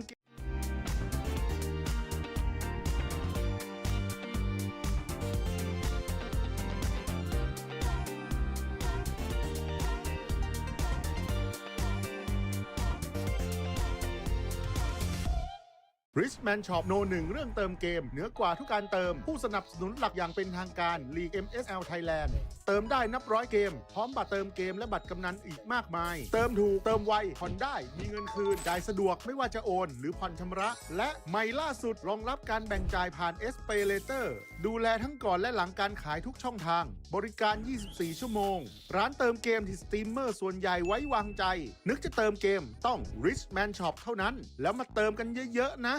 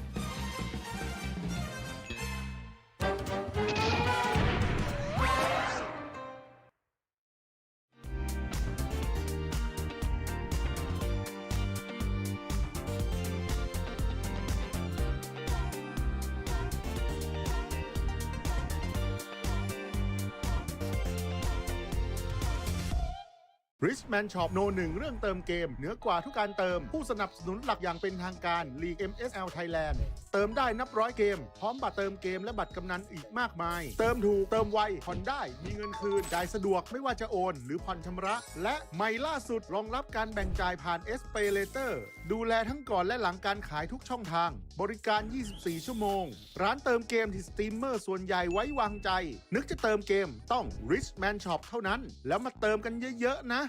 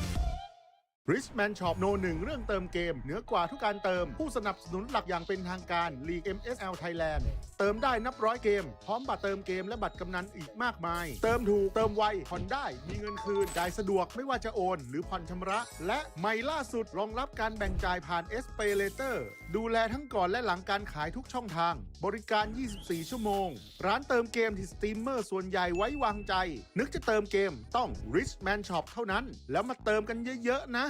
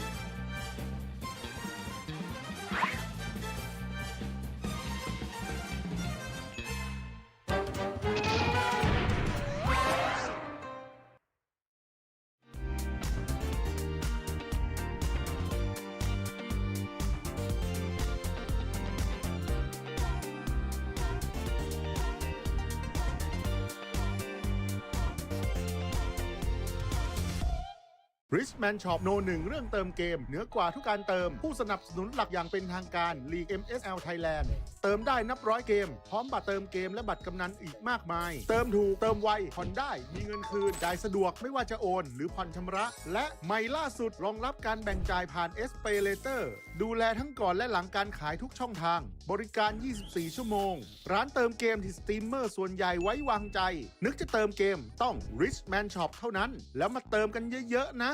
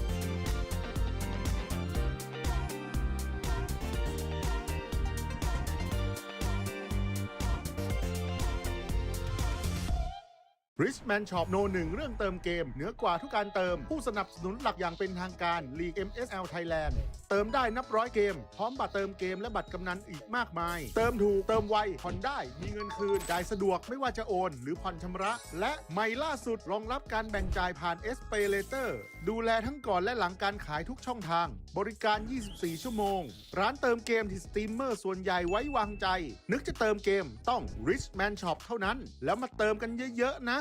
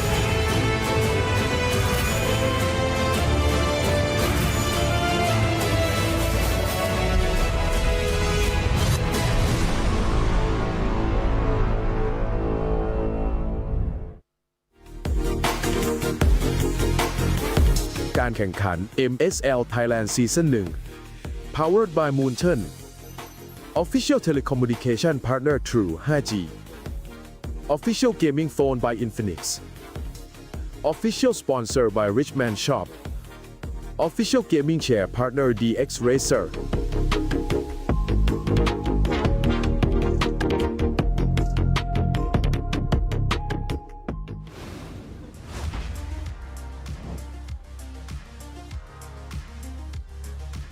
กลับมามันกันต่อนะคะกับการแข่งขัน MSL Thailand Season 1 ค่ะ ตอนนี้นะคะก็เป็นการแข่งขันในคู่ที่ 3 ของวันนี้แล้วนะคะ โอ้โหบรรยากาศการแข่งขันในวันนี้เนี่ยบอกได้เลยว่าวันนี้มีแต่คู่แบบเดือดๆนะคะมีให้ได้ลุ้นกันตลอดเลยทั้ง2คู่ที่ผ่านมานะคะเดี๋ยวเรามารอดูกันว่าคู่ที่ 3 ของเราเนี่ยจะมีอะไรให้ลุ้นหรือเปล่าเพราะว่าคู่นี้นะคะเป็นการเจอกันนะคะของทีมมังกรน้ำเงิน Hydra Esport นะคะเจอกับทีมรวมตำนานอย่าง Solic Esport ค่ะเดี๋ยววันนี้นะคะเรามาดูกันว่าแผนของ Hydra นะคะที่เตรียมไว้จะสามารถสู้กับประสบการณ์กว่า 200 ปีของทีม Solic ได้หรือเปล่าค่ะโอ้โหแน่นอนนะคะว่าในวันนี้ทีม Solic นะคะเขาเนี่ยต้องการคะแนนนี้อย่างมากเลยนะคะแต่ก็ไม่รู้นะคะว่าแผนของเขาเนี่ยจะทำให้ Hydra เนี่ยได้คะแนนไปหรือเปล่าหรือว่า Hydra เนี่ยจะดับฝัน Solic นะคะ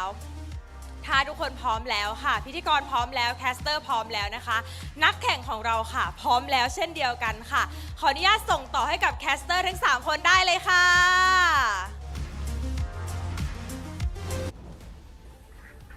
Well, back at it again. It's me, Arashi, with Rock Hard for the third match of MSL Thailand Season 1, Week 4, Day number 3. It's been a crazy best of 3 for both matches, and now finally at the third. I'm kind of nervous, Rock Hard. I don't know about you. Why are you nervous, Arashi? Come on, what's up, man? It's just Hydra Esports versus Solix. I don't know what to expect, man. I haven't actually gotten to see both these teams play, so maybe that's why it's extra exciting for me. Oh, I see.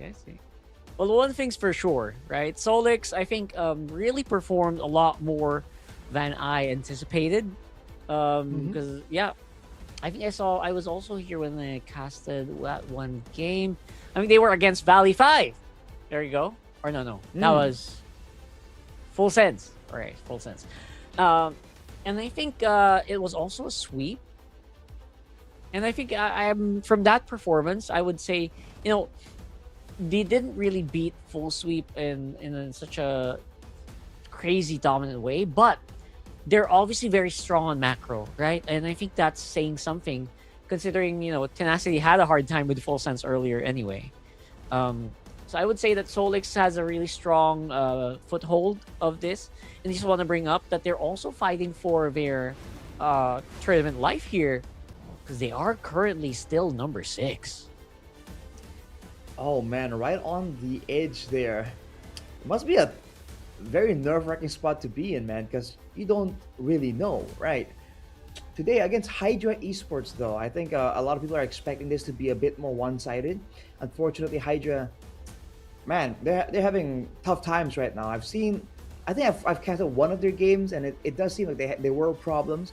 Was hoping they could have improved and recovered on time, but right now at number 10, at least they have nothing to lose, right? They can just go crazy, go for it.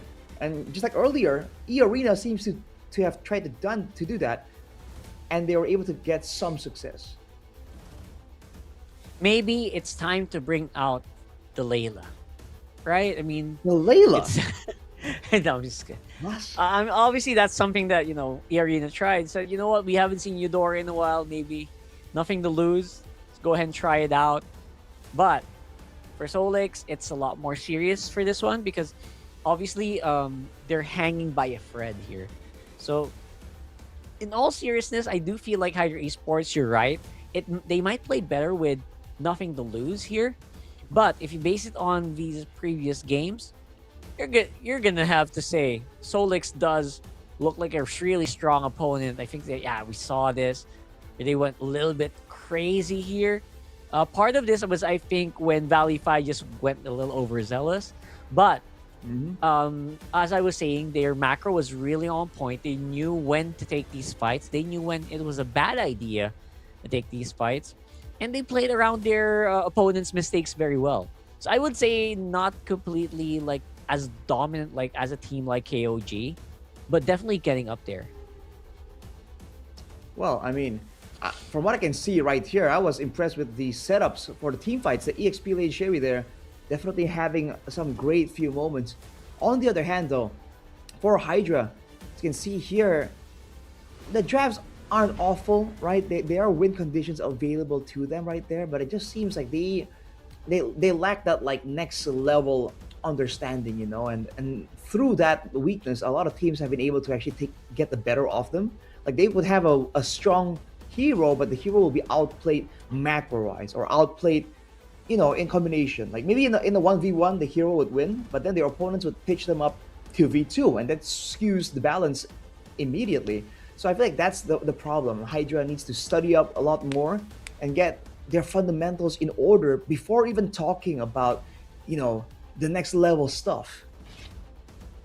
I'm completely in agreement with that. Like, get your fundamentals and basics down first.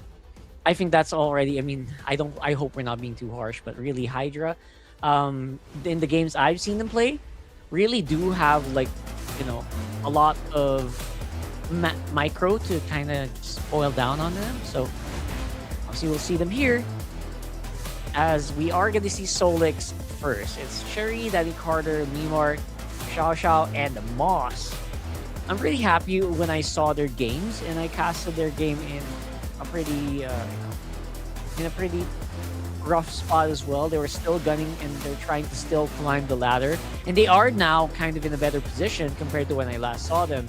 But that doesn't mean that Hydra is going to be a pushover in this one. Absolutely not. Again, the head coaches here, Elmzin and Zin, though. Wow, very similar names, just saying. But yeah, they seem confident. Some mind games are happening right here. Ooh, you can see the tension between both teams. Ooh. For Hydra, this is definitely where they want to try and get something, anything, right?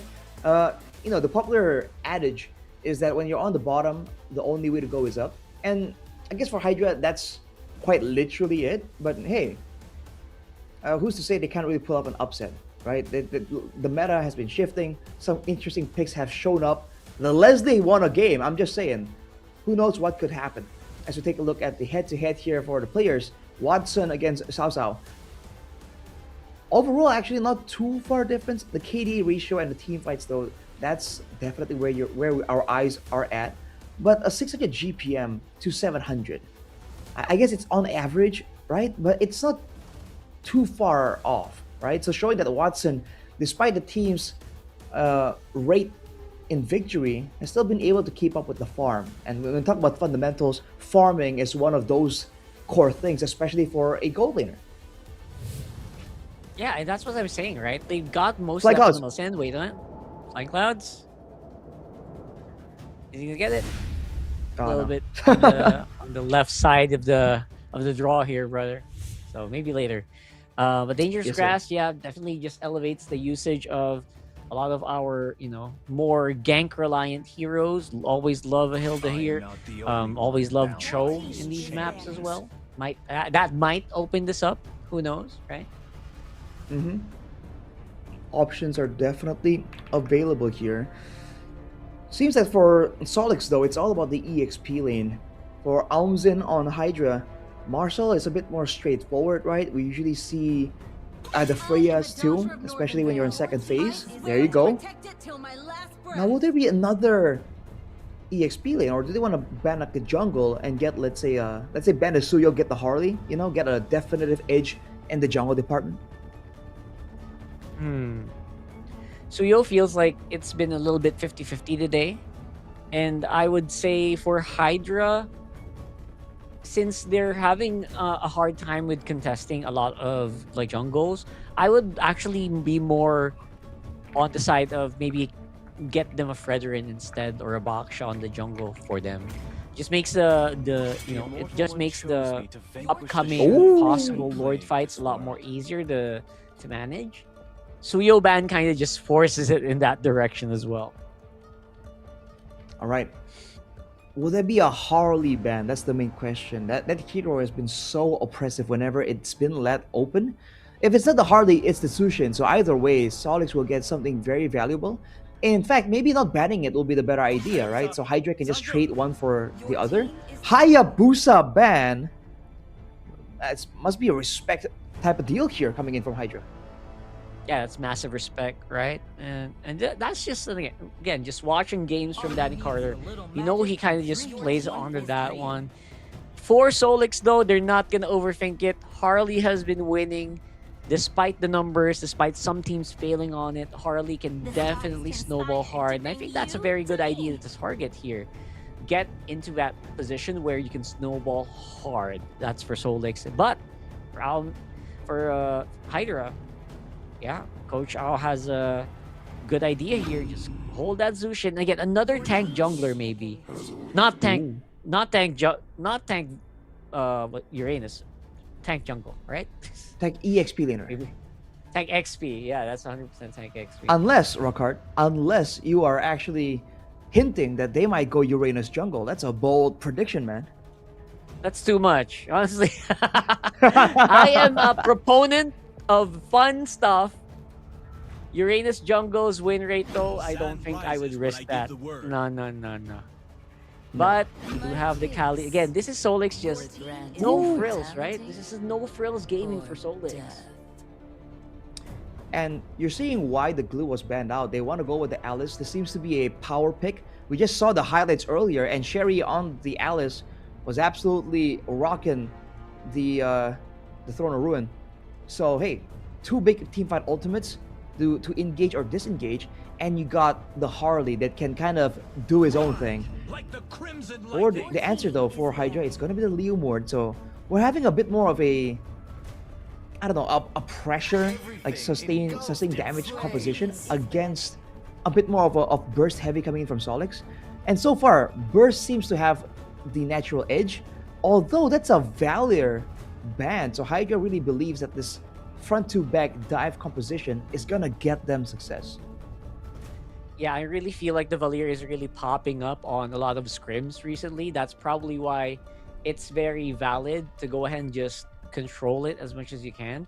We have seen him literally wipe the board, right, with a whole team. So I feel like, yeah, just control that mid lane, pick. Another mid lane ban would actually be nice. Maybe banning out heroes like the Eve or the Lilia, just so that this Leomord can kind of just go crazy as well. The Eve definitely comes to mind, and it does seem like the idea is to go, go for the mid laners here. Again, the Valor is already such a confusing pick to me personally, because usually with the Leomord, you can kind of just dash through that Valier, right? It's actually very vulnerable to heroes like the Leomord. Well, now, I guess it's either the Eve or... Oh, they actually go for the Setian instead. They're concerned about that passive, man. They might have some kind of gank angle in mind, and the passive will stop a lot of those. For sure. And stopping him is already step one. There you go, that Setian. I feel like, a lot of people kind of just underestimate Setian right now. I would like to, again, just see more Lilia at these points. It feels like the right move, especially since, Leomord likes to soak into the middle of a big pack. But my problem with, this lineup here for Solix is they're, again, just so magic damage heavy.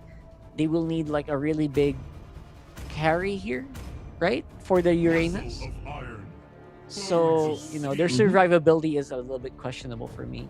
Although they do have an Alice in the Khalid. Well, yeah, they have to shred through 3 big fighters though.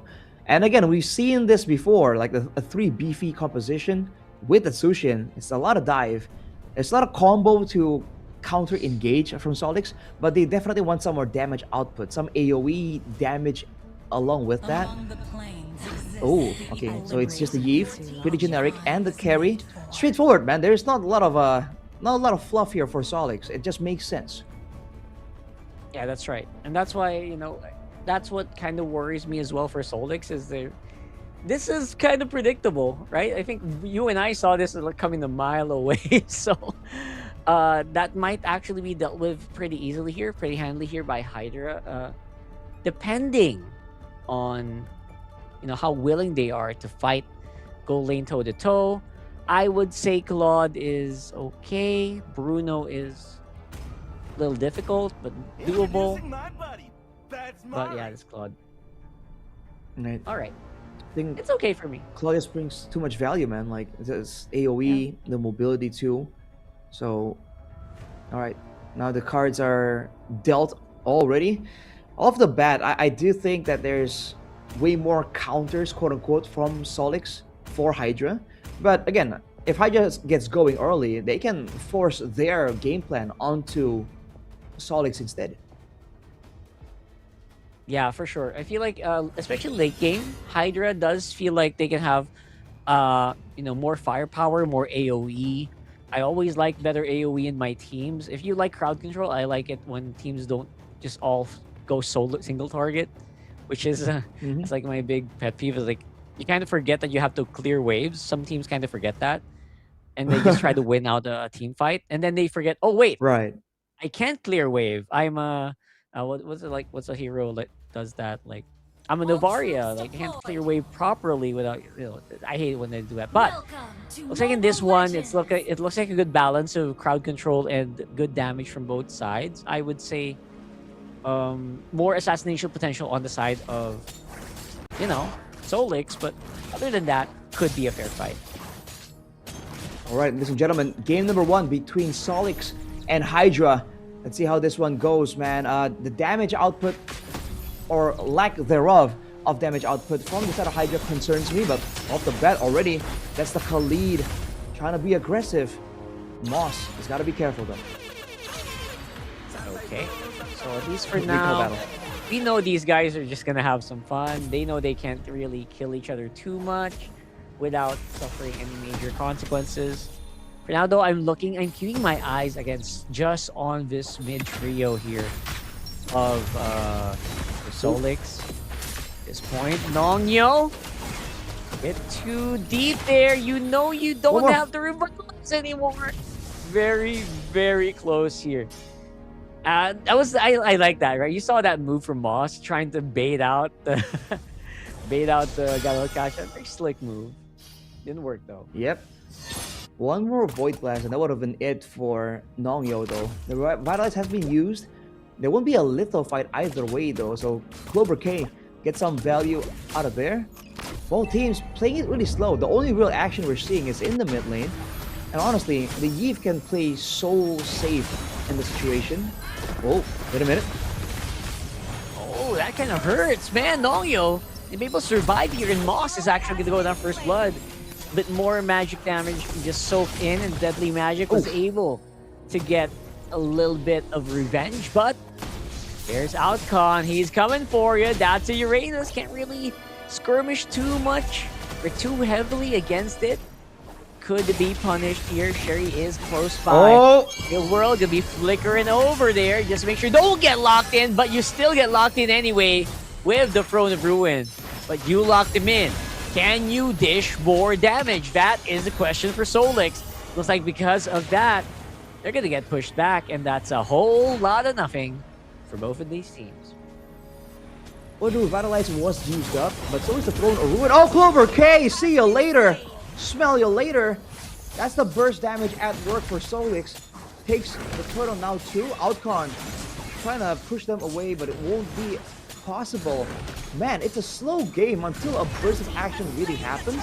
And unfortunately for Hydra, Solix has so much more speed and acceleration, if you want to use racing terms. That's true. It's funny because it's also very random, right? Feels like they skidded or hit a skid or something. I don't know. It was just not as accurate as I thought they would be.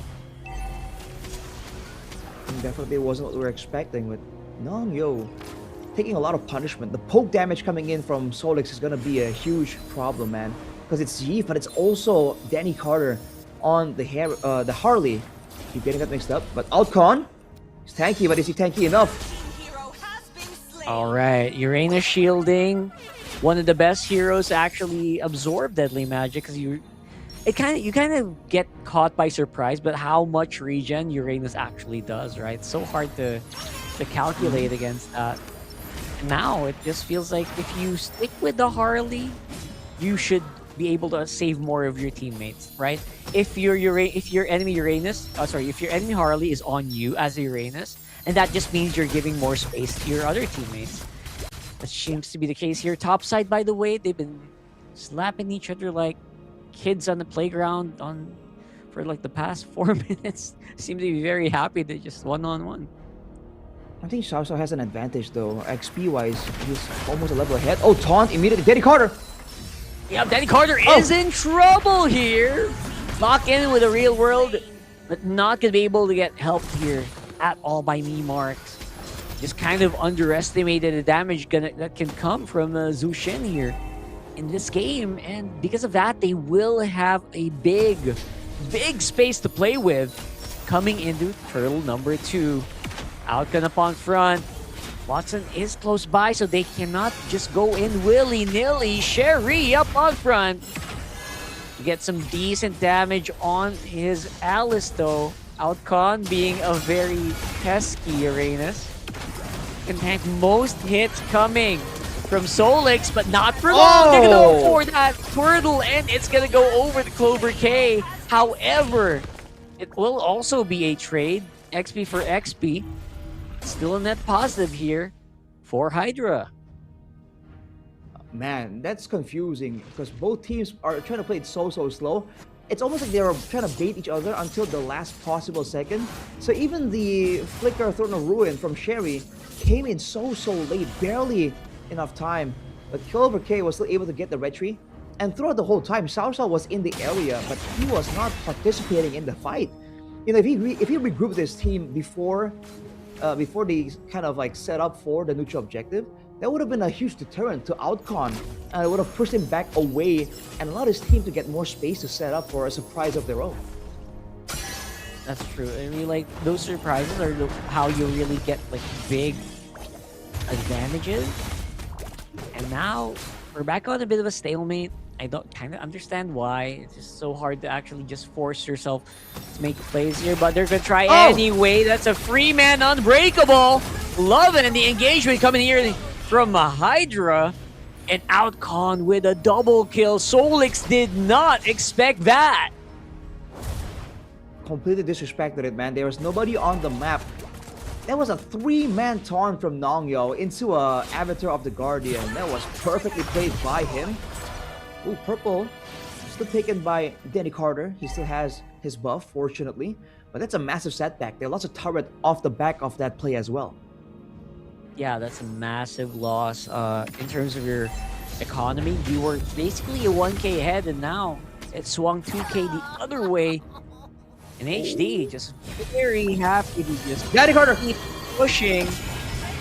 Bellamy gonna go down without a fight here, but the fight just arriving a little bit too late. Moss gonna be able to quicksand guard under the turret. Outcon could be in trouble as well while Cherie is fighting. Not gonna be a fair trade here for Hydra. They let go of a lot more in that team fight. And suddenly we are back on even Stevens on gold. Man, Moss with the baits, dude. He's been trying to go for like a quicksand guard bait all the way since the beginning of the game. Danny Carter, though, despite the setbacks, found that deadly magic pickup that he was looking for. He was desperately looking for. And that's the beginning of a turn of tides for Solix. They can't get any structures, though, unfortunately. Hydra guarding it very carefully, playing it safe, waiting for Outcon to open up the map. Yeah, they're trying to open up as much as they can, obviously. Outcon, very always attempting to go for these. And this time around, I think there should be anti-heal locked in because Outcon did not survive long in that one. Oh, the glowing wand against a carry, you know, with the real manipulation, like, you don't really survive that. The fact that Nongyo used the AOG, he almost funneled one more kill. This is why on the Uranus, I don't quite like just a flicker. I feel like something like a sprint, something like a vengeance would help you out a bit more, but Melby not taken out. Danny Carter, though. Whoa! Alright, Clover got a little bit outplayed there. Just a tad, just a smidge, trying to bait out. I like that Danny Carter actually stuck around in that general area, seeing if maybe his teammates can get a kill off of that. But overall, just surviving there is actually already massive for Solix. I mean, Sao was already like doing such a good job in staying alive on that carry. I can only imagine how strong that is going to be doing. Goodbye there, my friend. Watson, though, going to be able to at least lifesteal back. That could have been really bad if there weren't any minions there, but he got one jungle creep. He's alive. Too close for comfort, man. Showing again the burst damage potential. Danny Carter trying to pull a fast one. He's going to go for Watson again. Yeah, trying to go for it once more. Mid lane is getting sieged on while the bottom lane is already gone. Now they're going to go ahead and just even this out. Don't forget, there's also Lord coming up in the next 3 seconds of the game. Right. Which is, I'll be honest, Outcon cannot just go willy-nilly here, right? He cannot do this alone. I think he has to go with the rest of his team now. You know, if you don't want to risk getting bursted down, which Solix has proven that they can right here. AOG did try and get some kind of punish. They saw Danny Carter down there clearing. In fact, he's still pushing here. He knows there's no way for Hydra to rush the Lord because they lack the damage. Manipulation already used onto Watson. Oh! They're gonna go. Cherie is gonna get taken out. Again, Danny Carter is actually pretty far away from this fight, but you know what? Solix says, let's go ahead and fight anyway. Here comes Danny Carter on the side. He did get a turret on bottom, so that's more gold for Solix. They also was able to fight basically a 4v5 and still come out on top. So I would say, you know what? Solix is in a very good position right now. Man, that was so valuable for for Solix. A free structure and then a winning fight afterwards? Man, the fact that Cherry was surviving for so long shows you again that there's just not enough damage. Especially when Memarks pops the real world installation right onto Watson. There's nothing Watson could do, right? He just got zoned out, and without the claw damage, who is going to take out the Alice?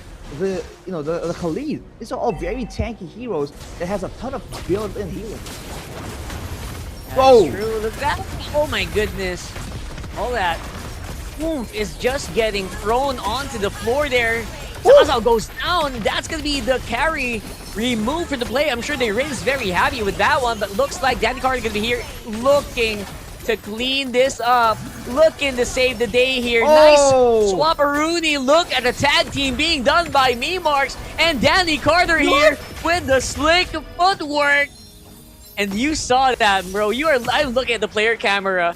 They are scratching their heads. They are wondering what is happening right now. They are getting outplayed by 2 remaining members of Solix.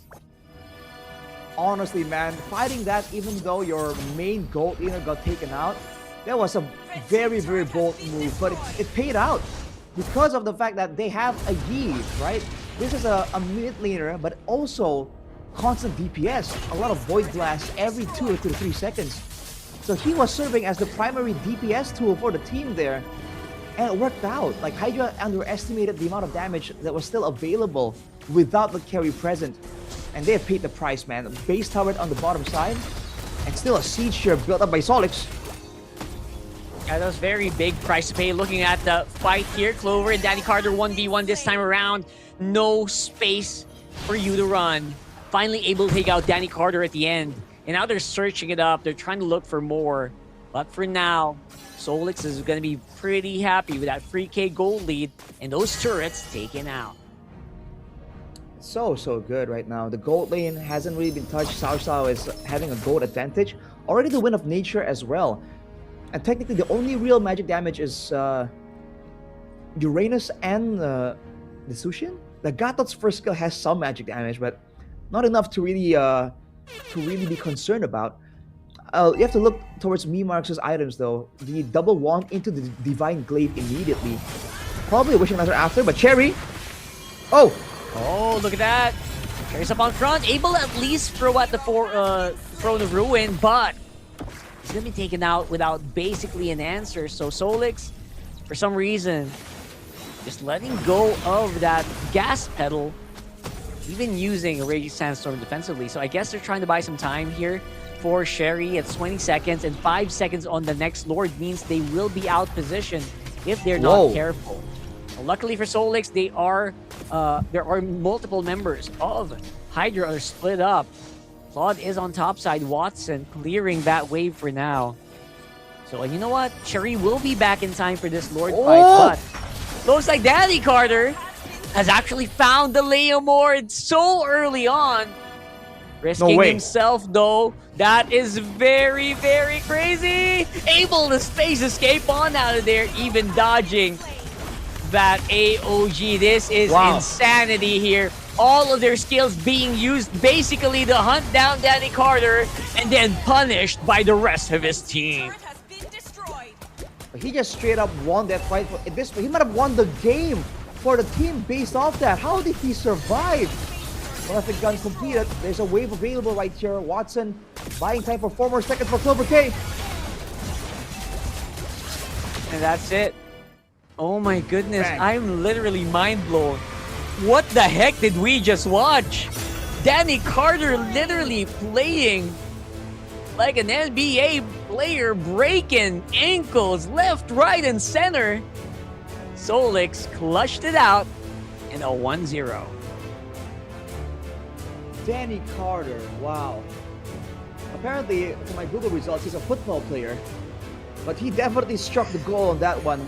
Man, what was that, dude? It was looking so close, looking quite difficult. But then he goes for the solo kill. This will already delay the Lord take. He dodges the flicker play. And then afterwards, at that point, Hydra was just too deep. So they fully committed and they paid the price, dude. No ultis available to zone out the carry, no survivability tools to really tank some damage. That's insane, dude. That's the most abrupt victory we've seen today, I think. That was insanity. Honestly, man, Danny Carter. My brain just melted on that one. That was so good. I mean, not just because of the moves, right? Not just because it looks so fancy or what. It actually baited out so many skills. The moment that Cao Cao and the rest of the team arrived, they did not have anything to fight back. Single-handedly done by one guy, Danny Carter. MVP performance I've ever seen one. And you can tell that the hero mastery is there because you're one man down, you're in a Lord Dan situation. You see the jungler on the bottom lane. For me, I would be like, okay, there's no way he doesn't have any escorts nearby, but Danny was like, nah, I'm him. Goes in for the 1v1, takes him out. Unreal. The MVP is going to be Memarks though. 2-1 and 12, 88% kill participation on the Eve. He was the backbone on like most of the catches, technically. Everything else is a bit telegraphed. The Raging Sandstorm, the Throne of Ruin as well. But that real world manipulation, that's a bit more instant. And that was a lot of times what was used by Solix to really get the fight rolling. And with the double one setup into the Divine Glaive, the fight on the top lane, keep in mind, was only won because Memarks was able to output some of that damage. And we might see that in the highlights here for game number 1. Initially, it was Hydra trying to push the pace, push the tempo. Then afterwards, slowly but surely, man, they found solo kill moments like this with the overwhelming single target damage. And afterwards, this was that sporadic fight where they took out Watson, but then the fight kept on going. The carry was just a huge problem and there was never any real solution. And here was that fight that started off on the court of Hydra, but then there was a big combo, wasn't working out. Then Memarks though comes back in and slowly but surely whittles them down from a distance. Yeah, that was just insane, right? I mean, if this game actually went on any longer, it could have been really still bad. This team fight, man, how did they even win that? That's just... There's so many things here in this game that really blew my mind. It was a pretty long game, but I think this is going to be the play. Again, so many ankles broken, man. So many ankles broken. Bro. They gotta check. You gotta get those feet checked.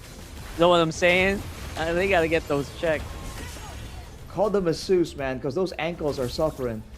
Dude, even the AOG to secure the kill, that's how triggered they were. They lost their jungle when they had a man advantage. Now, on the other hand, they should not have let their jungle show without backup there too. But true. Credit to Solix for spotting the opportunity in that tight moment, right? You blink and you miss it. Yeah, absolutely. Again, all of that just masterfully crafted to create a very confusing situation for Hydra. Despite, you know what, in this game, Hydra feels like they got a good grip, right? Their macro is pretty good, but they got outmaneuvered. Most of them really got outmaneuvered. Despite in this game, Hydra did everything by the book. You notice that they're doing everything by the book. The team fights, the juggles on the Lord, the way that they're managing the waves. It's very textbook, I gotta say. But you can't keep doing textbook all day, right? I mean, it's bound to fail eventually, and we saw that here. I don't think fail is the right word, right? Yeah, of course. I think it's more on like when it's so textbook, it's so neat, right? Then your opponents who are also pro level players will also eventually know what you're gonna do because you're textbook, right? You need the clutch factor. You need to give them feints, to give them different looks. And I think Solix, Danny Carter was that guy. He brought in that X factor because everyone else was pretty straightforward, right? Xiao Xiao is just outputting damage on the carry. Sherry, big ultimates, buy time, heal up in the midst of a big team fight. But Danny Carter, the guy, was just doing his own thing. And that's the value of having an assassin in the jungle position, right? That's why the Suyos, and I guess earlier in the league, the Joys, and all these high mobility heroes have so much value, man. You can be so unpredictable. And that again, I think this game also just highlighted one of the reasons why Harley's so good. It's also one of the most unpredictable heroes in this game. You think you know the cooldown of Space Escape, it actually just cooled down again. So it makes it such a difficult hero to actually deal with. And that's why you're right. You know, these scenarios where you're throwing out unpredictably on your opponent, you kind of see how they react. You see if they can kind of deal with it. And in this case, Hydra just really did not. So, take two, I guess. We still have a take two, but right now it feels like Hydra has a lot of studying up, to be honest, to do here. Yeah, they got to recover too, because again, they weren't losing that game too hard until that moment happened. And sometimes I wonder, right, because I'm not a pro player, but would you rather lose a tough game, right? Or would you rather get 4 members having their ankles broken into a full-on wipeout into an end the way that game ended? I have no idea. I gotta ask some of the players here in ID their opinions, but it can't feel good, that's for sure. You know how I know you're right? It doesn't feel good because I saw them earlier. I was watching their camera feeds, man. I was like, when they were fighting on top side, they were like, it was funny. It was really funny because how, right? That's literally mind blowing your opponent as the game is going, and that's just like that X factor that I want to see from Solix, right? That's the X factor that will really kind of give you a playoff spot eventually. But then again, we are not done. Don't forget, Solix is still at number 6. Now, that number 6 spot is very tricky because you have multiple teams that are currently tied with you. You have 3 teams at 3 points. You have Buriram, Solix, and Valley 5. And they're all separated by literally 1 game loss. So, it's not far that, they can still drop to 7 if they lose this. So, I think it's just Solix being very clutch. Solix knowing that this is very serious, guys. This is game time. We got to bring it. And they're absolutely playing out their minds because of that. Oh boy. Now I'm trying to look at if there's anything they could have done from the drafts, right? To maybe get a bit more of an advantage. It was looking fine, but I've already highlighted the lack of damage. Right? If the Leomord snowballs and can be the sole damage dealer to execute those kills, it would have looked a lot better. But in that game, man, like Moss and Sherry kept getting out with a sliver HP, and there was no one else to watch out for. If you were Sao Sao, if I was the carry, I don't care what's going on everywhere else. My eyes are on the Leomord, right? That's the real danger. The Sushin can lift me up, but at some point with three or four items, if you try and lift up the carry will destroy you instead. So I think there's definitely amends possible for their drafting phase. But aside from that, they should probably also reconsider how they wanted to play.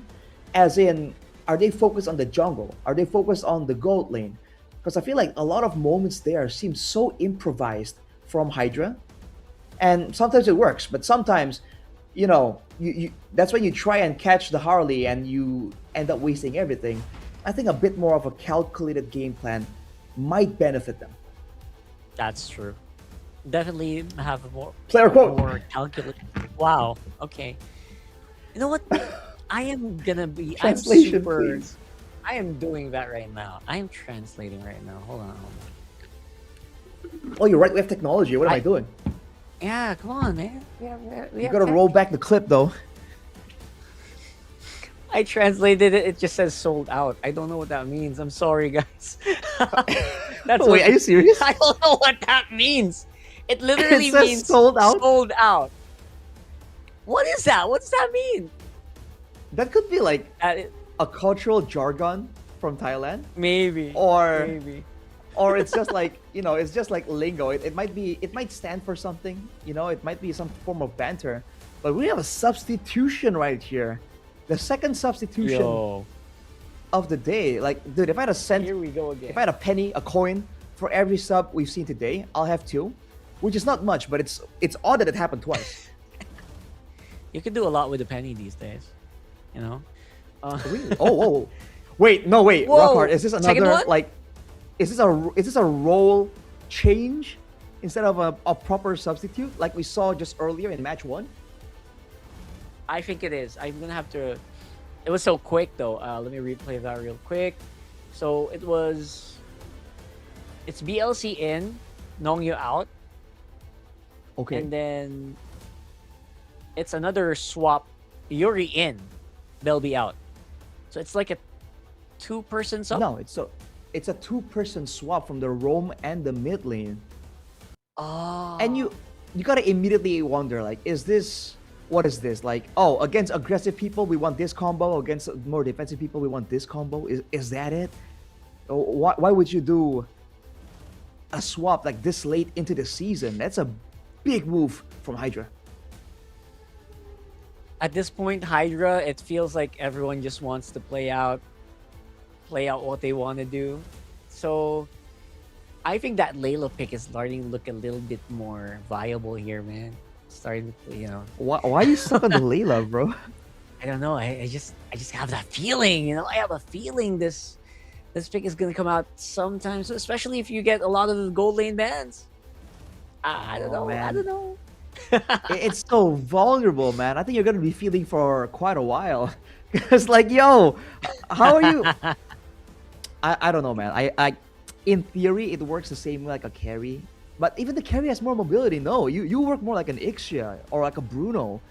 And yes, credit, that was a thing, right? Layla against Bruno. That was a very odd meta that we had, but I don't think it's viable, just purely off of the fact that there's so much danger heading your way. Maybe situationally, Rockhard. If all the stars align, then maybe. All right, I can get behind that. Just look for a really funky draft. Not funny, sorry. Funky draft here. And it could work. Now, if I was Hydra, what would be a good way to throw off my opponent? Show off something they've never seen before. I'm just saying, Hydra, it's right there.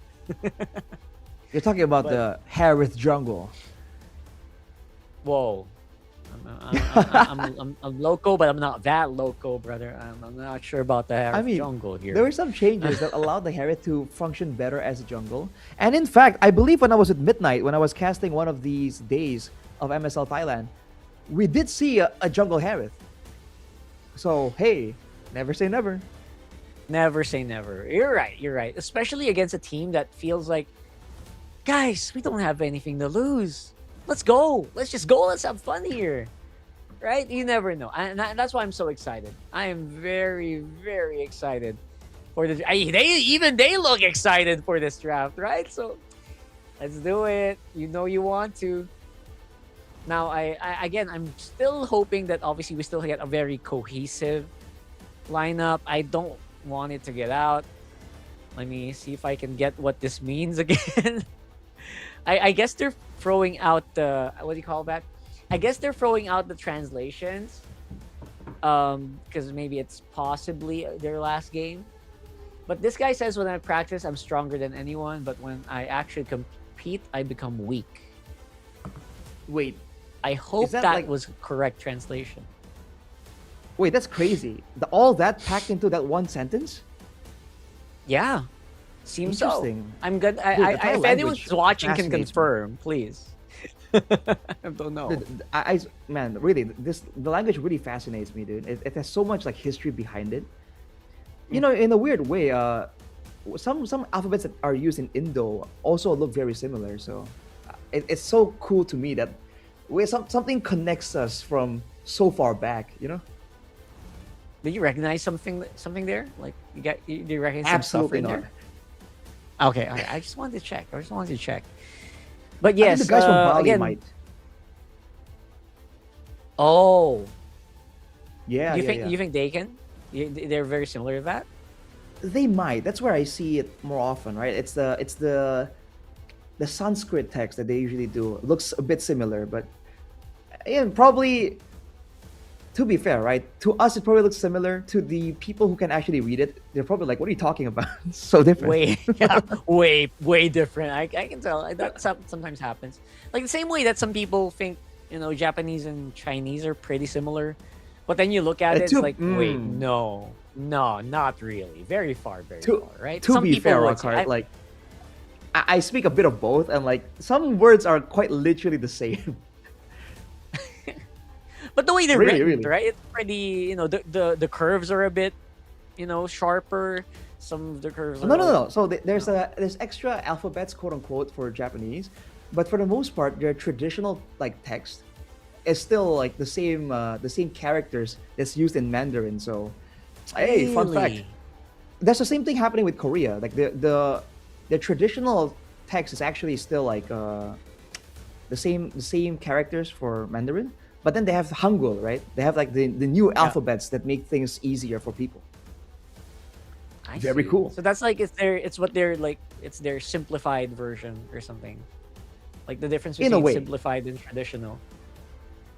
In a way, I simply get put, you. yes. Simply put, it's a whole Again, whole oversimplification another rabbit hole to for get someone into. who doesn't. I'm pretty sure that'll be fun to study if you guys have free time.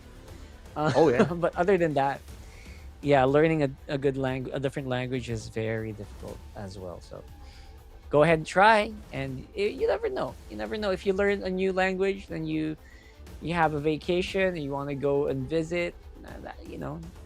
You find you might like it better. Sometimes that happens. Maybe.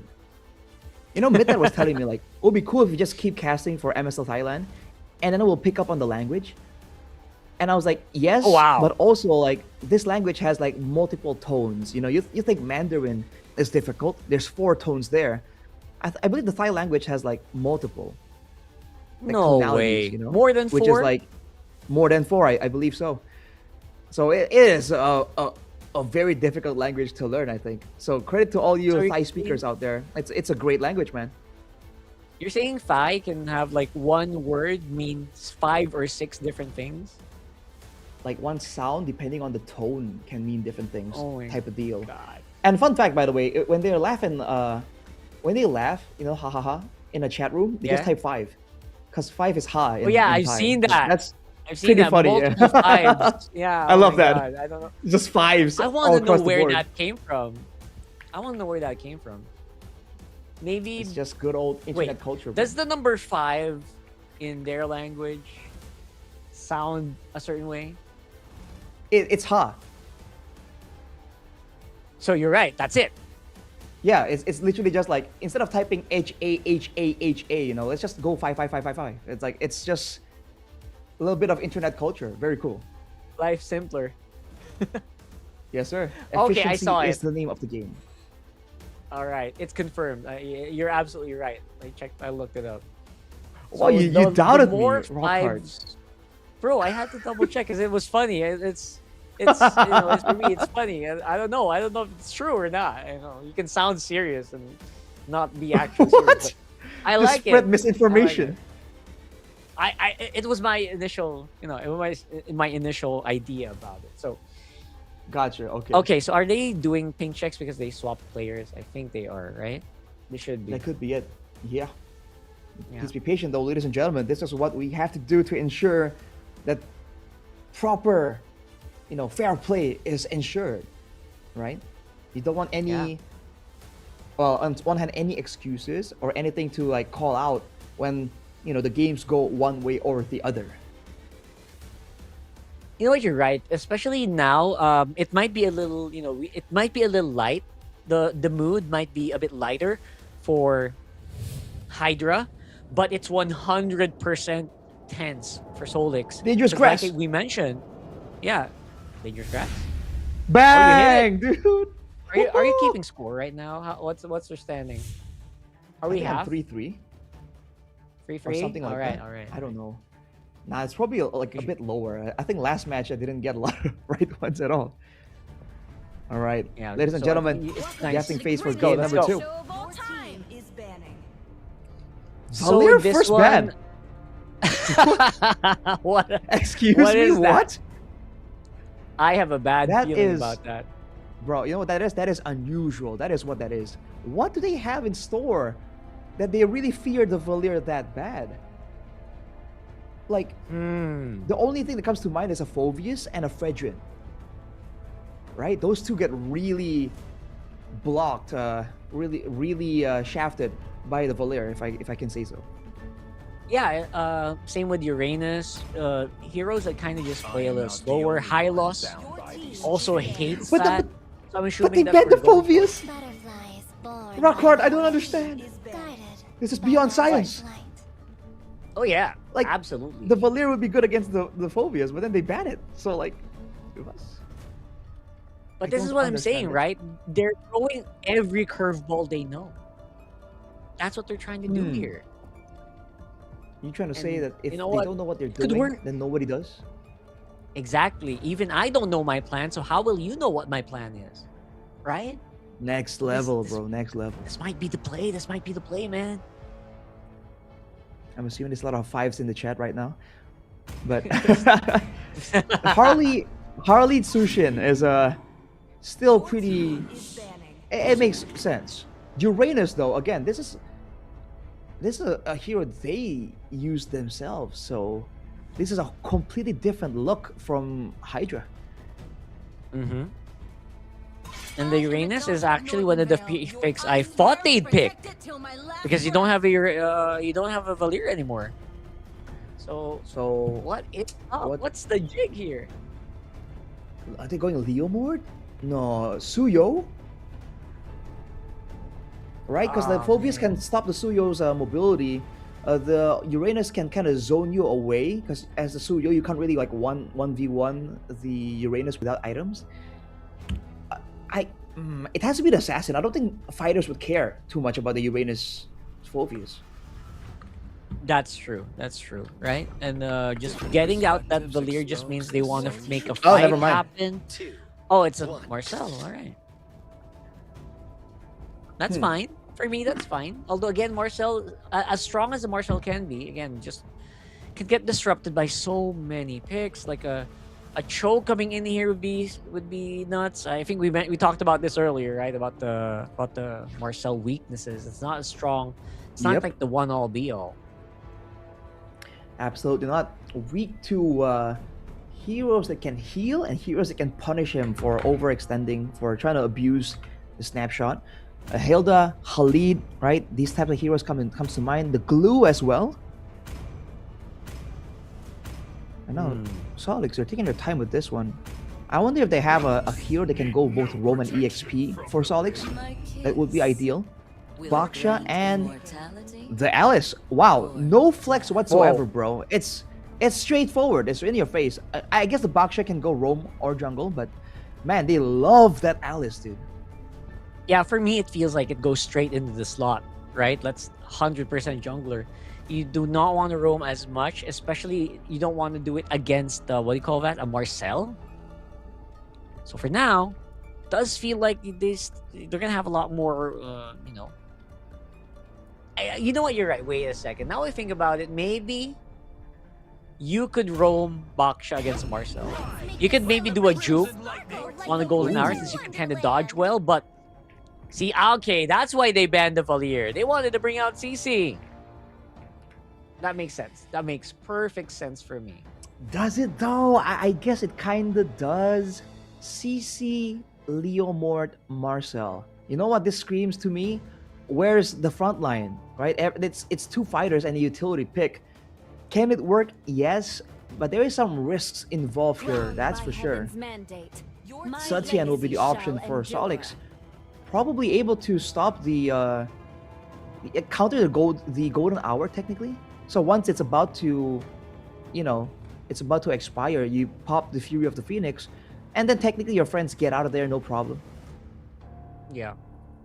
But maybe what they're thinking, if you're looking for the front line, what if we're all frontliners? Right? What if what if this is CC gold? Right? I'm just saying. Interesting. They're throwing everything but the kitchen sink here. Why not make a full-on melee lineup? Could work. I'm not saying man. it's a good idea. I'm not saying it's a good idea, but that looks like what they're doing.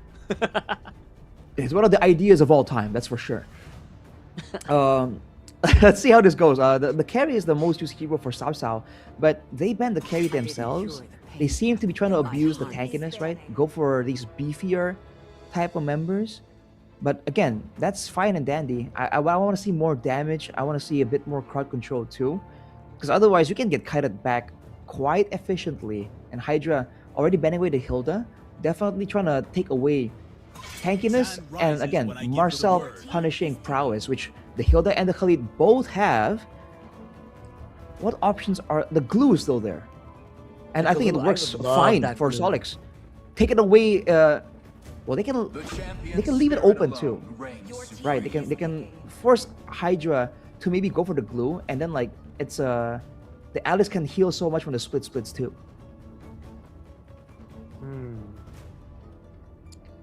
All right. Again, we've seen glues get punished earlier, right? When you split, there's a Vixana, maybe a Faramis. I'm just saying, Faramis with an all melee lineup makes a lot of sense. Especially if you really want to just death ball and you just want to dive nonstop. Yeah. I would like that for Hydra. I would like the Faramis here for some reason. And no, they're laughing. And coach says, you know what? Go for it. We've seen it work before. It's Oh boy. Gord Claude. Well, usually the combo we see is Gord Harley. Gord Claude though, it's a bit like the Harley Claude, but different. That gives them a tool to shred through the Baksha, but it's a very vulnerable pick, man. I'm kind of concerned. It is. It feels so vulnerable, and the Gord doesn't necessarily have the perfect synergy with Marcel. I mean, you freeze opponents in place, but I don't think the damage is gonna do, you might just not do the damage as good as you think it would. So let's see. Let's see. Ooh. Yeah, the Badang. Alright, so that solidifies a really strong roam. Love it. Loving it so far. And I would say, dude, looking at all the crowd control, I am very concerned, man. Hydra will have to play this really, really well. And we've seen it before. The Marcel can peel for your backline, but there's a delay in the golden hour, so you gotta be careful with the fast engages like the Baksha, like the Badang. Yeah, you're gonna get engaged in, I guess, no matter what. So make sure that you can kind of just play around it, and make sure that you can kind of just, go with the wind, go where the fight takes you, and don't force it too much. This Badang can really take you by surprise, though. So I really like it. I guess whoever this game is going to be determined by a lot of factors, two of which is the Badang setups and how well this Marcel is going to throw out those golden hours. Right. It feels so difficult to do this combo. I'm already kind of picturing the Hydra combo in my head. It's a lot harder than it seems. It's easy with the Claude, but more difficult with the Gord. We'll have to wait and see, man. Ladies and gentlemen, what could be the final game right here for match number 3 between Hydra and Solix. We have a surprise Gord pick right here with a Marcel. And in the lane, there's going to be the CC against the Alice. So Outcon is going to try and fight aggression with aggression. And for now, I guess that will be fine. Now, if you're talking about aggression, obviously, a lot more aggression on the side of Solix as well. Again, Moss is just waiting for that perfect fist break to lock in Yuri. And BLC doesn't really stand much of a chance against that if you get stunned for a long time. Marcel has high def, but also just a very low HP. So now though, Sherry, the Outcon, they're gonna face off against each other. But again, I'm waiting for those level 4s, man. I'm waiting for the impact of this Badang. Because I feel like very early on, we'll see a lot of action for that one. Speaking of action, Danny Carter on top side. Watson is going to be using a flicker. The shots are hitting. Shao is able to at least get so much damage, forcing the Claude back. But you know what? Watson says, no, I might miss He's out staying. on some of these gold, Tranks. He's staying. Wonder if that's a good idea. Fight on mid, though. They're playing it around. Force a flicker out of the Yuri, so that is going to be mobility removed from the Gord at the very least. So Solix off to a pretty good start. Now it's dangerous, man. Yuri can't really step up without really being threatened. Outcon's trying to zone. He gets caught in the corner, though. Yep, getting caught in the corner right now, and we are seeing Outcon super duper low HP. Danny Carter with the retribution and the kill over the BLC. And you know what? Hydra is not dispersing as cleanly as I thought they would. They lose 2 members in the process. They might lose the orange buff as well. Oh man, me marks. Oh, a bit too overzealous right there, getting taken out. The orange will be taken away, but that's a value kill for Hydra. I wonder what happened as we take a look at the instant replay there. It starts off with the almost a pick up onto Outcon. He gets out, but BLC could not stop Danny Carter. The golden hour usually is used to stop the retreat from the opposing jungler, but Hydra could not get in position to execute that plan. Bro, it already looked so good, man. Clover K was right there. He was dancing with that turtle. And here comes Danny Carter. He's taking it out from under his nose. Moss, of course, still has to respect this Gord. It'll be super surprising to get caught by it this early on, but for now, again, just goes to show this game is very far from over. Big damage for sure coming in for the Mystic Rush, but again, Yuri, someone needs to be on bodyguard duty, and unfortunately, I think it has to be BLC. So that begs the question, once Hydra feels they have a winning situation, they want to force a fight. What's the play there? Phantom Steed, Curtain Call? Or are they really just relying on the golden hour or the bouncing ball, the mystic projectile from Yuri to really get a stun going? Because that is so unreliable if you compare it to the shield unity, to the fury of the Phoenix, to the fist crack. You know, there's so many tools Solix has at their disposal. Yeah, those are all extremely hard crowd control. I don't know why I said extremely. They're just very extremely just means you're gonna be stuck in spot for 10 minutes. But that's very good crowd control, man.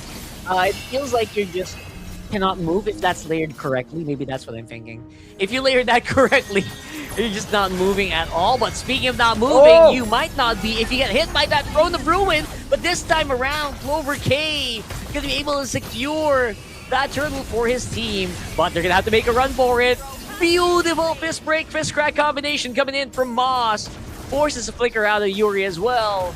And that feels like a wash now. A turtle for HD and a kill for Solix. Still pretty good, I guess. They got the neutral objective. The Leomord's retreat can't be understated. But like clockwork, man, they go back to the neutral objective. They take it out. They go and take the orange buff away from Clover K. Look at the level discrepancy, man. Finally, now Clover K catches up to Danny Carter. But there's about a 2-level EXP gap. Right, that's a pretty solid gap, man. But I would say Topside is still in trouble. This Gord is doing a lot of heavy lifting in the damage department here for HD. I thought they wouldn't have that much damage. It looks like they do, just because of that combo in Mystic Gush right now. Fist Crack is back. Fist Break, Fist Crack combo here, being done properly, even under the turret. Moss up on front, zoning very well for his teammates. Result to a very solid take here for Solix. Oh man, the Cao Cao, 2 kills there. I think he has the Sky Piercer completed at this point. Surely, right? They're just able to just go for those big fights again. Even when there's a small break in the fight, you never know when Solix are gonna re-engage because they have the tools, like, you know, like the Fist Crack, to actually just engage a little bit without really committing too much. Too much. Small invade though. Watson! You have to make a run for it. Almost got hit by that wheel. You do not want that to happen. Whoa! But for now, even with all that happening, Moss is just manhandling that Marcel brother. BLC going back to try and get, what, Thunderbolt stacks? That was a questionable move. Now Outcon. Oh, it's a gush. Another one out con. Don't forward! What the heck? That was way too much for a lot of nothing. If he got the kill on Cao Cao, it would have been worth it to take away the stacks from him. But he ended up giving up one more stack instead. Now this is a scary Granger, man. Yeah, this Granger all stacked up for 4-0. Let's go with obviously a very strong Malefic Roar. You can see those bullets really digging their toes in the Yuri. Watson Blazing Duet away from the team fight. So where's the damage gonna come from? No Blazing Duet, no Mystic Gush as well. Danny Carter just absorbing everything. Here comes Slower, trying to go for the cleanup against Moss, against Danny Carter. But even though it is only a 3v5, they don't really want to push the issue any further. Oh man, it's heartbreaking because that was the fight that they could have won, right? They had the man advantage. Sherry was on the bottom lane, but they have no crowd control. Solix just walks away. There's this, like, it's like you when you're in an event and there's like a toxic person. You just walk away, bro. There's no need to argue with him. Solix just becomes the bigger man and does not feed into the argument. And Hydra can't get anything from it. Oh my god. Oh dear lord. It's like, it's literally that, right? Like someone shouting at you and just literally just turn the other way and just walk out. Yeah, just I think walk that's exactly away, no what problem. happened here. Amazing performance here so far for Solix. They're not taking any unnecessary team fights. Hydra though, they seem to be very mad. VLC throws out the golden hour but will actually miss the mark. Now Watson up on front, Blazing Duet only damages them by a little. Danny Carter though, didn't get taken out by Outcon, but Cao Cao seems to be very happy to just chase these guys. Watson's low, no Blazing Duet, but could take out Cao. Almost does it, but not quite. All things considered though, the gold was really high. It went down just a little bit because of the trades. But Cao Cao was not taken out. That's something that Hydra would really want to have happen. Now look at Cherry here. Alone, by the way. Not concerned. What are you gonna do? Right? What are you gonna golden hour, like solo golden hour into a mystic, projectile me, and then I die? Like, it's just not feasible. And they're playing around the Lord right here. Not even playing for the macro game. Yeah, what macro, right? I think at this point, Hydra just wants to fight. And I think Sherry does too. He goes in for a free man into this fight. What the fury of the Phoenix, just following it up so neatly. High Watson with the Blaze Duet from the backside. He goes in a really bad BMI. Mystic Gush. Yuri tries to do some damage before he walks away. And oh man, Sherry making it out with literally 1 HP. Sherry with the invisible HP.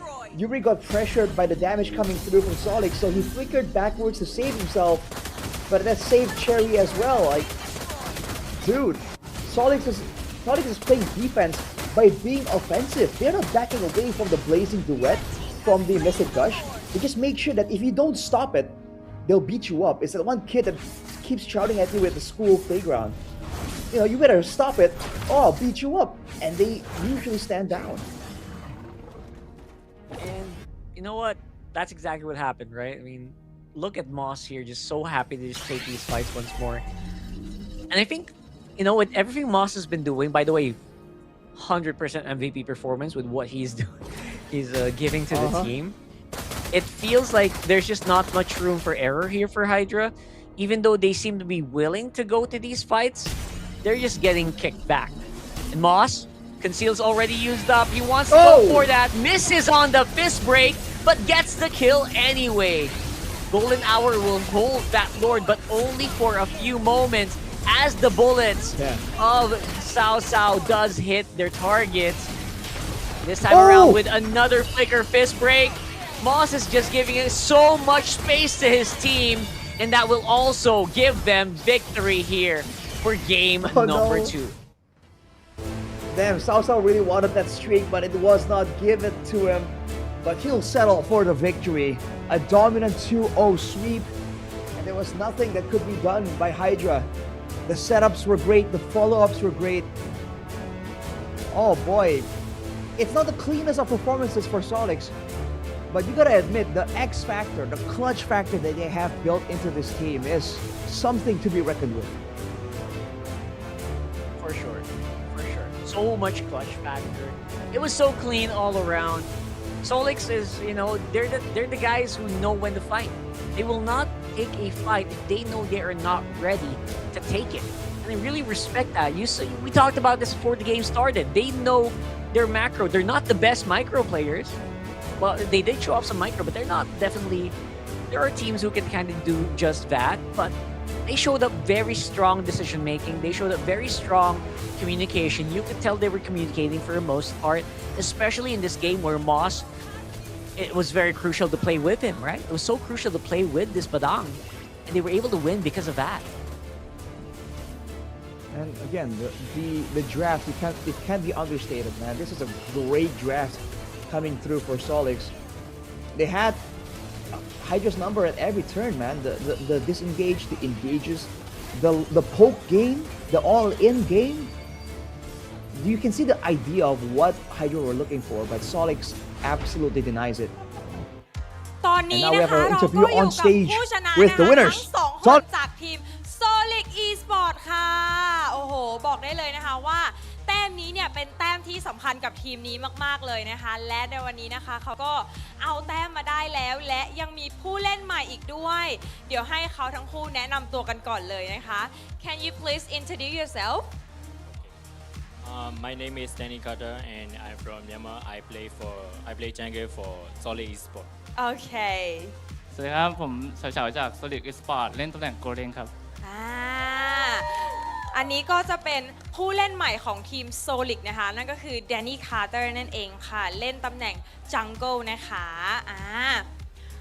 วันนี้เนี่ยคิดว่าอะไรที่ทำให้ทีมเราชนะแบบจังหวะไหนที่แบบเฮ้ยจังหวะนี้แหละเราชนะแน่ๆอะไรแบบนี้ ถ้าถามผมรู้สึกว่าความเชื่อใจของทีมเรามันโคตรสุดครับทำให้ชนะมาได้ครับ Which part that you think that bring you guys come to the make one more point?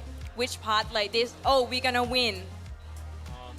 I think it's just normal that we play scrims and ran together and we just have the confidence to win every match and we try our best every day. So, ก็เป็นเขาก็คิดว่ามันเป็นความเชื่อใจกันของทีมแล้วก็เป็นความมั่นใจของตัวเขาเองด้วยที่แบบว่าจะพาทีมเนี่ยชนะไปได้ด้วยกันนะคะตั้งแต่ปรับทีมมาเนี่ยช่วง mid season นะคะทีมเนี่ยคือดูเล่นดีขึ้นมากๆเลยแบบฟอร์มแบบเฮ้ยอยู่ๆแบบก็กลับมาแบบเฮ้ยกลับมาได้ไงแบบทุกคนงงเกือบหลับแต่กลับมาได้คือตอนนี้เราพอใจกับฟอร์มการเล่นของทีมเราไหมคะพอใจมากๆเลยครับพอใจมากๆแล้วก็ซ้อมกันเยอะขึ้นไหมก็เหมือนที่พี่มาร์คบอกซ้อมวันละ14 ชั่วโมง 14 ชั่วโมงแล้วตอนนี้Since past the mid-season change, the team has been playing so much like better since you come in.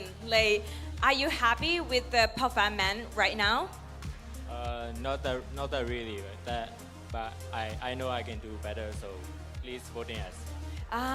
เขาบอกว่าตอนนี้เนี่ยเขารู้สึกว่ามันยังดีได้มากกว่านี้อีกทั้งตัวทีมแล้วก็ตัวเขาเองด้วยก็ซัพพอร์ตทีมนี้ไปเรื่อยๆนะคะอันนี้ได้สอนภาษาไทยให้เดนี่บ้างไหมคะก็มีบ้างครับสอนคำว่าอะไร Like did they teach you like Thai word No I will teach you one I will teach you one this one will be like you can say to another team จูนติดตบหมดCan you say จูนติดตบหมด จูนติดตบหมด Yes say it to camera จูนติดตบหมด จูนติดตบหมด Yeah โอ้โหนั่นก็คือจูนติดตบหมดนะคะจากเดนนี่คาร์เตอร์ค่ะโอเคค่ะก่อนจะปล่อยนักแข่งทั้งสองคนนะคะไปพักเดี๋ยวเราจะให้เขาพูดอะไรสักหน่อยนะคะกับแฟนคลับเนาะที่เชียร์ทั้งทางในฮอลตอนนี้นะคะแล้วก็ทางช่องทางออนไลน์ค่ะbefore you going like can you say something for your fan that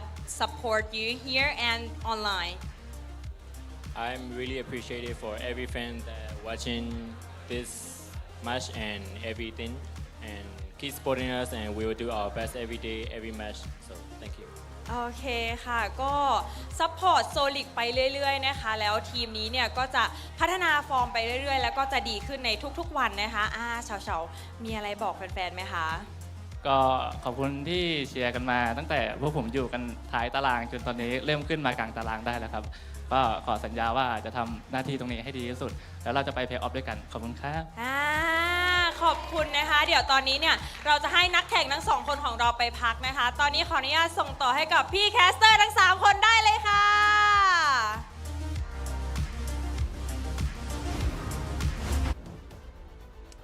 So, am I imagining things, or did we absorb some Thai language, or was that English? Man, That was a little. I did not that know was English, man. man was from Myanmar, bro. Shout out Mosat Ong, our token Myanmar caster in the MPL scene. Wow, okay, finally some English we can understand, rock hard. We're making progress. Amazing, and that's just the nature of MLBB now, right? We're all like working together. Most teams are gonna be, I think, in maybe like 5 years, most teams are gonna be like free nationalities at some point. But yeah, it just works well, right? You know, when you're balancing out and you're trying to make a team that works, and for this team specifically for Solix, works so well for them, right? So congratulations. Cannot wait to see their next games here. And after that performance, you know what? They're for free. I think that will push them onto number 5, and that just makes their playoffs chances even better. Interesting. Well, it's definitely a great day for them. That was a dominant performance. But again, you gotta hold your horses here. You gotta keep your head in the game. It's a great achievement, but playoffs is where they have their goals set. So you gotta keep trying to find things to improve on. As we take a look at the MVP, Sao Sao, 12-1-0. He was targeted and he was only taken out one time. By all means, there wasn't a lot of tools available to Hydra to do so, but still, that was an impressive amount of kiting of damage while moving backwards done by Sao Sao. Yeah, there was just so much that he had to deal with, and it's actually it's very challenging to do that lately, especially with so many mobile heroes that are popping up, even especially in that game, right? You had to deal with so many things flying at you at the same time. You had to deal with a CC. You had to deal with a Marcel who's trying to get in your face, or trying to deal with a Claw that was BMIing everywhere. So that was absolutely no slack. That was no joke of a game, and I really commend Solix for being able to play around it and maximizing that Badang, honestly. I think the thing that stands out from Solix as well is that there's no real like one carry. You might think that we're seeing Danny Carter's performance in game number 1, but bro, overall, like look at this, man. Can you really tell me that Moss is not making great plays? That Sao Sao isn't kiting back really well? I mean, dude, even Mimarks has been targeted on the Sitian, and he makes it absolutely costly for anyone to try and catch him in the back line there. And we've already glazed Cherry enough in game 1, I think. But this is a team where everyone plays a part, right? No one's here for free, right? Everyone actually has a very important part to play in the Land of Dawn, and they do so, right? They don't only say that they do so, but they actually deliver. Yeah, very, very true. Everyone is just, it was a beautiful cog, right? I mean, they're not godlike, right? They still lose HP, but they're actually shuffling and juggling the damage around very well. Like as you see here, Danny Carter's low. So now, whose turn is it? It's Moss's turn. After that, who's coming up front? It's Mimarks. They're doing such a phenomenal job and giving Sao almost a savage in this game. Almost, but not quite. Almost. Hey man, it would have been too easy. You can't give away savages like that. You gotta earn it. It's probably what what Julia was saying. But yeah, looking at some of the items here, obviously Sky Piercer into BOD, into Malefic, Roar, no questions there for Sao Sao. But for everyone else, right before the base invasion happened, Danny Carter and Moss both picked up the pauldrons, by the way. So if you're wondering why they seem so confident juggling that HP bar, they know that they're gonna get a huge boost in the middle of that fight. So they definitely have that in their calculations, because they walked out of there with a sliver of HP, showing again that they understand like the damage output potential and how much they can actually handle. Showing a lot of experience, honestly, especially in that team fighting department. Yeah, their team fights are just phenomenal, man. It's so fun to watch because it literally feels like they're tag teaming. You know what? It's like you're trying to throw your teammate through the ropes in wrestling, and then they're just diving under each other and just flying kicks going everywhere. It was fun to watch. That's what I'm saying. Especially when Moss sets something up. You know how well Danny Carter's gonna go in, then Sherry, you never know when he's gonna come in. And that just makes it so easy for players like Sao Sao to actually, get the work done. Get all the stacks, charge up your Sky Piercer, and just make a living hell out of your opponent's lives. So I feel like they did very, very well in crafting a team. Again, there's a reason why people don't play the Granger anymore. There's usually so many other stronger gold laners, but they made it work. Absolutely. And shout out to Moss as well, because aside from just tanking, if you noticed, he did the second most damage on the team, if I recall correctly there. Sherry wasn't part of a lot of the team fights. He was just clearing. Danny Carter actually also participating, but not so much. Moss, in the middle of that game, was dueling Watson, by the way, if you didn't notice. The Badang was dueling a Claude. That's where the bulk of the damage comes from, man. So shout out to Moss. Definitely made it very difficult for any kind of counterplay to happen. That Badang pick really came in clutch. Yeah, that's right. And I can't wait to see more Badang plays later on. So I feel like, honestly, I miss Badang. Badang used to be such a stable pick and roam. Kind of fell off a little bit in some regions. So yeah, I whenever I see Badang, I'm so happy. I just don't miss those fist break combos, please. But yeah, very happy to see the performance here and cannot wait to see what they do next. I think there's going to be a lot to look forward to, but hey, there's still one more match to look forward to. So now me, Arashi, and Rockhard will take a short break before the final match of the day. See you guys soon.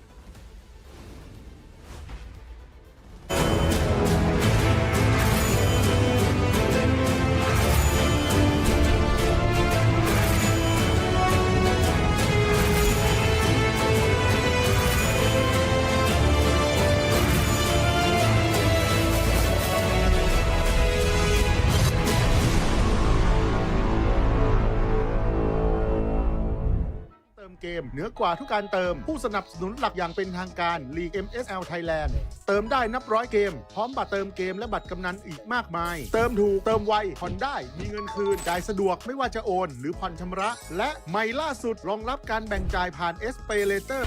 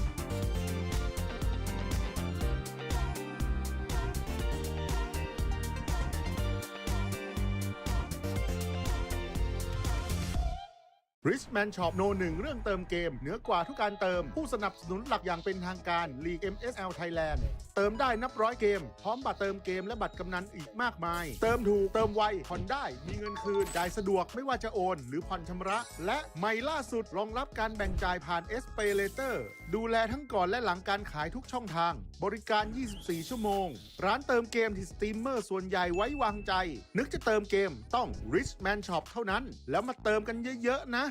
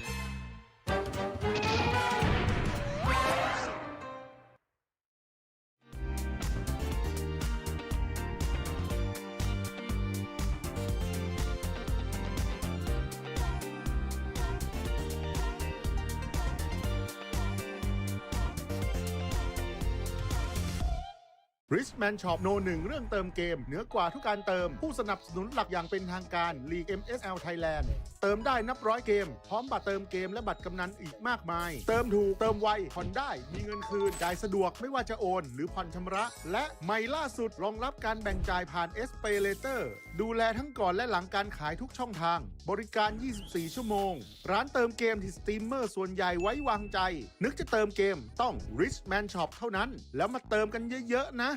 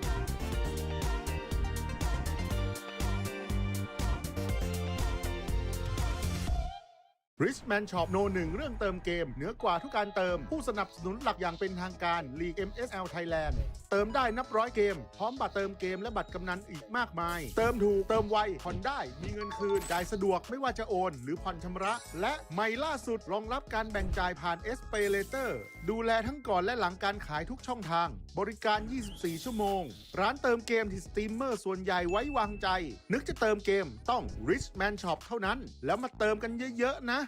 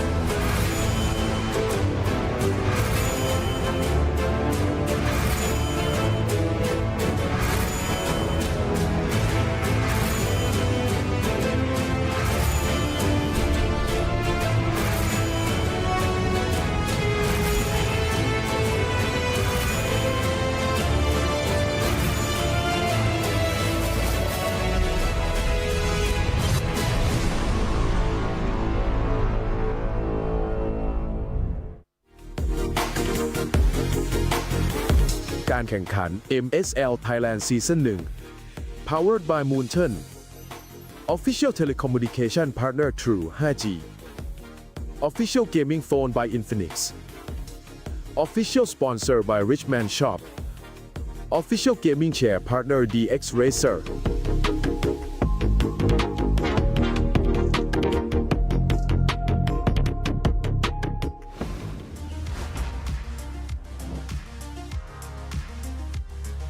มาถึงคู่สุดท้ายของวันนี้แล้วนะคะคู่ที่ 4 ของเราค่ะบอกได้เลยว่าคู่นี้ถือว่าเป็นคู่ไฮไลท์ของวันนี้เลยค่ะและขอเตือนไว้ก่อนเลยนะคะว่าณตอนนี้เนี่ยห้ามเอามือไปแตะ KOG เลยนะคะเพราะว่าฟอร์มของทีมนี้กำลังร้อนแรงสุดๆเลยค่ะ และวันนี้นะคะเขาเนี่ยจะต้องเจอกับนักรบสายฟ้านะคะที่ตอนนี้เนี่ยต้องการแต้มนี้มากๆและเป็นแต้มที่สำคัญที่จะต้องคว้ามาให้ได้เลยค่ะและคู่ที่ 4 ของเรานะคะก็คือนักรบสายฟ้าบุรีรัมย์ยูไนเต็ดอีสปอร์ตนะคะเจอกับอินซีดำไร้พ่ายอย่าง KOG King of Gamer Club ค่ะโอ้โหบรรยากาศในห้องส่งตอนนี้นะคะก็คือแฟนคลับแต่ละทีมคือเยอะมากๆเลยนะคะเดี๋ยวเราจะมารอดูกันนะคะว่าวันนี้พลังเบฟหรือว่าพลังอินซีไร้พ่ายนะคะทีมไหนจะคว้าชัยชนะมาได้ค่ะแต่ก่อนอื่นเลยไหนๆแฟนคลับก็มาเยอะกันขนาดนี้แล้วขอเช็คเสียงกันหน่อยดีกว่าขอเสียงแฟนคลับฝั่งบุรีรัมย์ยูไนเต็ดอีสปอร์ตหน่อยได้ไหมคะ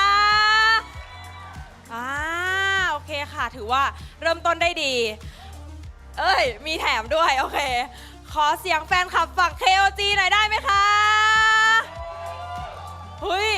อันนี้คนน้อยแต่100%นะวันนี้นักแข่งตอนนี้คือพร้อมมากๆแล้วค่ะแฟนคลับเองก็พร้อมมากๆแล้วนะคะสำหรับช่องทางออนไลน์นะคะเตรียมรอหน้าจอได้เลยค่ะตอนนี้เรากำลังจะเริ่มความสนุกในแมตช์ที่ 4 ของเราแล้วค่ะถ้าทุกคนพร้อมแล้วส่งต่อให้กับพี่แคสเตอร์ทั้ง 3 คนได้เลยค่ะ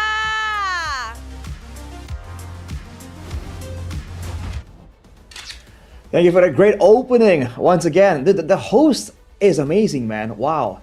Every single time, getting the crowd hyped up. And honestly, to be fair, this match needs no hyping up. It's Buriram United Esports against King of Gamers. This is the match that you've all been waiting for, that we've all been waiting for.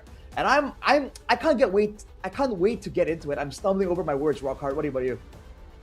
Yeah, I'm super excited because every time there's like a broadcast, everyone's just looking forward to what KOG is gonna do this time, right? So, yeah, everyone's just looking for King of Gamers, and now they're actually up against Buriram, who is again just fighting to stay for playoffs contention. So, aside from just two very hyped teams going at it, this is actually very crucial for Buriram. So, with a win here, KOG is probably going to secure upper bracket.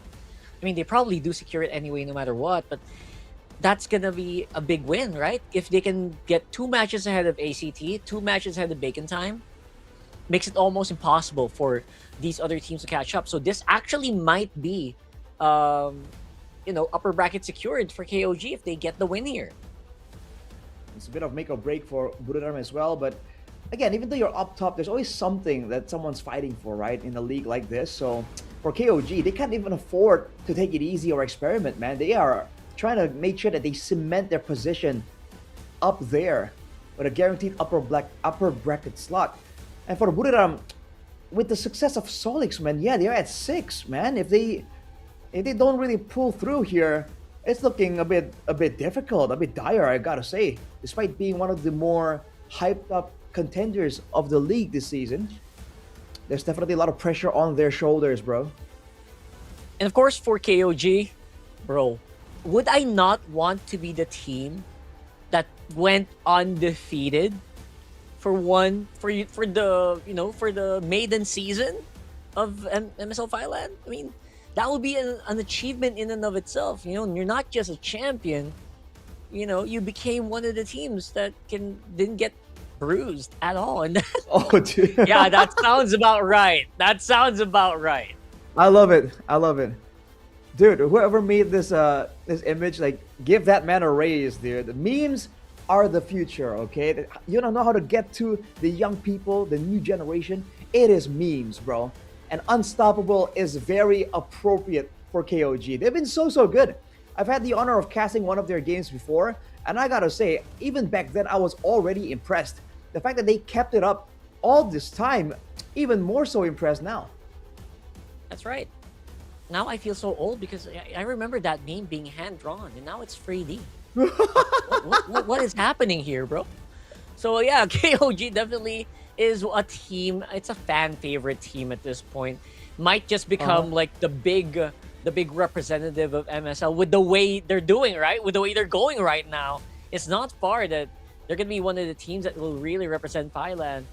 And it does feel like, they have been able to get the number of each and every single team that they fought.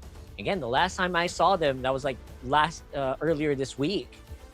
They literally TP'd in front of their opponents. I could almost literally count the amount of times they recalled in front of their opponents. It's probably more than 20 seconds. They're just recalling. That's just how dominant they are, bro. That's the kind of dominance you need if you want to make history, man. Like you mentioned, if they can go full undefeated, it will definitely be a feat that will be hard to match. But yeah, then that meme used to be hand-drawn, you're right. Maybe they're not reaching the new generation. They're reaching just us old folks who are somehow still in the esports scene, man. Maybe get a different guy, a younger guy, to come up with the memes. But you're on the right direction, man. And memes aside, dude, I think for Buriram, they gotta try and do something crazy here. Because if they're trying to match the aggression and like how tightly, how neatly KOG are playing, it's a tall order, man. But Buriram United Esports right here, walking to the stage, looking confident, trying to make sure that they seal the deal for their team right now. That's right. Very excited. It's full-packed arena, by the way. Everyone came out tonight to watch Buriram and KOG just face off against each other, and it's not a surprise, right? Buriram, despite obviously being still on number 6, they're still 6-2. They're still 3-2, right? So they still got more wins than a lot of the teams are 7-8-9 right now. And now we are going to see, of course, KOG, a huge mix of influences from all across Southeast Asia coming together to form a very, very strong team for Thailand. I mean, that's probably why it's so difficult to get a read on them, right? With so much influence, they can pick and choose whatever they require to really get the best of the entire situation. Now walking to the stage with the marshal right behind them, it's the coaches, man. Trequartista for Buriram and Justine for KOG. Yeah, try saying that in 5 times in a row. But yeah, I really love you know. I can't. I probably couldn't. It's difficult. I gotta admit. It's very difficult. Those are the IGNs you have. Those are the most creative IGNs. Don't just say put your IGN as Mark or Bob. ใครคือตัวจริง Big Match อีกหนึ่งคู่ที่แฟนๆ MSL Thailand ไม่ควรพลาด King of Gamer ทีมระดับหัวตารางที่ฟอร์มการเล่นสุดเนี๊ยบผู้เล่นแต่ละคนเต็มไปด้วยสกิลเพลย์และประสบการณ์พร้อมขึ้นมาเป็นหนึ่งในทีมเต็งแชมป์อย่างสมศักดิ์ศรีต้องมาเจอกับบุรีรัมย์ยูไนเต็ดอีสปอร์ตอีกหนึ่งทีมเต็งแชมป์ของรายการด้วยไลน์อัพผู้เล่นระดับท็อปของลีกที่เต็มไปด้วยความนิ่งและมาตรฐานการเล่นที่ไร้ข้อกังขานี่คือการเจอกันของ2ทีมที่มีมาตรฐานของคำว่าแชมป์เป็นเดิมพันแมตช์นี้จะมีเพียงทีมเดียวเท่านั้นที่สมบูรณ์แบบพอจะเป็นผู้ชนะ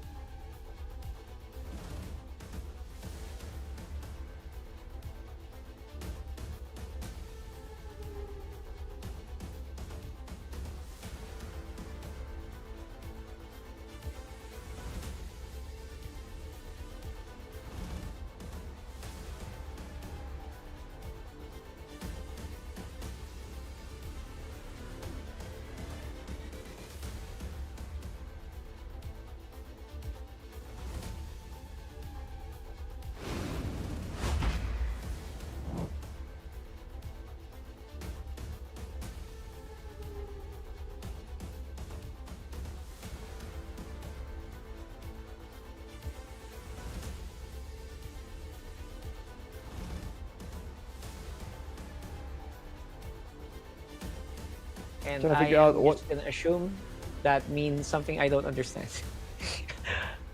Well, yes. Yeah. That's true. I wonder what that means. Well, let me check. Trying to get my translator check. out, and it's a struggle in its own right. Oh I man. hope this is not right because it says whoever loses, that person is old. That doesn't sound right. No way. I, You serious? I kid you not. I kid you not. That's what my All right. translation Fly clouds. said. Ah, close. Almost. All right. Almost. Well, whoever loses is old. Shots fired at the casting desk as well, by the way. That's something I've heard multiple times as I'm inching closer and closer to the big 3-0.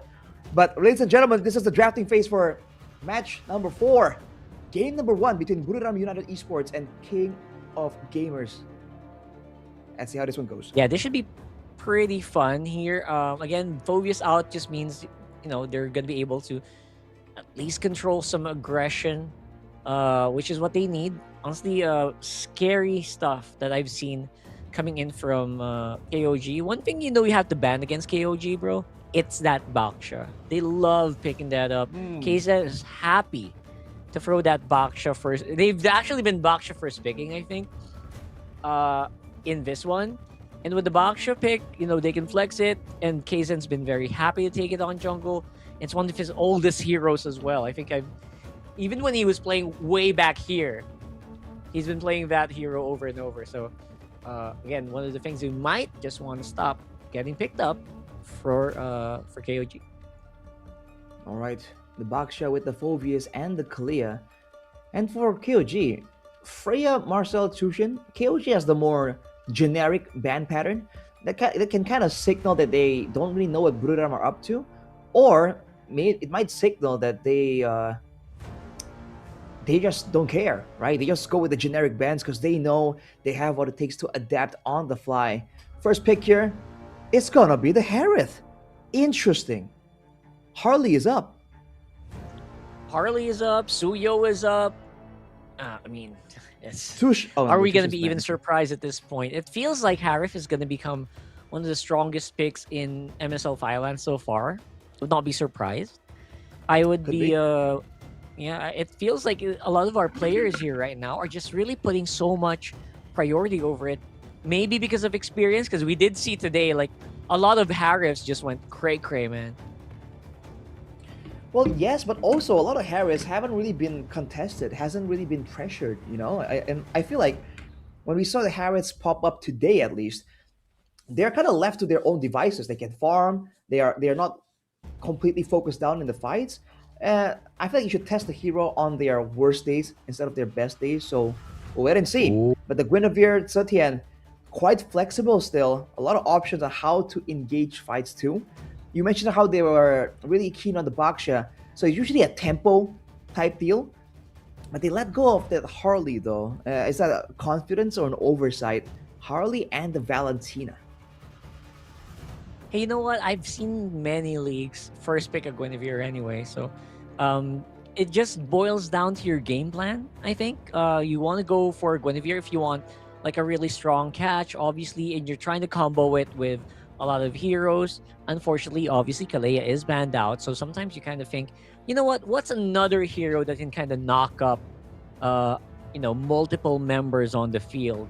That's usually what I look for if I'm partnering it with a Guinevere. And sometimes I used to say it was Kufra, but obviously no one picks Kufra anymore. So, but this time it will be a Khalid. So at least they're gonna be able to chain that CC together. And if you're talking about CC, bro, you said you love CC. That's free heroes there that are crazy on crowd control. Yeah, and if we are assuming that KOG are going to play high tempo, that's a lot of tools they can use. They can cycle even, right? They can use it all together to lock someone down indefinitely. Or they can use one, let Buriram, make some moves first, and then when they least expect it, pop the second wave of crowd controls and catch them off guard. Coincidentally, right here, if you take a look at the stats, most used heroes for both teams are in their hands. It's going to be a real duel between Lois and Kaizen. Although with 100% win rate, that's a daunting task for Lois. Yeah, that's true. And only 6-7% win rate for Lois. It's not as easy, but you know what? It's still higher than some teams in MSL. So that's something they've got going for them, right? Right. Harley has been a bit of a game changer today as well. So maybe they were watching and said, you know what? I can do that better. Maybe Lois is going like that. Who knows, right?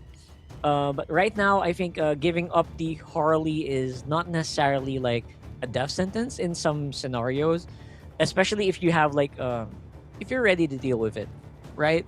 In some scenarios, even I would say, even a Freya is okay to be left open.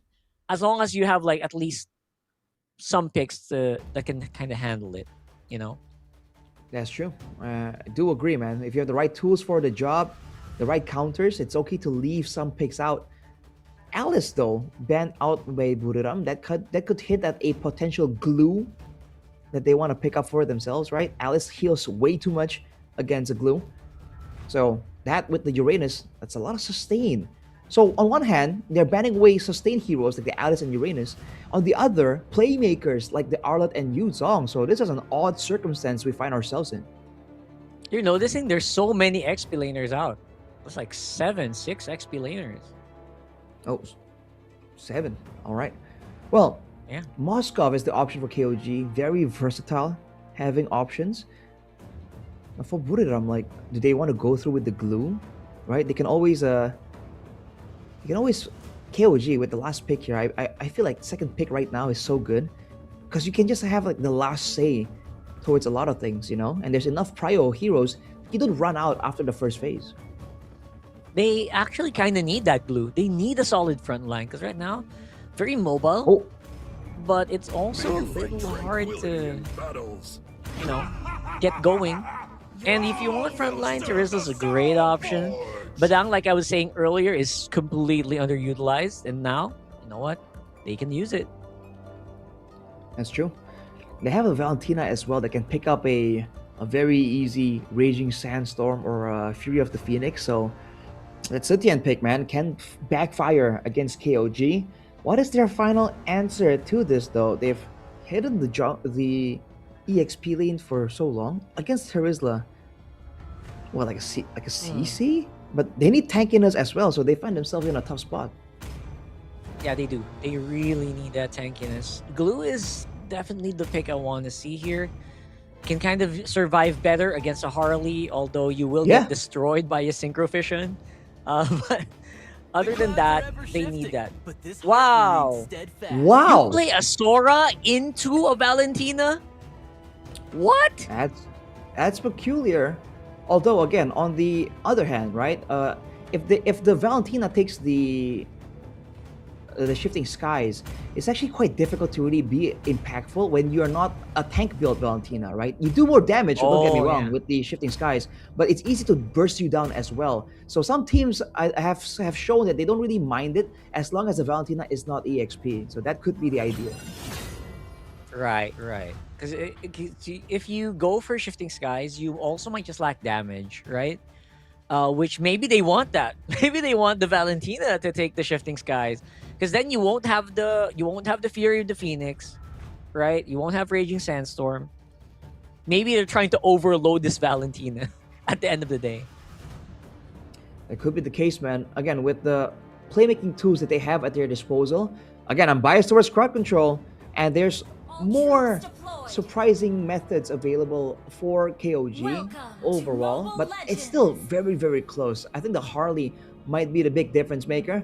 But ladies and gentlemen, here we go, man. Game number 1 in this long-awaited face-off between Buriram United and King of Gamers. Yep, just want to remind you guys, it is very near playoffs. You only have like one more week of regular season after this. And, you know, the scores are starting to lock in. We're starting to see stuff locked in at the bottom of the barrel. And you're also seeing stuff locked in on the top side where KOG is standing. They're currently king of the hill. And we're going to have to wait and see, right? We're going to have to wait and see if they can keep that up. Because it's one thing to be on top. It's another thing to stay there. Of course, all eyes on them. Looking at the talent prediction brought to you by Infinix. 2-1 for me, 2-0 for you, Rockhart. You really do believe in the KOG, and so far, they've already stolen some camps away from Buriram, so great moves in the early game here. Sneaky retry by Lois to secure the gold buff, though. Ooh, there's a Buriram believer right there. Wow, okay. All right, I like it. I like it. You know, it kind of just goes to show maybe he knows something we don't, right? Maybe he's seen some clips that are hidden deep in some archive that, you know. Well, we don't. Here's the question though, Rockhart. Is it Bird 5-star or Bird Hostar? Oh, that's a good question. I would say the latter. I would say the latter. That sounds more, you know, more unique, You don't want a decorative 5 or a ha. So, yeah. Wow, we're literally learning this like one alphabet at a time, aren't we? So, that'll be fun. Moves from Lois All right. 33rd. Whoa! Oh, that is big! Kaizen with the turtle stake, but of course it will be punished pretty accurately here by the rest of Buriram. Agi gonna be able to at least get on out of there. Ooh. Nice block on the SOD. That could have been very, very bad. Payen gonna be relegated to just double lane for now. But you know what? Buriram putting up a pretty decent fight around that Lord or Turtle. Oh, was now trying to go for some kind of steal there potentially. All things considered, it's not ideal for KOG, but the Violet Requiem, that's why it's so good. The immunity when you're channeling it allows for Kaizen to get a guaranteed retry. So Lois can't really rely on MZ or the others, but oh, spatial migration. Again, you're just getting punished over and over again for the lack of Purify. As much as you want the flicker on the Badang, right? There's just no other way around it. You need to flicker fist break sometimes. You will get punished, right? The heavy punish if you get hit by the spatial migration. And this is where Buriram has to be smart with their crowd control utilization. Because even later on, if they don't save up some kind of stun, some kind of knockup for Nile on the Khalid, he's going to regen so much HP. The usual counter is just to crowd control him when he's in the middle of channeling that skill. And look at this, the respect from Zed standing so far back, knowing that he does not see anyone on the map. He is not risking it. That's true. He's not risking it, but you're also right. But at the same time, what do you use, right? I think your only cancel for crowd control in the Violet Requiem is penalty zone or fist break. Or sorry, fist crack. Right? So, or maybe the Terrify from Agi, but at the same time, it's... I don't know, man. Feels a little difficult. They don't really have like a straight up answer unless they commit a very high impact ultimate. Well, right now, speaking of high impact ultimates, Agi does have the Shifting Skies. Earlier on, I think it's still quite realistic for Agi to make a big play with the Shifting Skies. He can go Lightning Form as well and just burst someone down. Right now, KOG are the ones pressuring though. Yep, very, very good pressure coming in here from KOG. They catch the Deadly Magic, so Zed might be relatively safe here. Penalty zone from the back. Tries to go for Kaizen, but Pretty Fur is actually outputting so much more damage, and Kaizen takes care of Naracrom. And looks like that's going to be it. That's going to be a turtle going over here to KOG just like that. Naracrom just not going to be built for the assassination, right? He was able to set up okay, but the Terizla setup alone with the penalty zone is not enough. He needs that follow-up damage. Yeah, it's really well played by KOG there. Just knowing what they really want, knowing the tells on whether they want to go for a 50-50 or a team fight first, and they punish Buriram immediately for hesitating. And that's the thing, it's harder to predict the engages of KOG for sure, man. For Buriram, it has to be MZ with the flicker. Otherwise, it's still very much telegraphed. So that's the thing about everything here, right? It's pretty easy to telegraph, like when they're going. Especially if you see against Buriram, like, alright, here's the Terizla. You know that thing he's gonna do, right? But here, it's a bit more faster. Nile, though, might be in trouble. He just absorbs everything. Quicksand Guard won't be able to save you. Agi could possibly go for another kill, but will only be able to force Zed back. Of course, there is a utilization of that mid lane by Kaizen, who did get enough pressure. Still KOG with the lead, but it's, I think I would say, still sticking around the 2,000 mark. Well, it's only 2k, but it's 2 levels for Kaizen. He stole the purple buff while that fight was going on. So props to him for the efficiency, man. He just moves quick, makes those calls instantly. But for Buriram, they're showing that they understand what to be doing in these fights. They cycle the card control tools to ensure that Nile can't really channel the Quicksand Guard, right? You see him trying to wait out the card control. Unfortunately, spatial migration! Yeah, speaking of crowd control, what a quick pickup on the Agi. Now, Whoa! MZ close by, miss on the SOD, almost but barely. It's Loy's on the side as well. I don't think he has that. Oh my goodness, Nile with a kill. And again, as I was saying, no deadly magic on Loy's just means everyone just has to run. They don't have enough magic, they don't have enough damage to actually deal with the attack here coming in from KOG, who are actually non-stop going at it on the top side, just not letting Bruriram breathe at all. Dude, they just know how to play against this comp so well, man. They're getting all these maneuvers by getting rotational prio, and then they go for dives, but Nile walks into a trap here. Kaizen is there though. There's so many ways for KOG to counter engage, which is forcing Buriram to respect it. Almost a bit too much. Fist crack though. Ooh, that's problematic. It's knock up. Like we mentioned, oh my god, another SOD missing. Bias. Lock in, bro. That's a lot of SODs that have actually consistently been missing here. But despite that, right, KOG just very happy to just keep pushing, keep invading, and just removing all of these resources away from Bruriram. Dude, Kaizen just walking up. Concentrated energy rush into a radiant armor. A good amount of balance of survivability and damage. Agi, gotta be careful walking up. Look at how KOG cuts off the structures away from Buriram and just amputates it small, like little bit by little bit.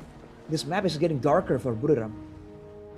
Yeah, it is. Like, literally zero. Look at that jungle. It's so clean on the side of Buriram. What do you get?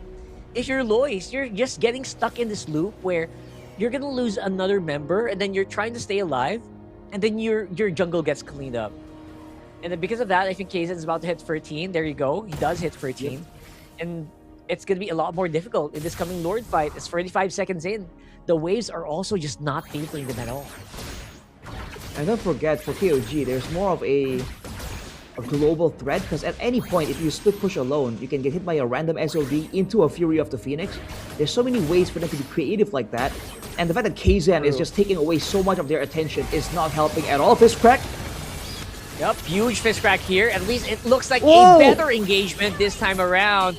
And look at Zed, gonna be able to get that kill over Izzy. Removed from play. That's a majority of the damage getting removed here by KOG, and they're just very chill about it. They're not overreacting. They're not overstepping. Even Nile gonna be surviving against two members here. Oh, not really. Not really. Nice save from Zed, but it's still Lois with very, very good pressure here. But looks like it was only sleight of hand. Look at them working on that Lori while all of that is happening. And the bottom side turret too. That's just crazy, man. There's still more being taken away by KOG. They won that fight without their gold lane, first of all. And then afterwards, it's just like there's no safe zone for Buriram, so KOG are just pushing their luck. You know, overstepping the boundaries, overstepping their lines. But it doesn't matter, because Buriram can't do anything about it. And it's kind of painful to watch when you see that happen, right? Because it feels like KOG are also, they're not playing as perfect as I thought they would. They're actually committing mistakes, no? They're also making like these positional weird decisions, but they can still get away with it. Like, what's happening, man? Like, man. Wow. It's so unfair. They really should be getting It's really punished, unfair. That's the word for it. Outclassing Buriram.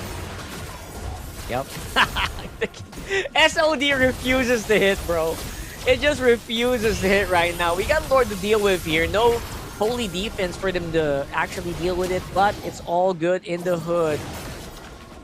Looks like I'm gonna be able to at least survive full 5-man inside their base, but this might be a signal. Tower is very close to dying. KOG gonna be able to find Narakorn, and that's gonna be him. Probably bursted down as well. Lois on the side, Deadly Magic thrown out on the Zed. Zed gonna be able to at least stay alive, and somehow that turret stays alive. Only barely. There goes that fist crack. Beautifully layered there with the crowd control coming in from the Fury of the Phoenix from Agi. But again, as perfect as all of that, you know, they used. There you go. All the skills properly used, they still don't get the kill. It's over, Rockhart. The SOD finally lands in the base for KOG. It's done. It's done, man. Not ideal.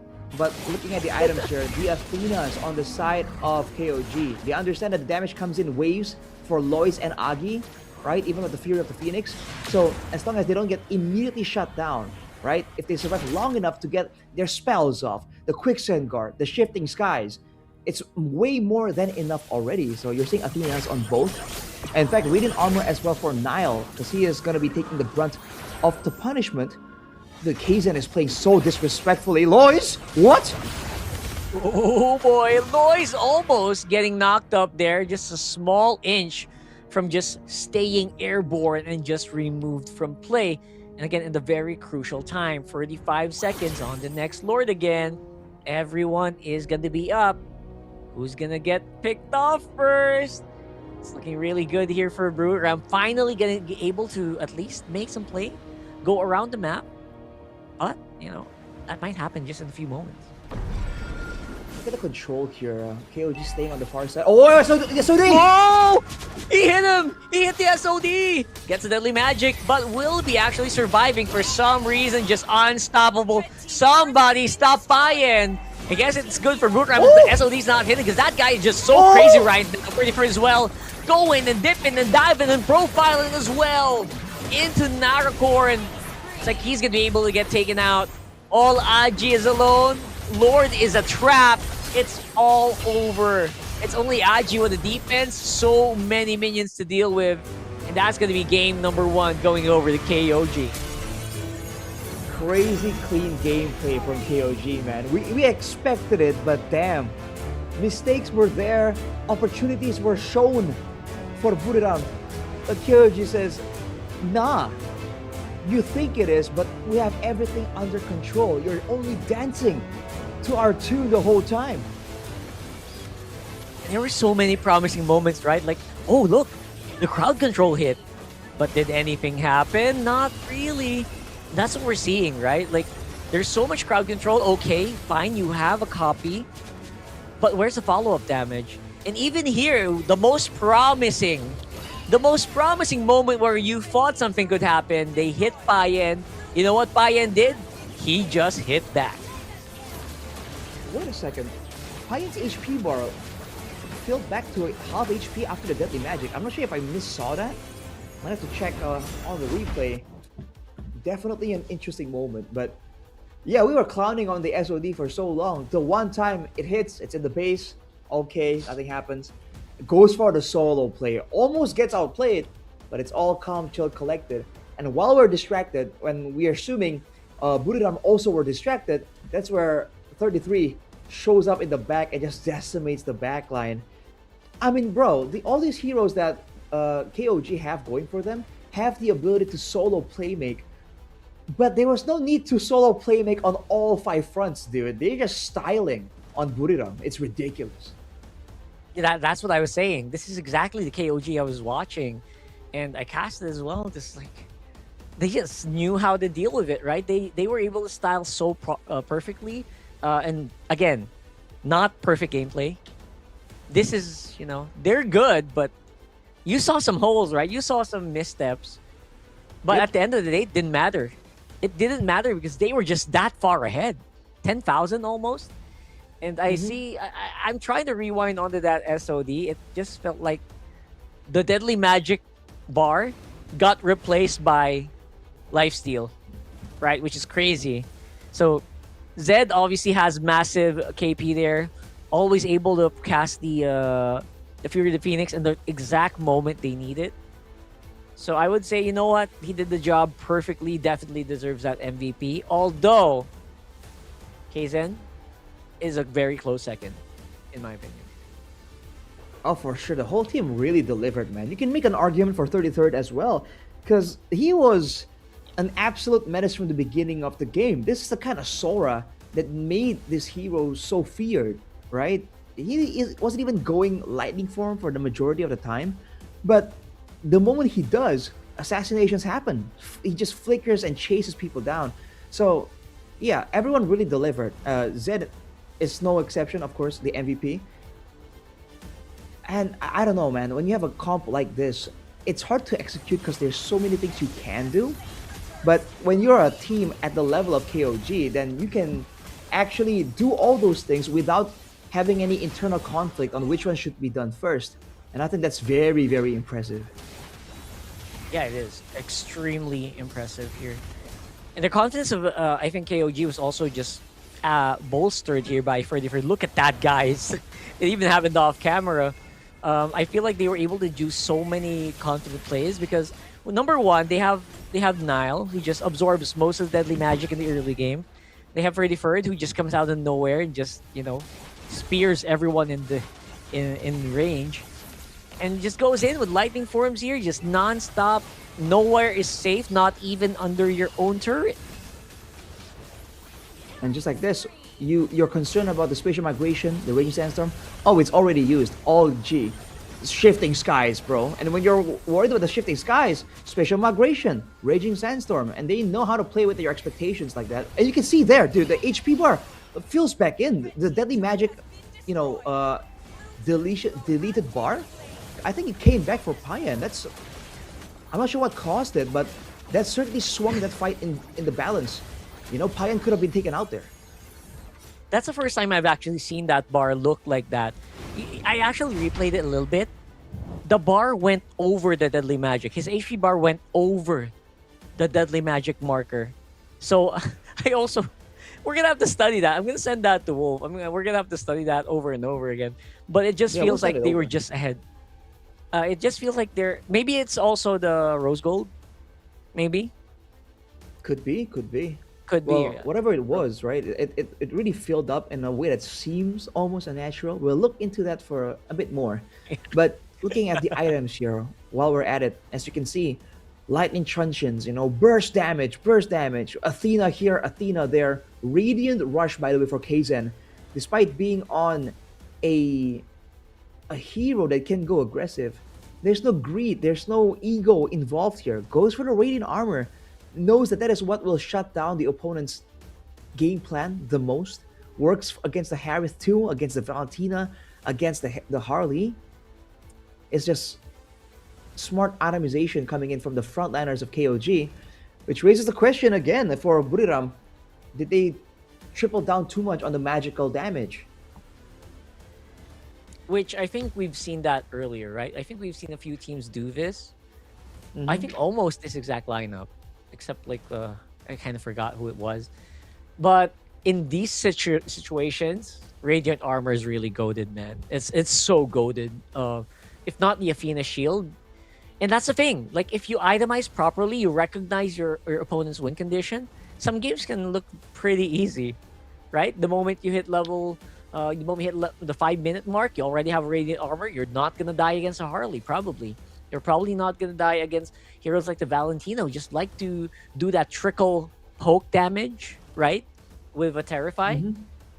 And that's just the solution that KOG did. And if they don't die, they do the killing. They do the hunting. It's so basic. It's honestly shocking. And you're right. I did not feel any ego on the side of, like, Kaizen, despite, you know, he has the license to go a little bit egoistic on this Guinevere. He did it, which is impressive.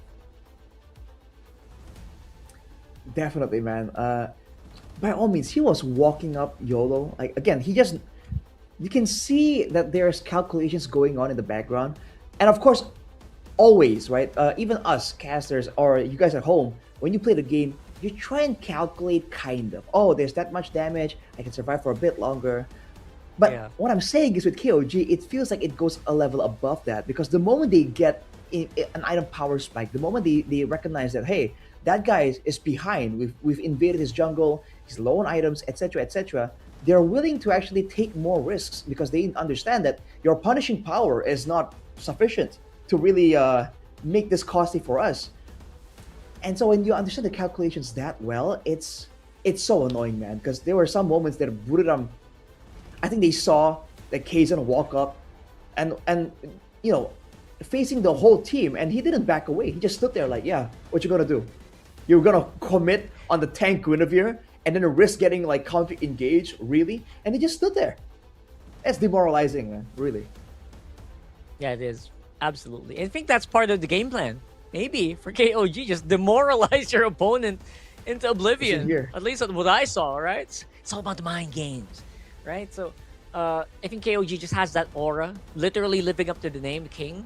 And who knows? Who knows? Maybe that's the game plan, you know?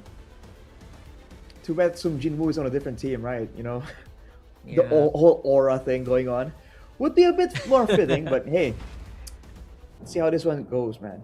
Random map draw already. No delay in getting to game number 2. I forgot to make a call. Yeah, fine. I was waiting for it, man. Come on. Dang it. And that was the I one was time it actually mid-sentence. went to Flying Clouds. I was mid-sentence. I called Flying Clouds in previous game, no? Yes, Alright, you did. close- You did. Close enough, close enough. This is the first Flying Clouds of the day, by the way, so if you thought that KOG's tempo and pace was already high, it's about to get even higher. Oh yeah, they can go a lot faster with that, and they can also just do some crazy stuff. If you're talking about like you're trying to figure out your opponent's timing, Flying Clouds is the best way to actually mess up that timing. That you know that timer in your head when you're playing, where oh this guy's he's still walking. Oh no, he's not. He's actually right behind you, bro. So yeah, that's why one of the reasons why I love Flying Clouds. Aside from the obvious fact that you can set up from a cloud drop, you know, it's just so easy to forget your make your opponent forget your timings and then take advantage of that. Well, you have to remember as well, if you're on the losing side or the more late game defensive side, you can recall a lot easier without getting punished, right? You can just recall, get a quick top up for your mana and HP, fly back to the lane, no problem. So I think this map really rewards decisive action. You shouldn't settle for just, oh, half HP. No, you want to get the kill, you know, you want to seal that deal. Sir, what's your command? Right, Your right. team is banning. And making sure that you also have Ooh, like Fanny. a way to just, you know, out resource your opponent. If your opponent doesn't want to TP back and you're ahead in HP, you're going to be able to get that kill more often than not, right? So yeah, these are the things that you want to take advantage of in Flying Clouds. Right then, final ban right here. It's the Baksha still. They want to respect, again, tempo, right? The Baksha, when he gets rolling, quite literally, it's difficult, man. He's everywhere all at the same time. He clears your jungle really fast. Without items, he slows down your healing, right? Too much in that kit. KOG with the Marcel, though. We haven't seen a really successful Marcel, I think, today, just yet. KOG has a chance to prove it to us, but they give away the Guinevere. That's one of the reasons why I'm always so hesitant to show to suggest a Marcel, even though usually it's very strong. Yeah, it's just so hard to play with. I don't even know how to play properly with it, right? Because people just don't have that much experience with it quite yet. They don't have like years of experience, and like some heroes, like you can have like years of experience with like a Guinevere or a Zushin, maybe a year. But Marcel's just so spanking new, and I don't even think all of the hero interactions with it are completely explored yet. You know, we know Kimmy, we know Granger, but I feel like there's just a lot more that needs to be Chango, explored here, bro. just like you mentioned. What? Yeah, I love Chango with the Marcel. You Oh, just yeah, ulti yeah. right into the golden hour. Oh man, that looks so satisfying. But yes, the Kimi indeed shows through, and so does the Suyo. I think right now the S tier class of jungler is the Suyo and the Guinevere, right? Mobility, a bit of tankiness. Sky Piercer possibility for the Suyo as well. Although sometimes the Kimi wants to go for it too, so there might be someone might have to give in there. Usually they let the Suyo go with the Sky Piercer. But with the Khalid here, mid lane's looking a bit sketchy for KOG. You know, you're right. It's a little bit more difficult. It's not impossible, but it's more difficult for like Zed to just play it a lot safer. One of the reasons why I also just love the Khalid right now is if you don't have that much crowd control to deal with it, it's just gonna quicksand guard in your face more often than not. And that kind of just forces your opponent to go for a more crowd control roamer. Again, I would like to see, I would like to see a better crowd control XP lane. I can't believe the Uranus is still here as well. No, it's banned out. Both by the way, both most used heroes are banned out. Maybe the Lapu Lapu or Yuzhong. I missed Lapu Lapu, by the way. I don't think we saw it today at all. Yeah. Man. You might want to check out MPLID, bro, because the Lapu Lapu has been very popular there. I don't know if it's a region thing, but they've been a crazy plays, and that aggressive style really lends itself to the current meta. Again, depends though, right? Depends. Yeah. It's not as popular in TH, sadly. There are specialists, like obviously world champion Edward likes to throw that out there. Literally, if you say Edward, that's like one of the first heroes that pop up in your head, right? But Yuzhong, great ban, by the way. I love the Yuzhong ban. Considering they have a Marcel and a Kimi, I think it makes a lot of sense. They go for the Alice though, so I guess they're banning away all these aggressive heroes. They can bully the Alice in lane. Although, I get the feeling there's something left open. Hang on. To deal with the Alice? It's escaping me right now, but alright. Good engaged tools for Burira, by the way. Now they're the ones with all the options on how to engage. That's like free initiators, bro. How do you even... Four initiators, right? Yeah, basically. Oh, man.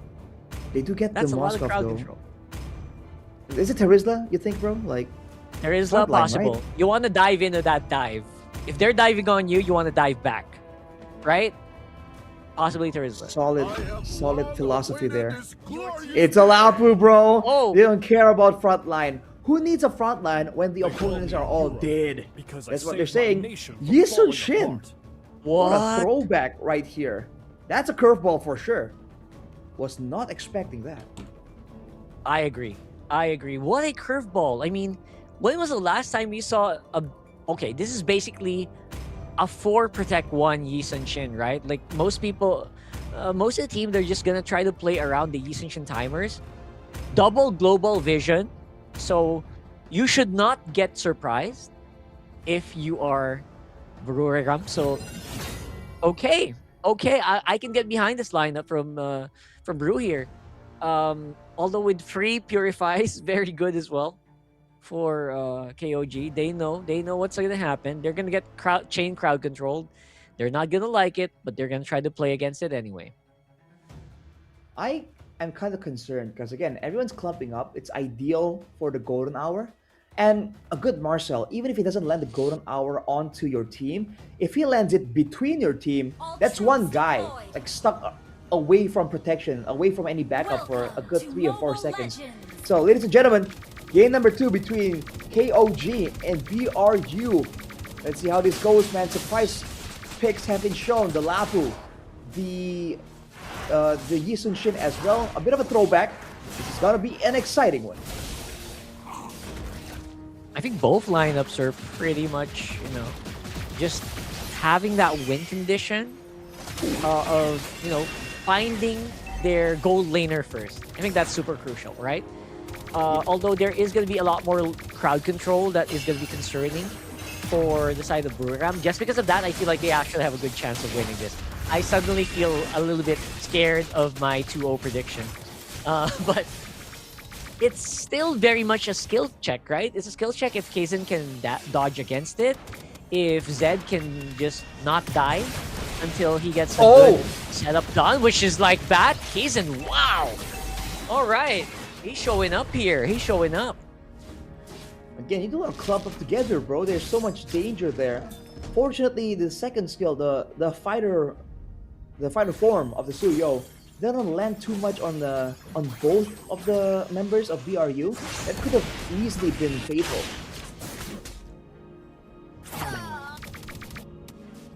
Alright, so we're looking for a possible way to break this. It feels like such a stalemate, to be honest. But I'm thinking Nile will be delayed on the level 4s a little bit more than Nimsy. And I feel like it's still turtle number 1 going over to Bururagam with everything that's happening here right now, honestly. Agreed. Unless something happens. Ooh, that's a lot of damage from MZ. He'll be able to zone them all back. But again, it's the flying clouds. KOG might be able to be back in this. No, look at the trade attempt. KZ immediately going for a steal. He will be spotted out though. Yeah, at least we'll be spotted out for now. No steals. Oh. Kaizen is down for the count. First blood going over the Brew. And I think they will be able to get even more, if I'm correct, is what I was actually wondering. All right, how do we guys actually stop it if they go all in on you? I love the draft, man. This program draft just feels like it fits them so well. I think there's a lot of potential, for sure. Ooh. Oh, wow. Here. Ooh, Raging Sandstorm, but even the Purify cannot really stop the Desert Tornado from hitting you. Decent start here. This is as good as it gets, I think, for Buram. And now they can just keep pressuring KOG from here. Yeah, it's looking kind of tough. Niles back in the picture, but Tyan is still going to be zoned out away. SOD. Oh, it's SOD. Okay, no crowd control means they can't really get started yet. Cannot really cast a golden hour because everyone's just moving. Well, that's another skill check, right? Can Nile actually cast and hit the golden hour when it matters the most? And if you do cast it, will the target die? Like that. Those are things we have to see. That's true. Right now with the Purify though, they still can't outrun the damage. There's so much chase baked into the kit. Oh man! Oh, there it is. Nile just getting deleted. This is the chain CC that we were talking about, guys. And we're seeing it in fruition right in our very eyes. So scary right now. Loy is going to get crowd controlled as well. Going to be able to at least walk on out there. That level difference and the item difference really making a big change in how they're surviving. They're able to survive a lot of these fights by the skin of their teeth just because they did get that very early lead. Alright, Mountain Chakra already popped. Kaizen actually has the clear advantage. He was out-leveling Lois ever so slightly. But now they're equal. And with the turtle, here is a retry steal angle from the side of Buriram, for KOG. Or are they actually going to try and win out a fight? It's looking tough, man. Yeah, I think Nile just wants to golden hour this. There you go. Wants a golden hour. Buy some time for Kaizen, who doesn't seem to actually want to take it at all. He's trying to delay it just a little bit so he can get more resources. I think the game plan here for KOG is to make sure that Kaizen still has that level lead, which is honestly just diminishing because Lois is also just unchecked in the map. Well, you also got the Sky Piercer right there and then, so maybe the idea is to not really commit too hard without gaining too much. Oh, Ruin is available. Yeah, Narakorn is absolutely fine here. Right now, I don't think Narakorn is in trouble. Not really that much threats for this Alice to worry about, which is absolutely fine, right? Like, that's usually how Alices go. But it's not just Alice you have to worry about. There's so many things in this lineup that you have to worry about if you're KOG. One of them is, of course, that Guinevere on top side. There's really not much you can do. And even a Lapu Lapu just having a hard time surviving against them. Down goes the Fury the Phoenix. They're going to be able to at least Traction Pulse, force the Flicker out of Izzy. This time, not bad. You know, KOG got something. A Flicker away from Izzy just means it's a lot easier to reach that Yisan Shin now. And they're going to try to do it. Miss on the SOD again. Unbelievably so. That was point blank, literally. But looks like because of that, swing that gold over. KOG gets a turret. We're gonna lose a purple buff for Kaizen though. Good moves there from Lois, seeing the prio on the bot lane. Go straight into the jungle. It's only a basically a 2k gold lead though. Not ideal, right? Because again, we were expecting this. KOG should be scaling. They have a Moskov. They have a Kimi. All things considered, 3 kills isn't horrible. Yeah, that's not bad at all, right? Now, that's the biggest lead that Buriram has had all series long. But look at KOG. They're getting some of that bravado back. They're getting some of that confidence. Try to go for that play once more. MZ up on front. And this case is with a turtle take. But look at Buriram. That crowd control changes too much for the Suyo. Suyo will fall. And the siege could be pretty difficult to deal with here. But look at Nile going up on front. cancel on the Violent Requiem again. Bravest fighter for 33rd. Able to buy some time Whoa! for Payet to make a superhero landing. Makes it an attempt on Agi and a kill going over the KOG again. Just non-stop action. Nile right after the cooldown casts the golden hour again. You see the damage ramping up for KOG, but the sneaky steal, the Violent Requiem, 1v1. Oh, this is what we're Bang. talking about. Why the Gwynplaine is just so good in that matchup. It's almost impossible for Suyo to 1v1 it, especially if you get hit with a spatial migration. Well, again, with a 1k gold difference, when you get caught off guard like that, the Suyo is not the only hero that gets blown up by the Violent Requiem. So to be fair, Yes, there's some everyone. leeway there.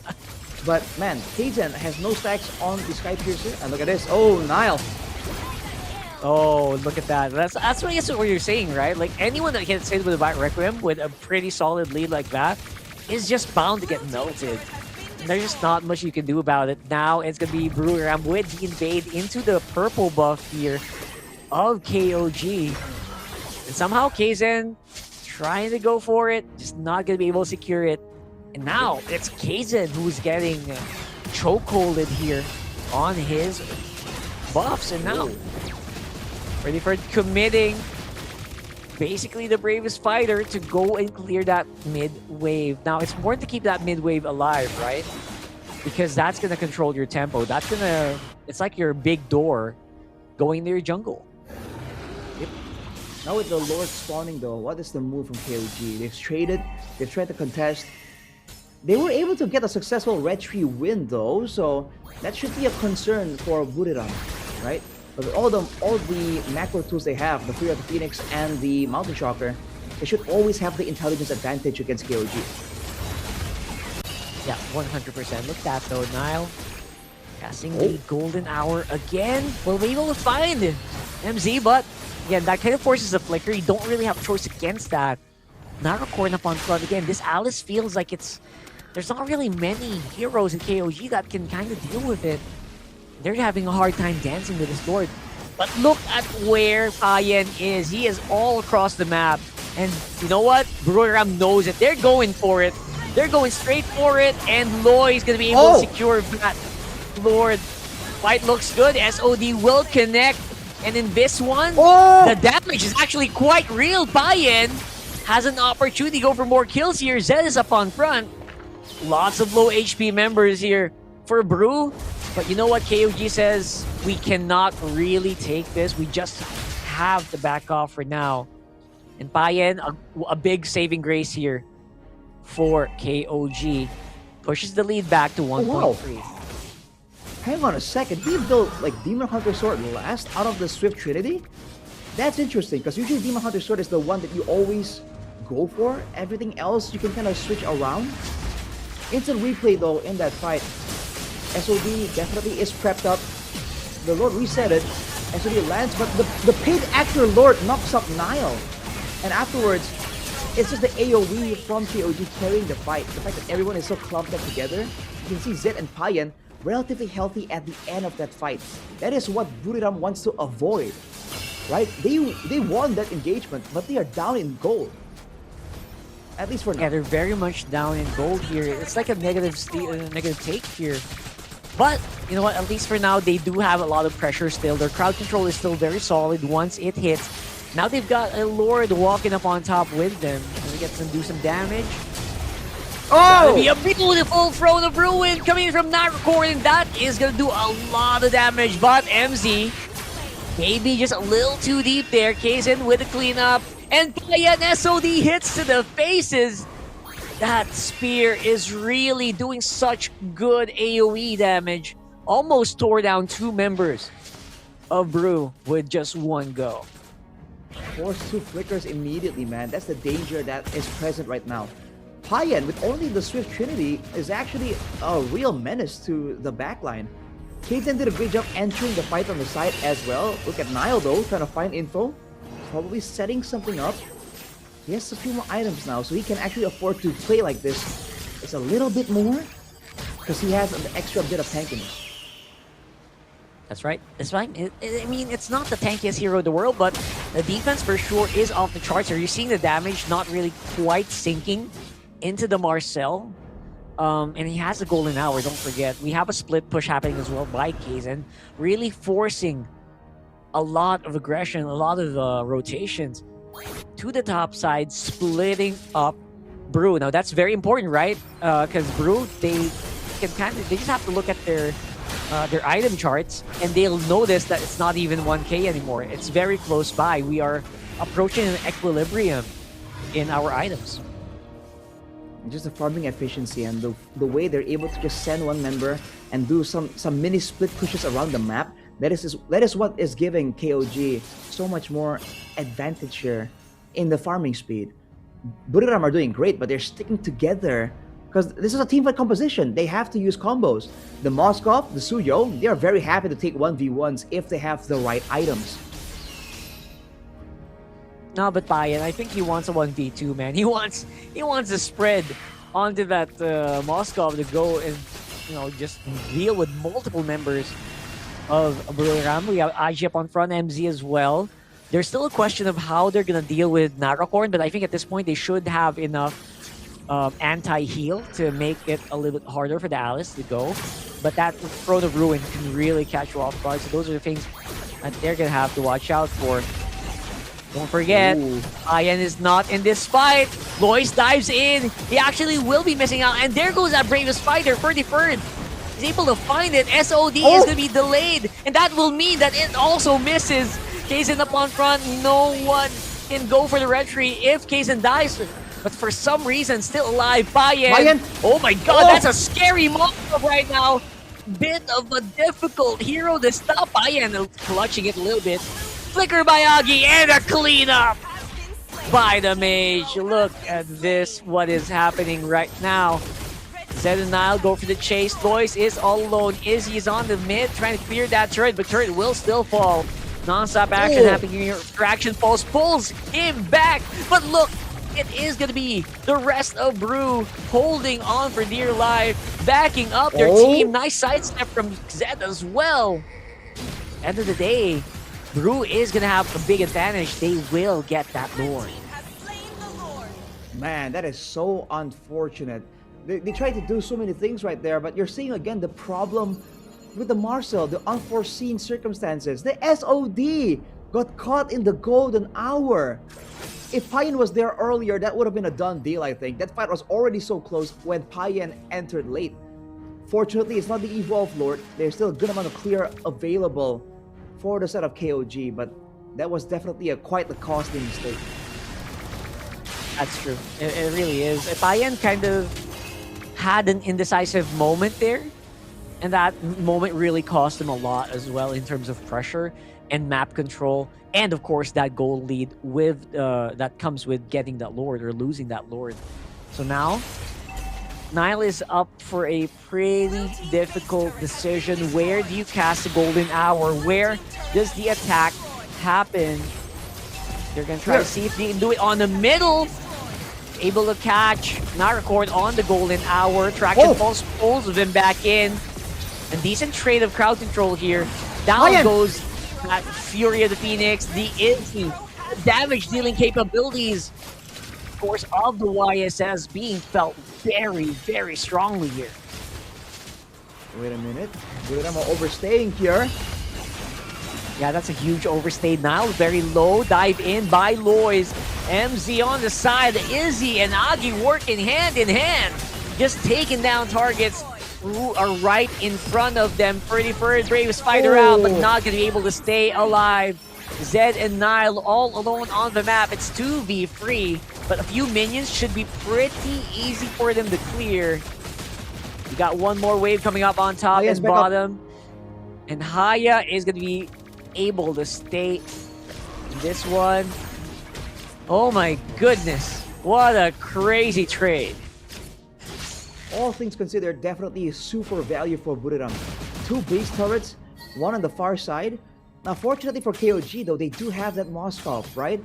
Unfortunately, Payan went for the flank there, and it did not pay off. If he went for a more calm approach, it might have worked out better.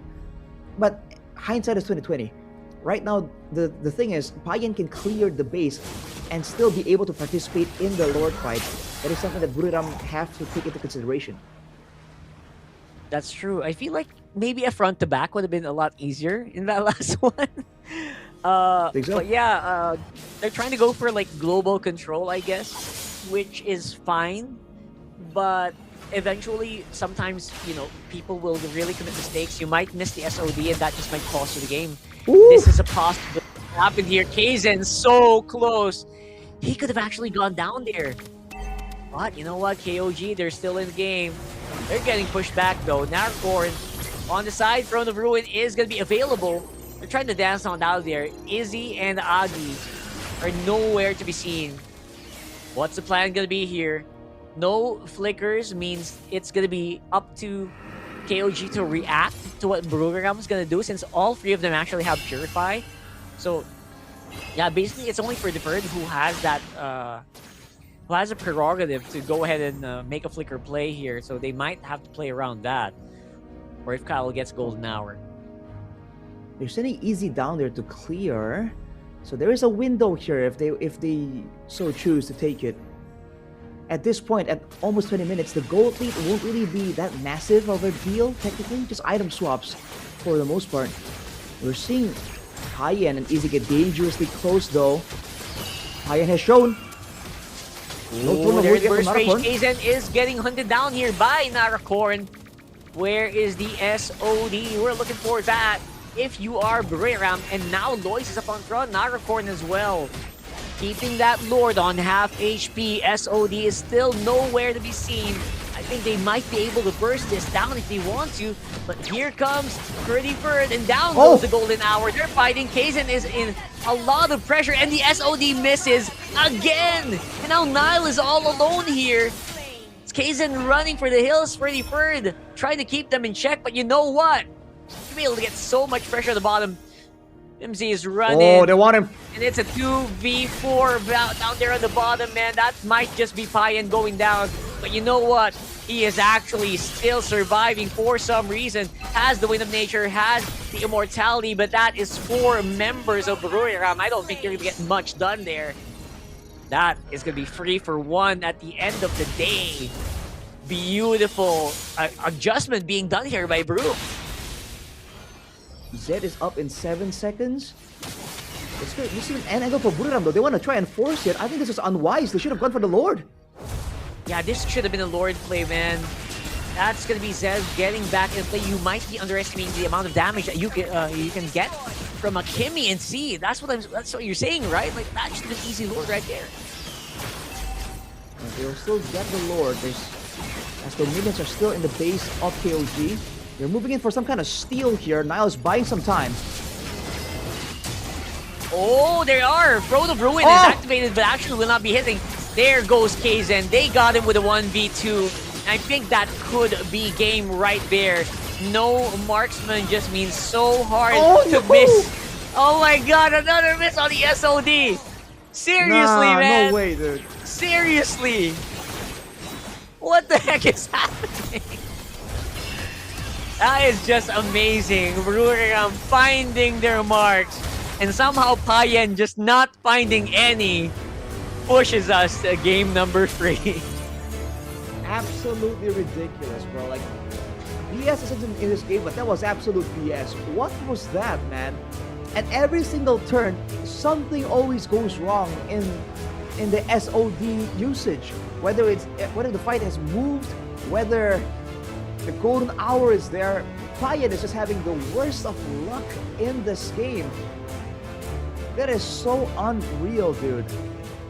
So many fights really could have gone wrong for Buriram, but somehow, some way, almost through divine intervention, they're able to actually get a win there. But of course, there were maneuvers of their own.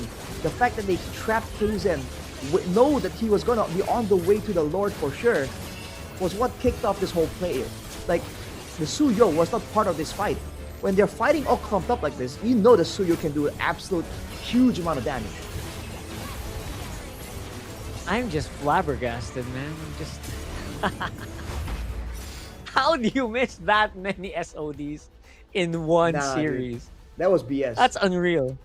He's not in the game, but absolute BS there. No way, man. Oh boy. All the way from the beginning. It's almost as if they need to.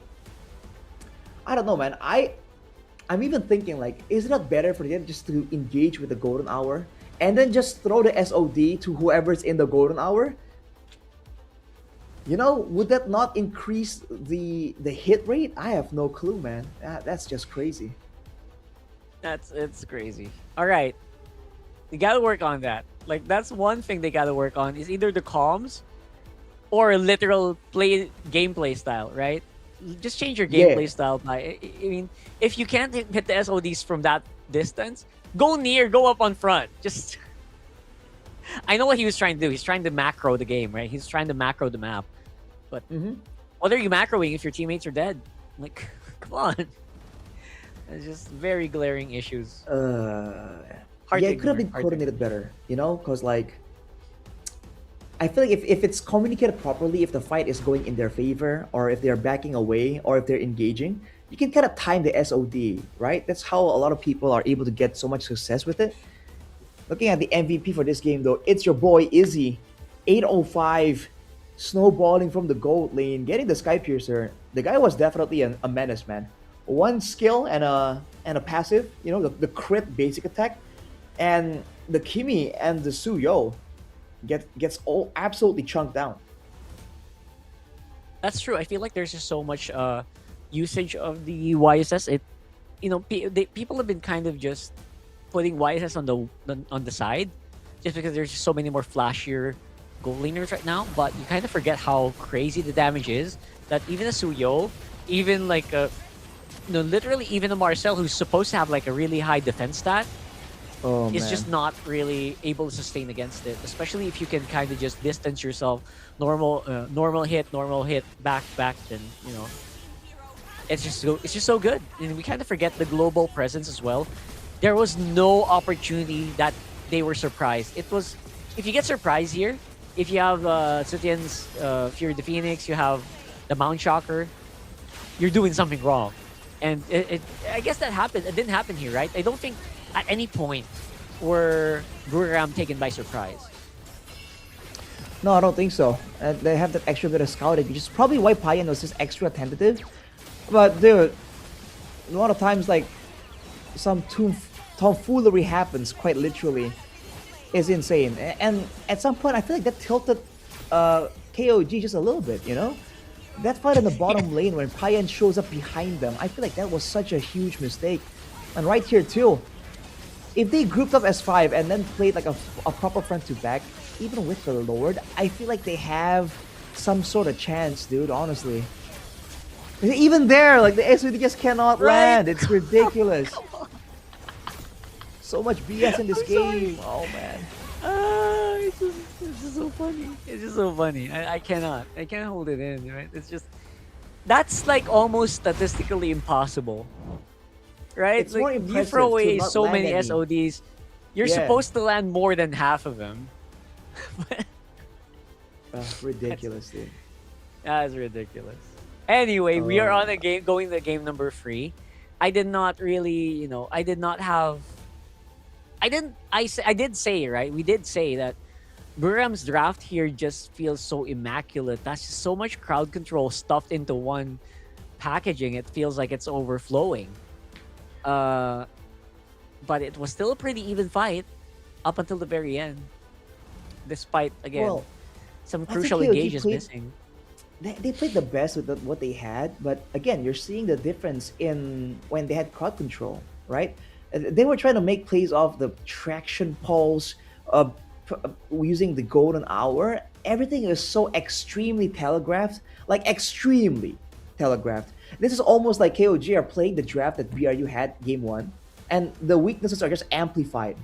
You know, what are you gonna jump in with? Oh, Grimace Fighter, you're seeing him flying in a mile away. Golden Hour, you're seeing the bubble and just waiting on it for a long, long time. I don't know, man. The fact that they were even able to push it to this level, I think was already impressive, considering they had no real tools to work with, right? In fact, they had like counterintuitive tools, like the Golden Hour with the SOD. So, great victory by Buriram. They played the game plan that they were able to draft. They were able to actually get the victory despite the mind games and the maneuvers out of KOG. But honestly, this was never. Well, I don't know, Rockhard, like weigh in on this, but this never felt like it's a draft that is KOG style. No, it's pretty far from it, honestly. Yeah. Especially where it's a draft where most of the time Kaizen actually gets left on his own. Like I don't see that a lot. I see KOG usually play around Kaizen. So in this game where we're seeing, a lot of disconnects, a lot of heroes that kind of just need to be on their own to be effective, like the Moskov or the Suyo, doesn't feel right. Like it doesn't feel like the KOG recipe. So I'm hoping they can kind of just work around that or work on that and just talk to each other, man. Because this doesn't feel like what I saw usually. This isn't what you usually see from KOG. Far from it. And again, because of the nature of the composition, as always, you can, flex all you want that you don't need a front line. Yes, but at the same time, you still need someone to kind of open the maps, etc. You're seeing Nile go for like a full tank build, if you saw. Just Radiance, Radiant Armor, and like some real beefy frontline items. And again, unfortunately for Marcel, he doesn't scale with items the same way, right? Which is why we see a lot of people, when they are itemizing for Marcel, they're looking for regen, they're looking for shielding, right? Because his whole kit is to be tanky by way of shielding, not but just by getting resistances. So yeah, I think there's a bit of missed value there because he's forced to itemize that way, is what I'm trying to say. I mean, I agree. You know what, Marcel, he makes up for it with like really high base defense and base defense growth, but you're right. It's just not. Marcel is 100% an off tank. Like, it's not a guy that you rely on for a lot of your, primary tanking. So, I was thinking maybe one more tankier member might have been actually perfect in that lineup. But in that sense, yeah, it is what it is. It happened where it was also just a very good Brewer in lineup. So I don't mind. I feel like they deserve the win because of how they played it out like that. Oh, they absolutely earned it, man. So I think no one can really discredit them for winning against KOG, despite what you want to say about the drafts. But actually, what do they want to say about the drafts? Because we have an interview up on stage.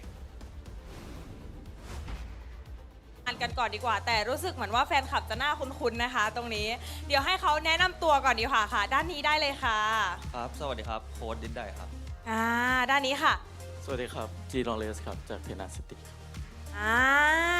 แล้วทำไมอยู่คนละฝั่งอันนี้เชียร์ทีมไหนกันคะเชียร์คนละทีมแน่เลยโอ้โหไม่ต้องบอกแล้วมั้งคะว่าเชียร์ทีมไหนด้านนี้ล่ะคะครับก็เชียร์ลุงทั้งคู่ครับโอ้ยพี่ครับไม่ได้พูดนะคะอันนี้พี่กรณ์ไม่ได้พูดหยอกแล้วในทีมเนี่ยเชียร์ใครเป็นพิเศษไหมคะเชียร์ทุกคนครับทุกคนเก่งทุกคนเก่งด้านนี้ล่ะคะมีเชียร์ใครเป็นพิเศษไหมครับก็เชียร์ทั้งหมดครับเชียร์ทั้งหมดเชียร์ทั้งหมดอันนี้เล่นเกมกันอยู่แล้วไหมคะเล่นกันปกติครับเล่นกันปกติอยู่มีกี่ดาวแล้วไม่บอกครับระดาวน้อยครับอีพิกด้านนี้อะคะสู้เขาได้ไหมเนี่ยยังไม่มีดาวเหมือนกัน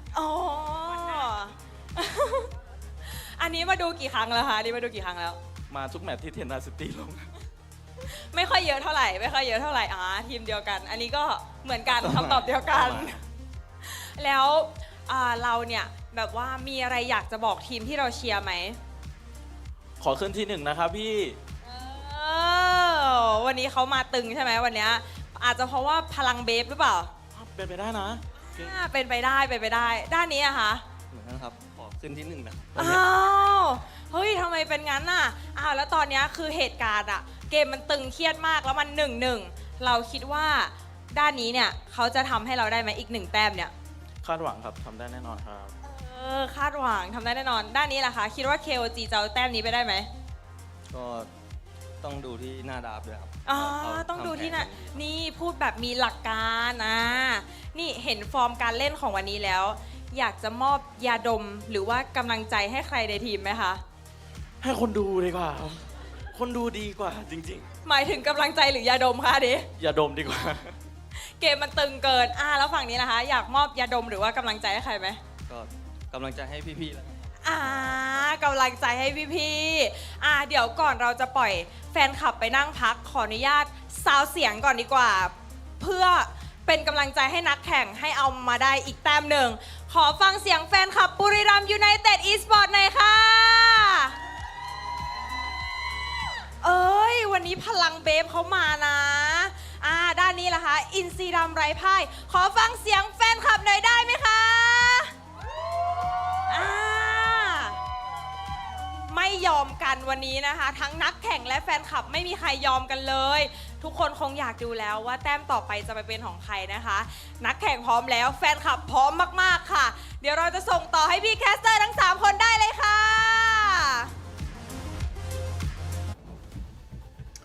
Hype as always, Rock Hard. I can see you want to chime in with something of your own.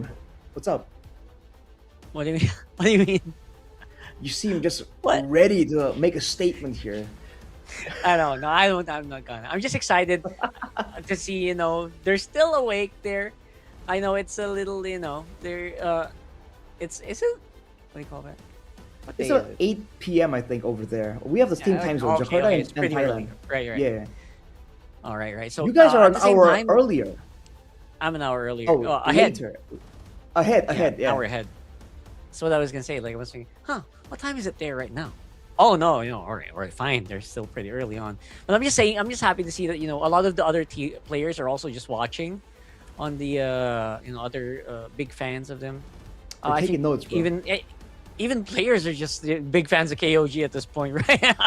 But Buriram also, bro, it's like, what are they doing? They're toppling the Kings here. It's getting close, man. And again, momentum is the name of the game. We've seen, good chances pop up. This is a way for Buriram to turn the odds, definitely, man. If KOG don't bring in the A game, start giving Buriram the respect that they deserve, they might get toppled down and lose the O right now, right here. Did we just see Buriram literally just smiling? Like, that's the first time I've seen them smile today.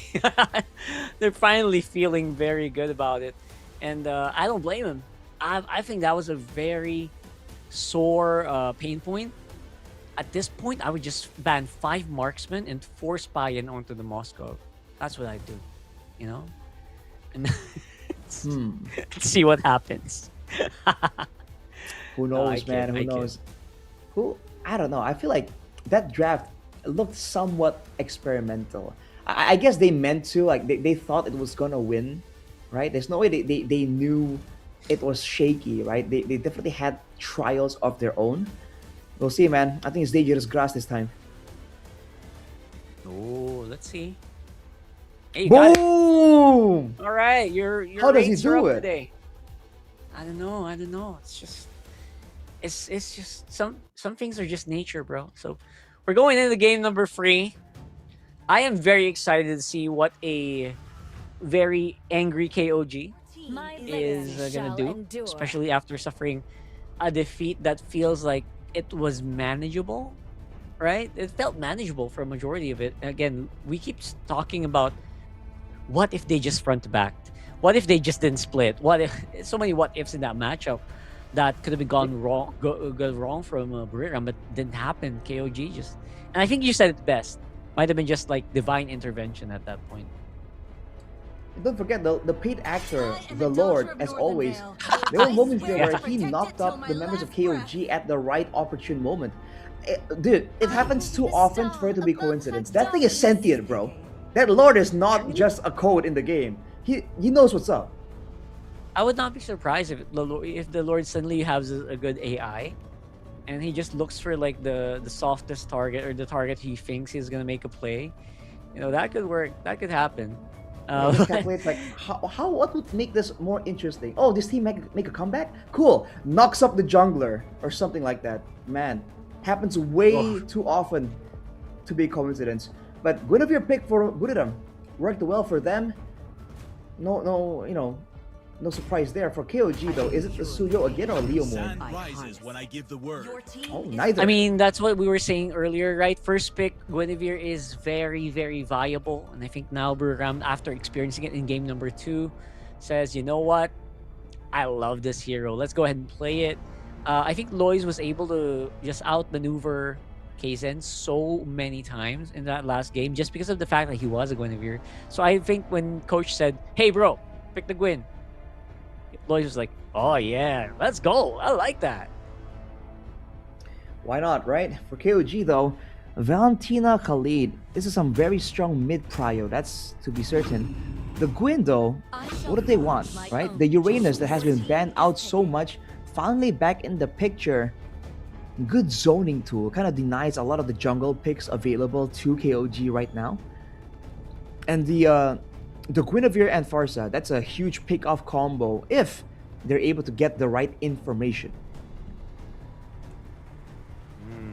All right. Well, information, one way they could get that, maybe it's time to get that gold lane YSS again. Just kidding. I don't know. Maybe. It could work. Who knows? It certainly is useful, but gold lane Yi Sun-shin hasn't really been a thing for a while. I think the past 2 weeks in MPL ID, you don't see it at all almost. I don't know how it is in MPL PH, but it's looking like it's past its best days. The final pick here, first phase though. Bro. Harith. Ooh. You'd be surprised. Interesting. Take a guess which gold laner in MPL PH is picking it the most. Oh, who?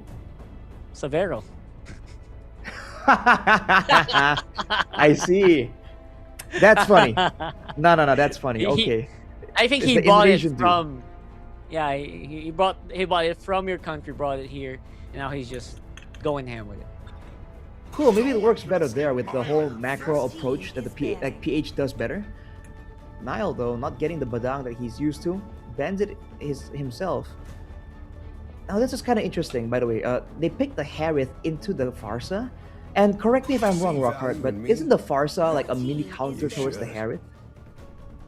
I thought no, actually you have the right idea. That's actually the correct idea because Farsa, I would always say, is so good. Wow, nice picture. It's so good against heroes that love to play close range. For me, that is Harith. One of them is Carry as well. You know, those marksmen that is... It's range attack, but it's relatively short range. You get what I mean? And Farsa just loves zoned. That. Yeah. And because before you can get close to the Farsa, you're already basically hit twice at least by Feather Airstrike. And they picked the Harith into the Farsa. So this is a bold move from KOG. Let's see if it plays out. It's a dangerous option. Let's put it that way. They go for the Fredrin ban. They're trying to limit the fighters for sure. That will allow the Uranus to actually zone away the jungles. Leomort and Fredrin. The options are thinning out here for KOG. Yeah, I know what I said earlier didn't really happen. We didn't get to see a lot of gold lane bans, gold lane picks rather, or bans rather, which is a shame. They could have actually forced out that Harith. Zetian ban instead of a Harith might have been like a missed opportunity, but you know what? I guess they don't want... They're banking on KOG not making the same mistake twice, which would have been actually super crazy twice in a row, right? Are ever shifting, but this heart remains steadfast. We could take the Sora first. There's no Valentina to counter, and that's a good amount of playmaking tools available to them. Shifting Skies and Raging Sandstorm. Once again, not a lot of front lines, which is a bit concerning. Oh man, they took the Moskov away too. I guess the Harith is already there. The glue as well. The front line at least looks so much more solid for Buriram. 100%. This front line is gonna smash. It's gonna be able to just split up this lineup. Whoa, where'd that come from, man? I mean, and they need a tanky jungler that can survive like burst damage. Exborg comes to mind, but we haven't seen it in forever, to be honest. I'm trying to figure out. Oh, Akai! What? Not bad. Honestly, bro, it's not bad. It's not bad. It's also a very classic Kaizen hero, I'll be honest. It's one of his first heroes. Did he? I've seen one of these I've been casting. There was an Akai in there too. I'm trying to look back on my notes to see who it was. Oh, it was Valitai actually. Yeah, I don't think that first few games that wasn't Kaizen 100%, but this time around with Kaizen on that Akai again, you kind of just most of the mechanics you're thinking of, they're probably out the window, right? They're probably out the window at this point. You're gonna be able to stop the Uranus. You're gonna be able to stop the Guinevere. Even the Glue might have a hard time in the Forza, right? Because you're gonna get canceled. You can cancel your Feather Airstrike. The Glue will be able to, to be removed by the, Yeah, I'm just happy. I'm just happy about this Akai pick. I don't know. My mind is just frozen. It's amazing. It's cool. There's a lot of big synergies available with the Akai, but what it provides is it's a way to get out of the sticky situations, right? You can actually walk up because you're tanky. You can't really get focused down by a spatial migration type of deal. Oh, Agi gonna punish Nile. Right, Nile is gonna be in trouble here a little bit, but only for a while. We're seeing a strong, very, very strong early game here from Buriram, and you know what? They're not problematic at the moment because there's no step here that can actually happen poorly for them. Now going down for first blood. MZ, my goodness, what is up? We are seeing a Buriram that's playing out their minds as well here today. I mean, cheeky little litho take. That's the Guinevere's power, right? You just jump in, your skill closes the gap, but also gives you crowd control, so you can get out of it. We're seeing Narakorn here on the Uranus, man. If you let the Uranus go unchecked, it's absolutely a lane bully. And it's really cutting lanes. This is a dangerous grass map, so 33 RB is going to be a bit late going back to the lane. Overall, though, still a very slow start here for both teams. Yeah, definitely a slow start, but it's a start in the right direction, especially since now Narakorn is going to have a lot more freedom to go ahead and close out and hunt down and cut these lanes. Kaizen finally has the heavy spin here, but the downside of being an Akai, your damage is basically zero unless the tower helps you, especially in the early game. So you're gonna have to look for that crowd control. Maybe they can get that done around this turtle. So the perks of Akai, of course, is also great turtle control. Yep. We don't have a feathered airstrike for quite yet. So honestly, this could be pretty bad for them. Depending on how KOG is going to play this. SOD will be connecting. It's going to be joined by Izzy here. Heavy spin pushes people back, but here comes Payen. Finally getting into the fight in the right time. Gets a double here on his Harif. Able to slow down the aggression from Brew. Good long drawn out fight for KOG there. Again, Buriram are back onto the turtle immediately, but they're showing the strengths of its composition. Again, way more playmaking tools, and the fact that Kaizen went to try and push Lois into Payen, that seemed like such a weird, desperate move. Like it's like overextensive, but it kind of ended up working out. So good for them. They can rinse and repeat and do the same thing right here. Waiting on some ultimates though. And they're playing around it. Brew knows they got a bit more advantage now that grab is going to be an option here. So MZ just has to keep his eyes on Kaizen. Make sure that the Akai can't really get into range. Don't forget, we also have Agi with the feathered airstrike ready to go. But actually, that's going to be Zed. For the meantime, doing some pretty decent damage, but not really enough to burst down the Glue. Glue gonna get pushed back here. Nice swap in by Narakorn. So you can let his friend Regen. And the hit. Ferdy Ferd not even able to ulti into that one. Big win here for Brew. And now it's re-engaged. Now goes back in with the Raging Sandstorm. But Loy's going to be able to secure that turtle with a Retribution. It is very problematic here for KOG. They lose out on the turtle, but at least they are able to get out with a consolation prize, which is the Guinevere.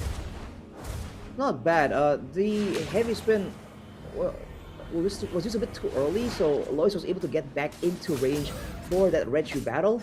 The Raging Sandstorm from Nile missed though. It was supplemented with the flicker as well. And right now the main issue for KOG is that this Uranus is just unkillable, right? They need a lot more damage for this Uranus to look somewhat mortal.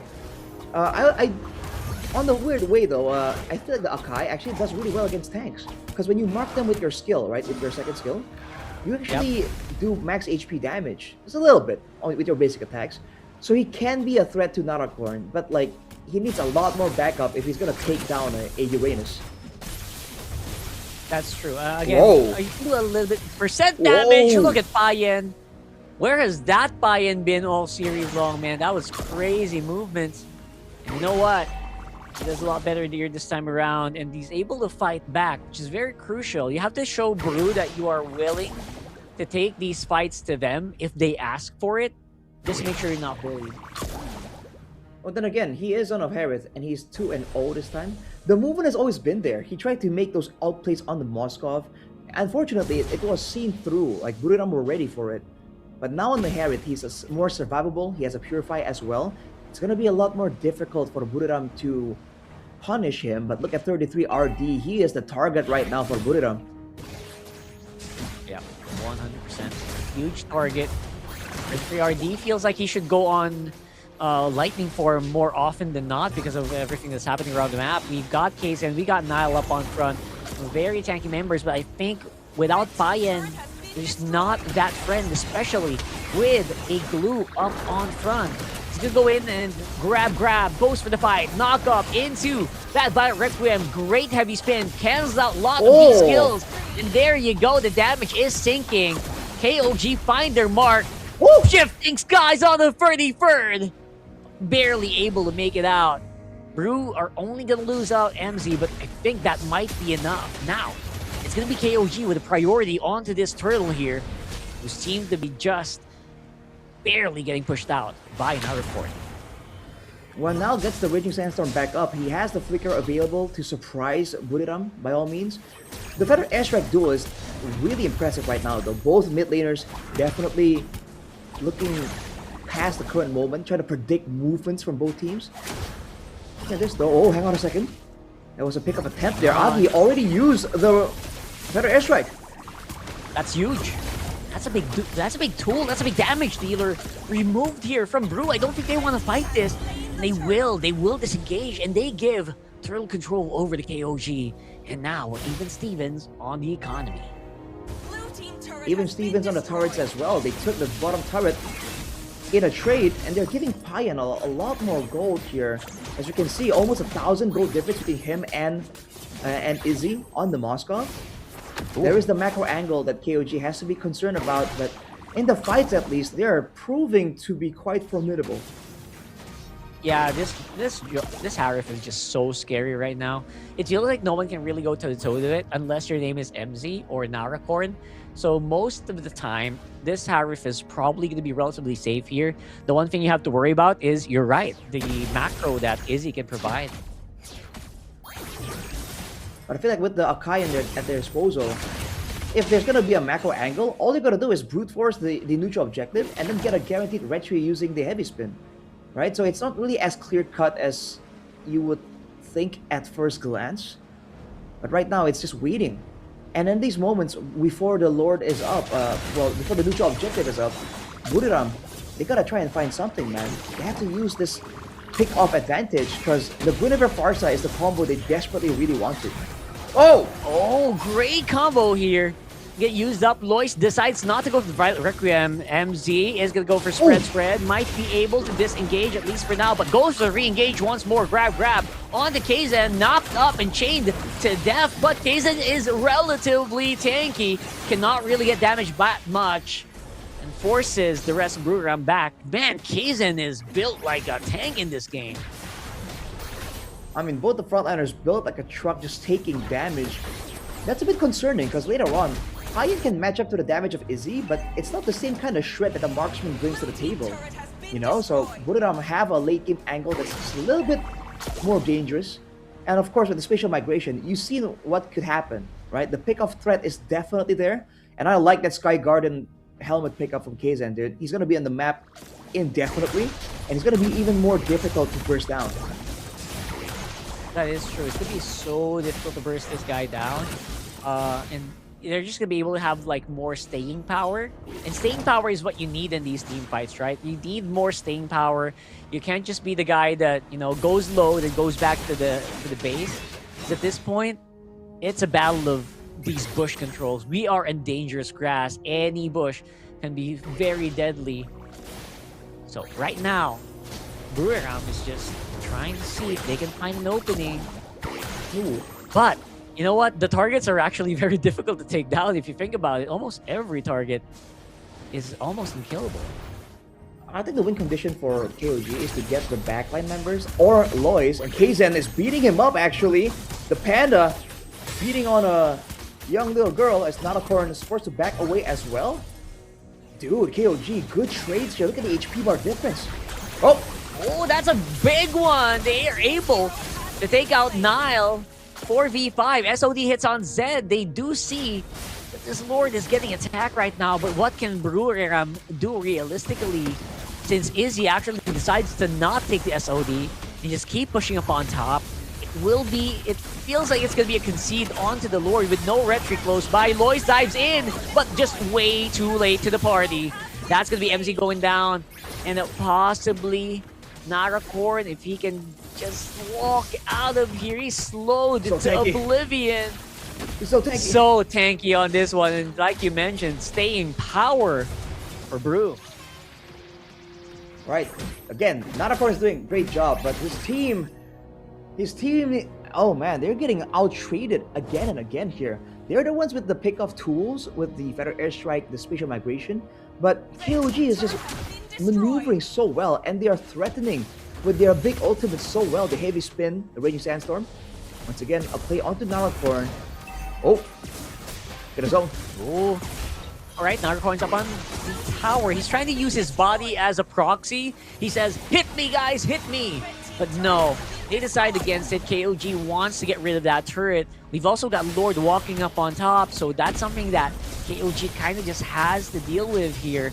Coming into this big push. No one to split as well, right? So it's Izzy on the Lord's side. No cross-map plays for Peru. But you know what? Maybe that's what they need. They need a sure team fight. After this Lord is cleared, maybe they can make something happen. But right now, the focus is to just keep it alive. And Natacorn, heavy spin to the wall. 4v5 for the next 30 seconds. That is not a good position to be in. I'm able to clear the Lord at the end, but they did suffer some casualties. It's still a very close game by all means, man. The goal difference isn't like too sizable. The Lord did collide, so there's some chance here. Oh, Raging Sandstorm! Oh, that's huge! And now MZ though able to stay alive for now. Good damage from Agi, but MZ will still fall. Freddy gonna be the sacrificial lamb here. But Natacorn is back. The walk-in turret here for Brew might be able to just be enough to make sure that KOG don't push. Man, I thought that was looking really good for KOG, but in the end, it's just like a 1-for-2. I thought they were gonna be able to get more, honestly. And Agi is at a Divine Glaive, and he rushed the Wishing Lantern, by the way. So, Kazan has been tanky, but that tankiness is gonna get penetrated soon by Agi on that Feathered Airstrike, dude. KOG need to recognize that the frontliners won't really be as abusive as they have been. That's true. They're gonna lose out on their their advantage very, very soon. And they gotta do something. They gotta do something about this Lord. I think this has to be ended very soon. Because, you know what? Izzy's also catching up. You don't notice the guy. He's 0-0-2, but he's actually slowly catching up. He's becoming such a menace in this game. And now, we're approaching the Lord area once more. KOG getting ready to go for the siege. Getting ready to take this Lord. Not really clearing that many bushes yet. But they don't need to. They see that Izzy is pretty far away, and you know what? They said, Maybe we can try to bait it out. Maybe we can bait a fight. Watch out for the SOD. That for sure is the call. Okay, since up on front, they're trying to burst it down. And there's the push from KZen, securing that Lord for KOG. And again, Agi just doesn't really have that quite enough damage to actually help whittle down the HP of KOG quite yet. And now they're chasing. They're taking out this blue. Taking him out would be so massive.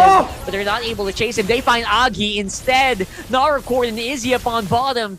Bayan, that's like his third. I don't know, that feels like his third Salmon Force. Fernie Ferd just absorbed the majority of the damage coming in from Izzy. It's Naracord and Izzy against the world. We got a bottom side skirmish. It's only Izzy holding this turret alive. We've also got a Lord walking on top side. It's only 7 seconds for Lois to get into the game. And KZen, all he has to do is push Izzy back and claim the victory for KOG. Dang, dude. They locked in. It was looking sketchy. The Akai came out of nowhere. And look at the passion coming through from KOG. Yelling out at the opponents. Getting lifted. It was a tough game. Rudam definitely put up a fight, but KOG, they locked in, and with an unconventional strategy, they were able to get a decisive victory, man. Neutral objective gameplay. KOG just make it look simple. That is just amazing to see. It's nice to see that the Kings still really have a good grasp on the macro and the micro and everything in between in this game. Did feel like it's such a, it wasn't as one-sided as we thought it would be. But I just have to say, right, like Buriram, not bad at all. Not bad at all. They were able to really fight toe-to-toe here. Overall, really good. You saw the pickoffs, the attempt on using the Uranus, but overall in the end, they let it boil down to a neutral objective take. They were forced to fight against a Sora, a Harriet, right, with more survivability and playmaking potential. And an Akai, they can almost guarantee the retry victory for your team. If things went differently, maybe there was a different way this could have played out. But since it boiled down to the neutral objective, ค่ะ this ต is อน how นี้ it นะ went, คะ and เรา this is ก็ the อยู่กับ interview on ผู้ชนะ stage. ทั้งสองคนนะคะจาก King of Gamer Club ค่ะ โอ้โห เสียงยินดีเต็มฮอลล์ไปหมดเลย เดี๋ยวให้แนะนำตัวกันอีกสักหนึ่งรอบค่ะ Can you introduce yourself one more time? I'm Bayan from KOG Gold. Okay. ครับผมฮิวโก้อีกแล้วนะครับอาทิตย์นี้เจอกัน3รอบอย่าเพิ่งเบื่อกันนะ โอเคครับฮิวโก้จาก King of Gamer Club ครับ ก่อนอื่นเลยต้องถามความรู้สึกก่อนเพราะเมื่อกี้เกมตึงมากจริง How does you feel about the earlier game? This game, how was you feel? I feel excited because I know I can dominate. I can dominate them. เขารู้สึกเขาตื่นเต้นมากแต่ก็รู้อยู่แล้วว่าจะชนะพี่ฮิวโก้ล่ะคะรู้สึกยังไงบ้าง ก็เป็นเหมือนเกมตัดสินเนาะก็รู้สึกตื่นเต้นเหมือนกันครับผมวันนี้ตื่นเต้นมากๆเพราะว่าจะเห็นได้ว่าเขาโหดมากครับก็แบบเราก็ทำได้ดีกว่าในวันนี้ครับผมก็รู้สึกตื่นเต้นแล้วก็ดีใจมากเขาโหดแต่ว่าเราทำได้ดีกว่าคือทีมเขาโหดแต่เราทำได้ดีกว่าอ๋อคือหลายคนเนี่ยสงสัยมากว่าทำไมน้องพาเย็นหรือว่าผ้าเย็นของเราเนี่ยถึงได้เล่นเก่งขนาดนี้คะสำหรับพี่ฮิวโก้คิดว่ายังไงครับผมก็สำหรับผมเลยเนาะผมคิดว่าน้องเป็นคนที่มีแพชชั่นมากๆแล้วผมบอกเลยเป็นเด็กอายุ17ที่สามารถเรียกได้ว่าเป็นนักกีฬาอีสปอร์ตอาชีพจริงๆเขาไม่นอกลู่นอกทางเล่นศึกษาตลอดเวลาคือ24ชั่วโมงในการทำงานของเขาอ่ะคือ MLBB ล้วนๆเลยเป็นเด็ก17ที่น่าชื่นชมมากๆก็คือเล่นเกมทั้งวันเลย24ชั่วโมงครับผมเล่นไม่ทั้งวันในเวลาฝึกซ้อมแล้วก็นอกเวลาฝึกซ้อมก็จะคิดแผนแล้วผมแถมให้ทุกวันเนี้ยนอนอ่ะละเมอเป็นมอสโกจริงแอบเผาแล้วเจ้าตัวคือไม่รู้เรื่องจริงถามเพื่อนในทีมได้ละเมอเป็น ML ทุกวัน They say you sleep and say something about MLBB while you sleep. Did you do that? Sometimes. Sometimes, you know? And like people would like to know how can you play well? Like do you have what is your secret? Your secret about how do you play this game so good? Like grind and lulu sometimes. Grind and pray.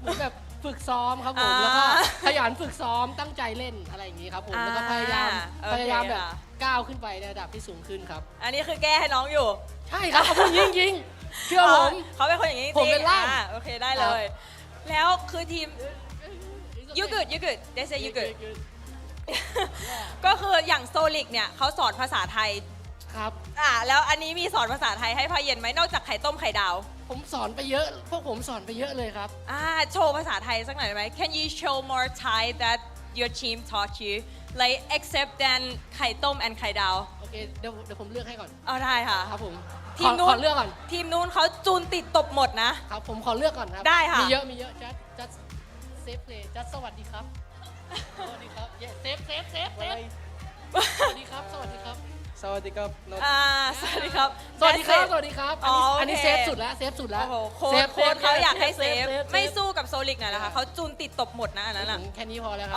แค่นี้พอแล้วเดี๋ยวมีอะไรหลุดมาไม่รู้เหมือนกันโอเคค่ะเดี๋ยวคำถามสุดท้ายค่ะก่อนที่จะปล่อยพี่ๆกับน้องๆเขาไปพักนะคะก็มีอะไรอยากบอกแฟนคลับค่ะทั้งหน้างานแล้วก็ทางออนไลน์ที่คอยเชียร์ King of Gamer ขับอยู่ค่ะครับผมก็ฝากบอกแฟนๆทุกคนนะครับผมวันนี้ก็ชนะก็ดีใจด้วยกับตัวเองแล้วก็ทุกคนด้วยนะครับผมก็เอาอีก1ชัยชนะ1แล้วยังรักษาคำว่าไร้พ่ายไปได้นะครับผมถึงแม้จะมีติดขัดไปบ้างผิดพลาดไปบ้าง แต่เราจะกลับไปทำงานหนักและทำให้ทีมของเราแข็งแกร่งขึ้นแล้วก็เล่นเกมให้คลีนมากกว่านี้เพื่อทุกๆคนครับผมแล้วก็สัญญาอีกครั้งหนึ่งว่าจะพยายามเอาถ้วยแชมป์มาฝากแฟนๆทุกคนให้ได้โอ้โหตอบดีมากสมกับเป็นโค้ชจริงๆเดี๋ยวให้พาเย็นพูดอะไรสักหน่อย Can you say something about that your fan that always support your team Thank you for supporting and I want to shout out my friend Kyle and โอเคค่ะสำหรับพาเย็นก็ขอบคุณแฟนๆคลับนะคะที่คอยซัพพอร์ต King of Gamer มาตลอดนะคะเดี๋ยวตอนนี้ให้ทั้งสองคนไปพักก่อนนะคะขออนุญาตส่งต่อให้กับพี่แคสเตอร์ทั้ง3คนได้เลยค่ะ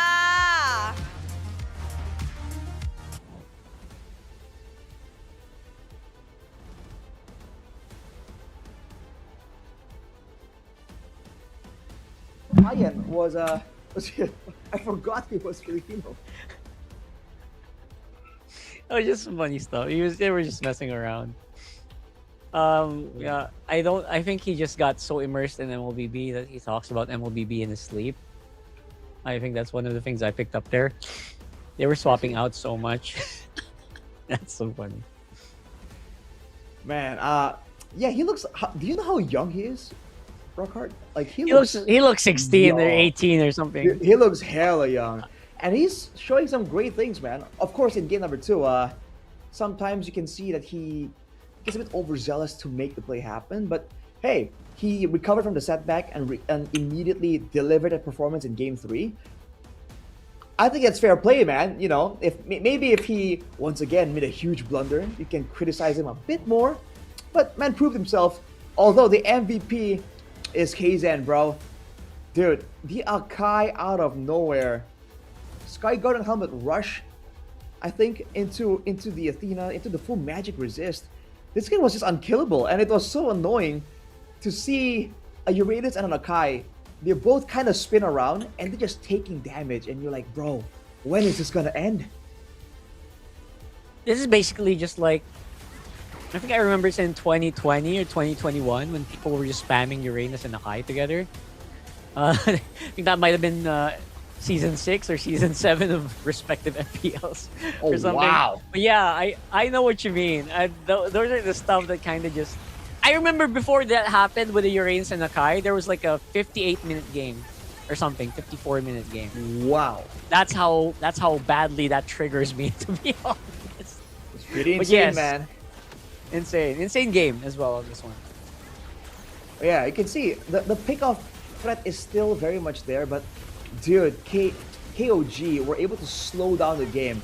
And when I say slow down, it's like molasses, bro. We went super slow. The fights went from like super dynamic pickoffs to like straight up a whole 1 minute duration fights just because everyone was so tanky, right? I thought Izzy Bro, on the Moskov would have been able to actually like, shred a bit more, but man, like KOG just made it difficult. At 12 minutes, it was 4-6. That's how slow it was. That's too crazy. 5-7 at 15 minutes? Come on. No one just wants to die. The amount of kills is one thing, but the way the fights happen, dude, like come on, throughout the whole day, it's like bang, burst damage, bang, pick off, you know, bang, full combo, fight's over.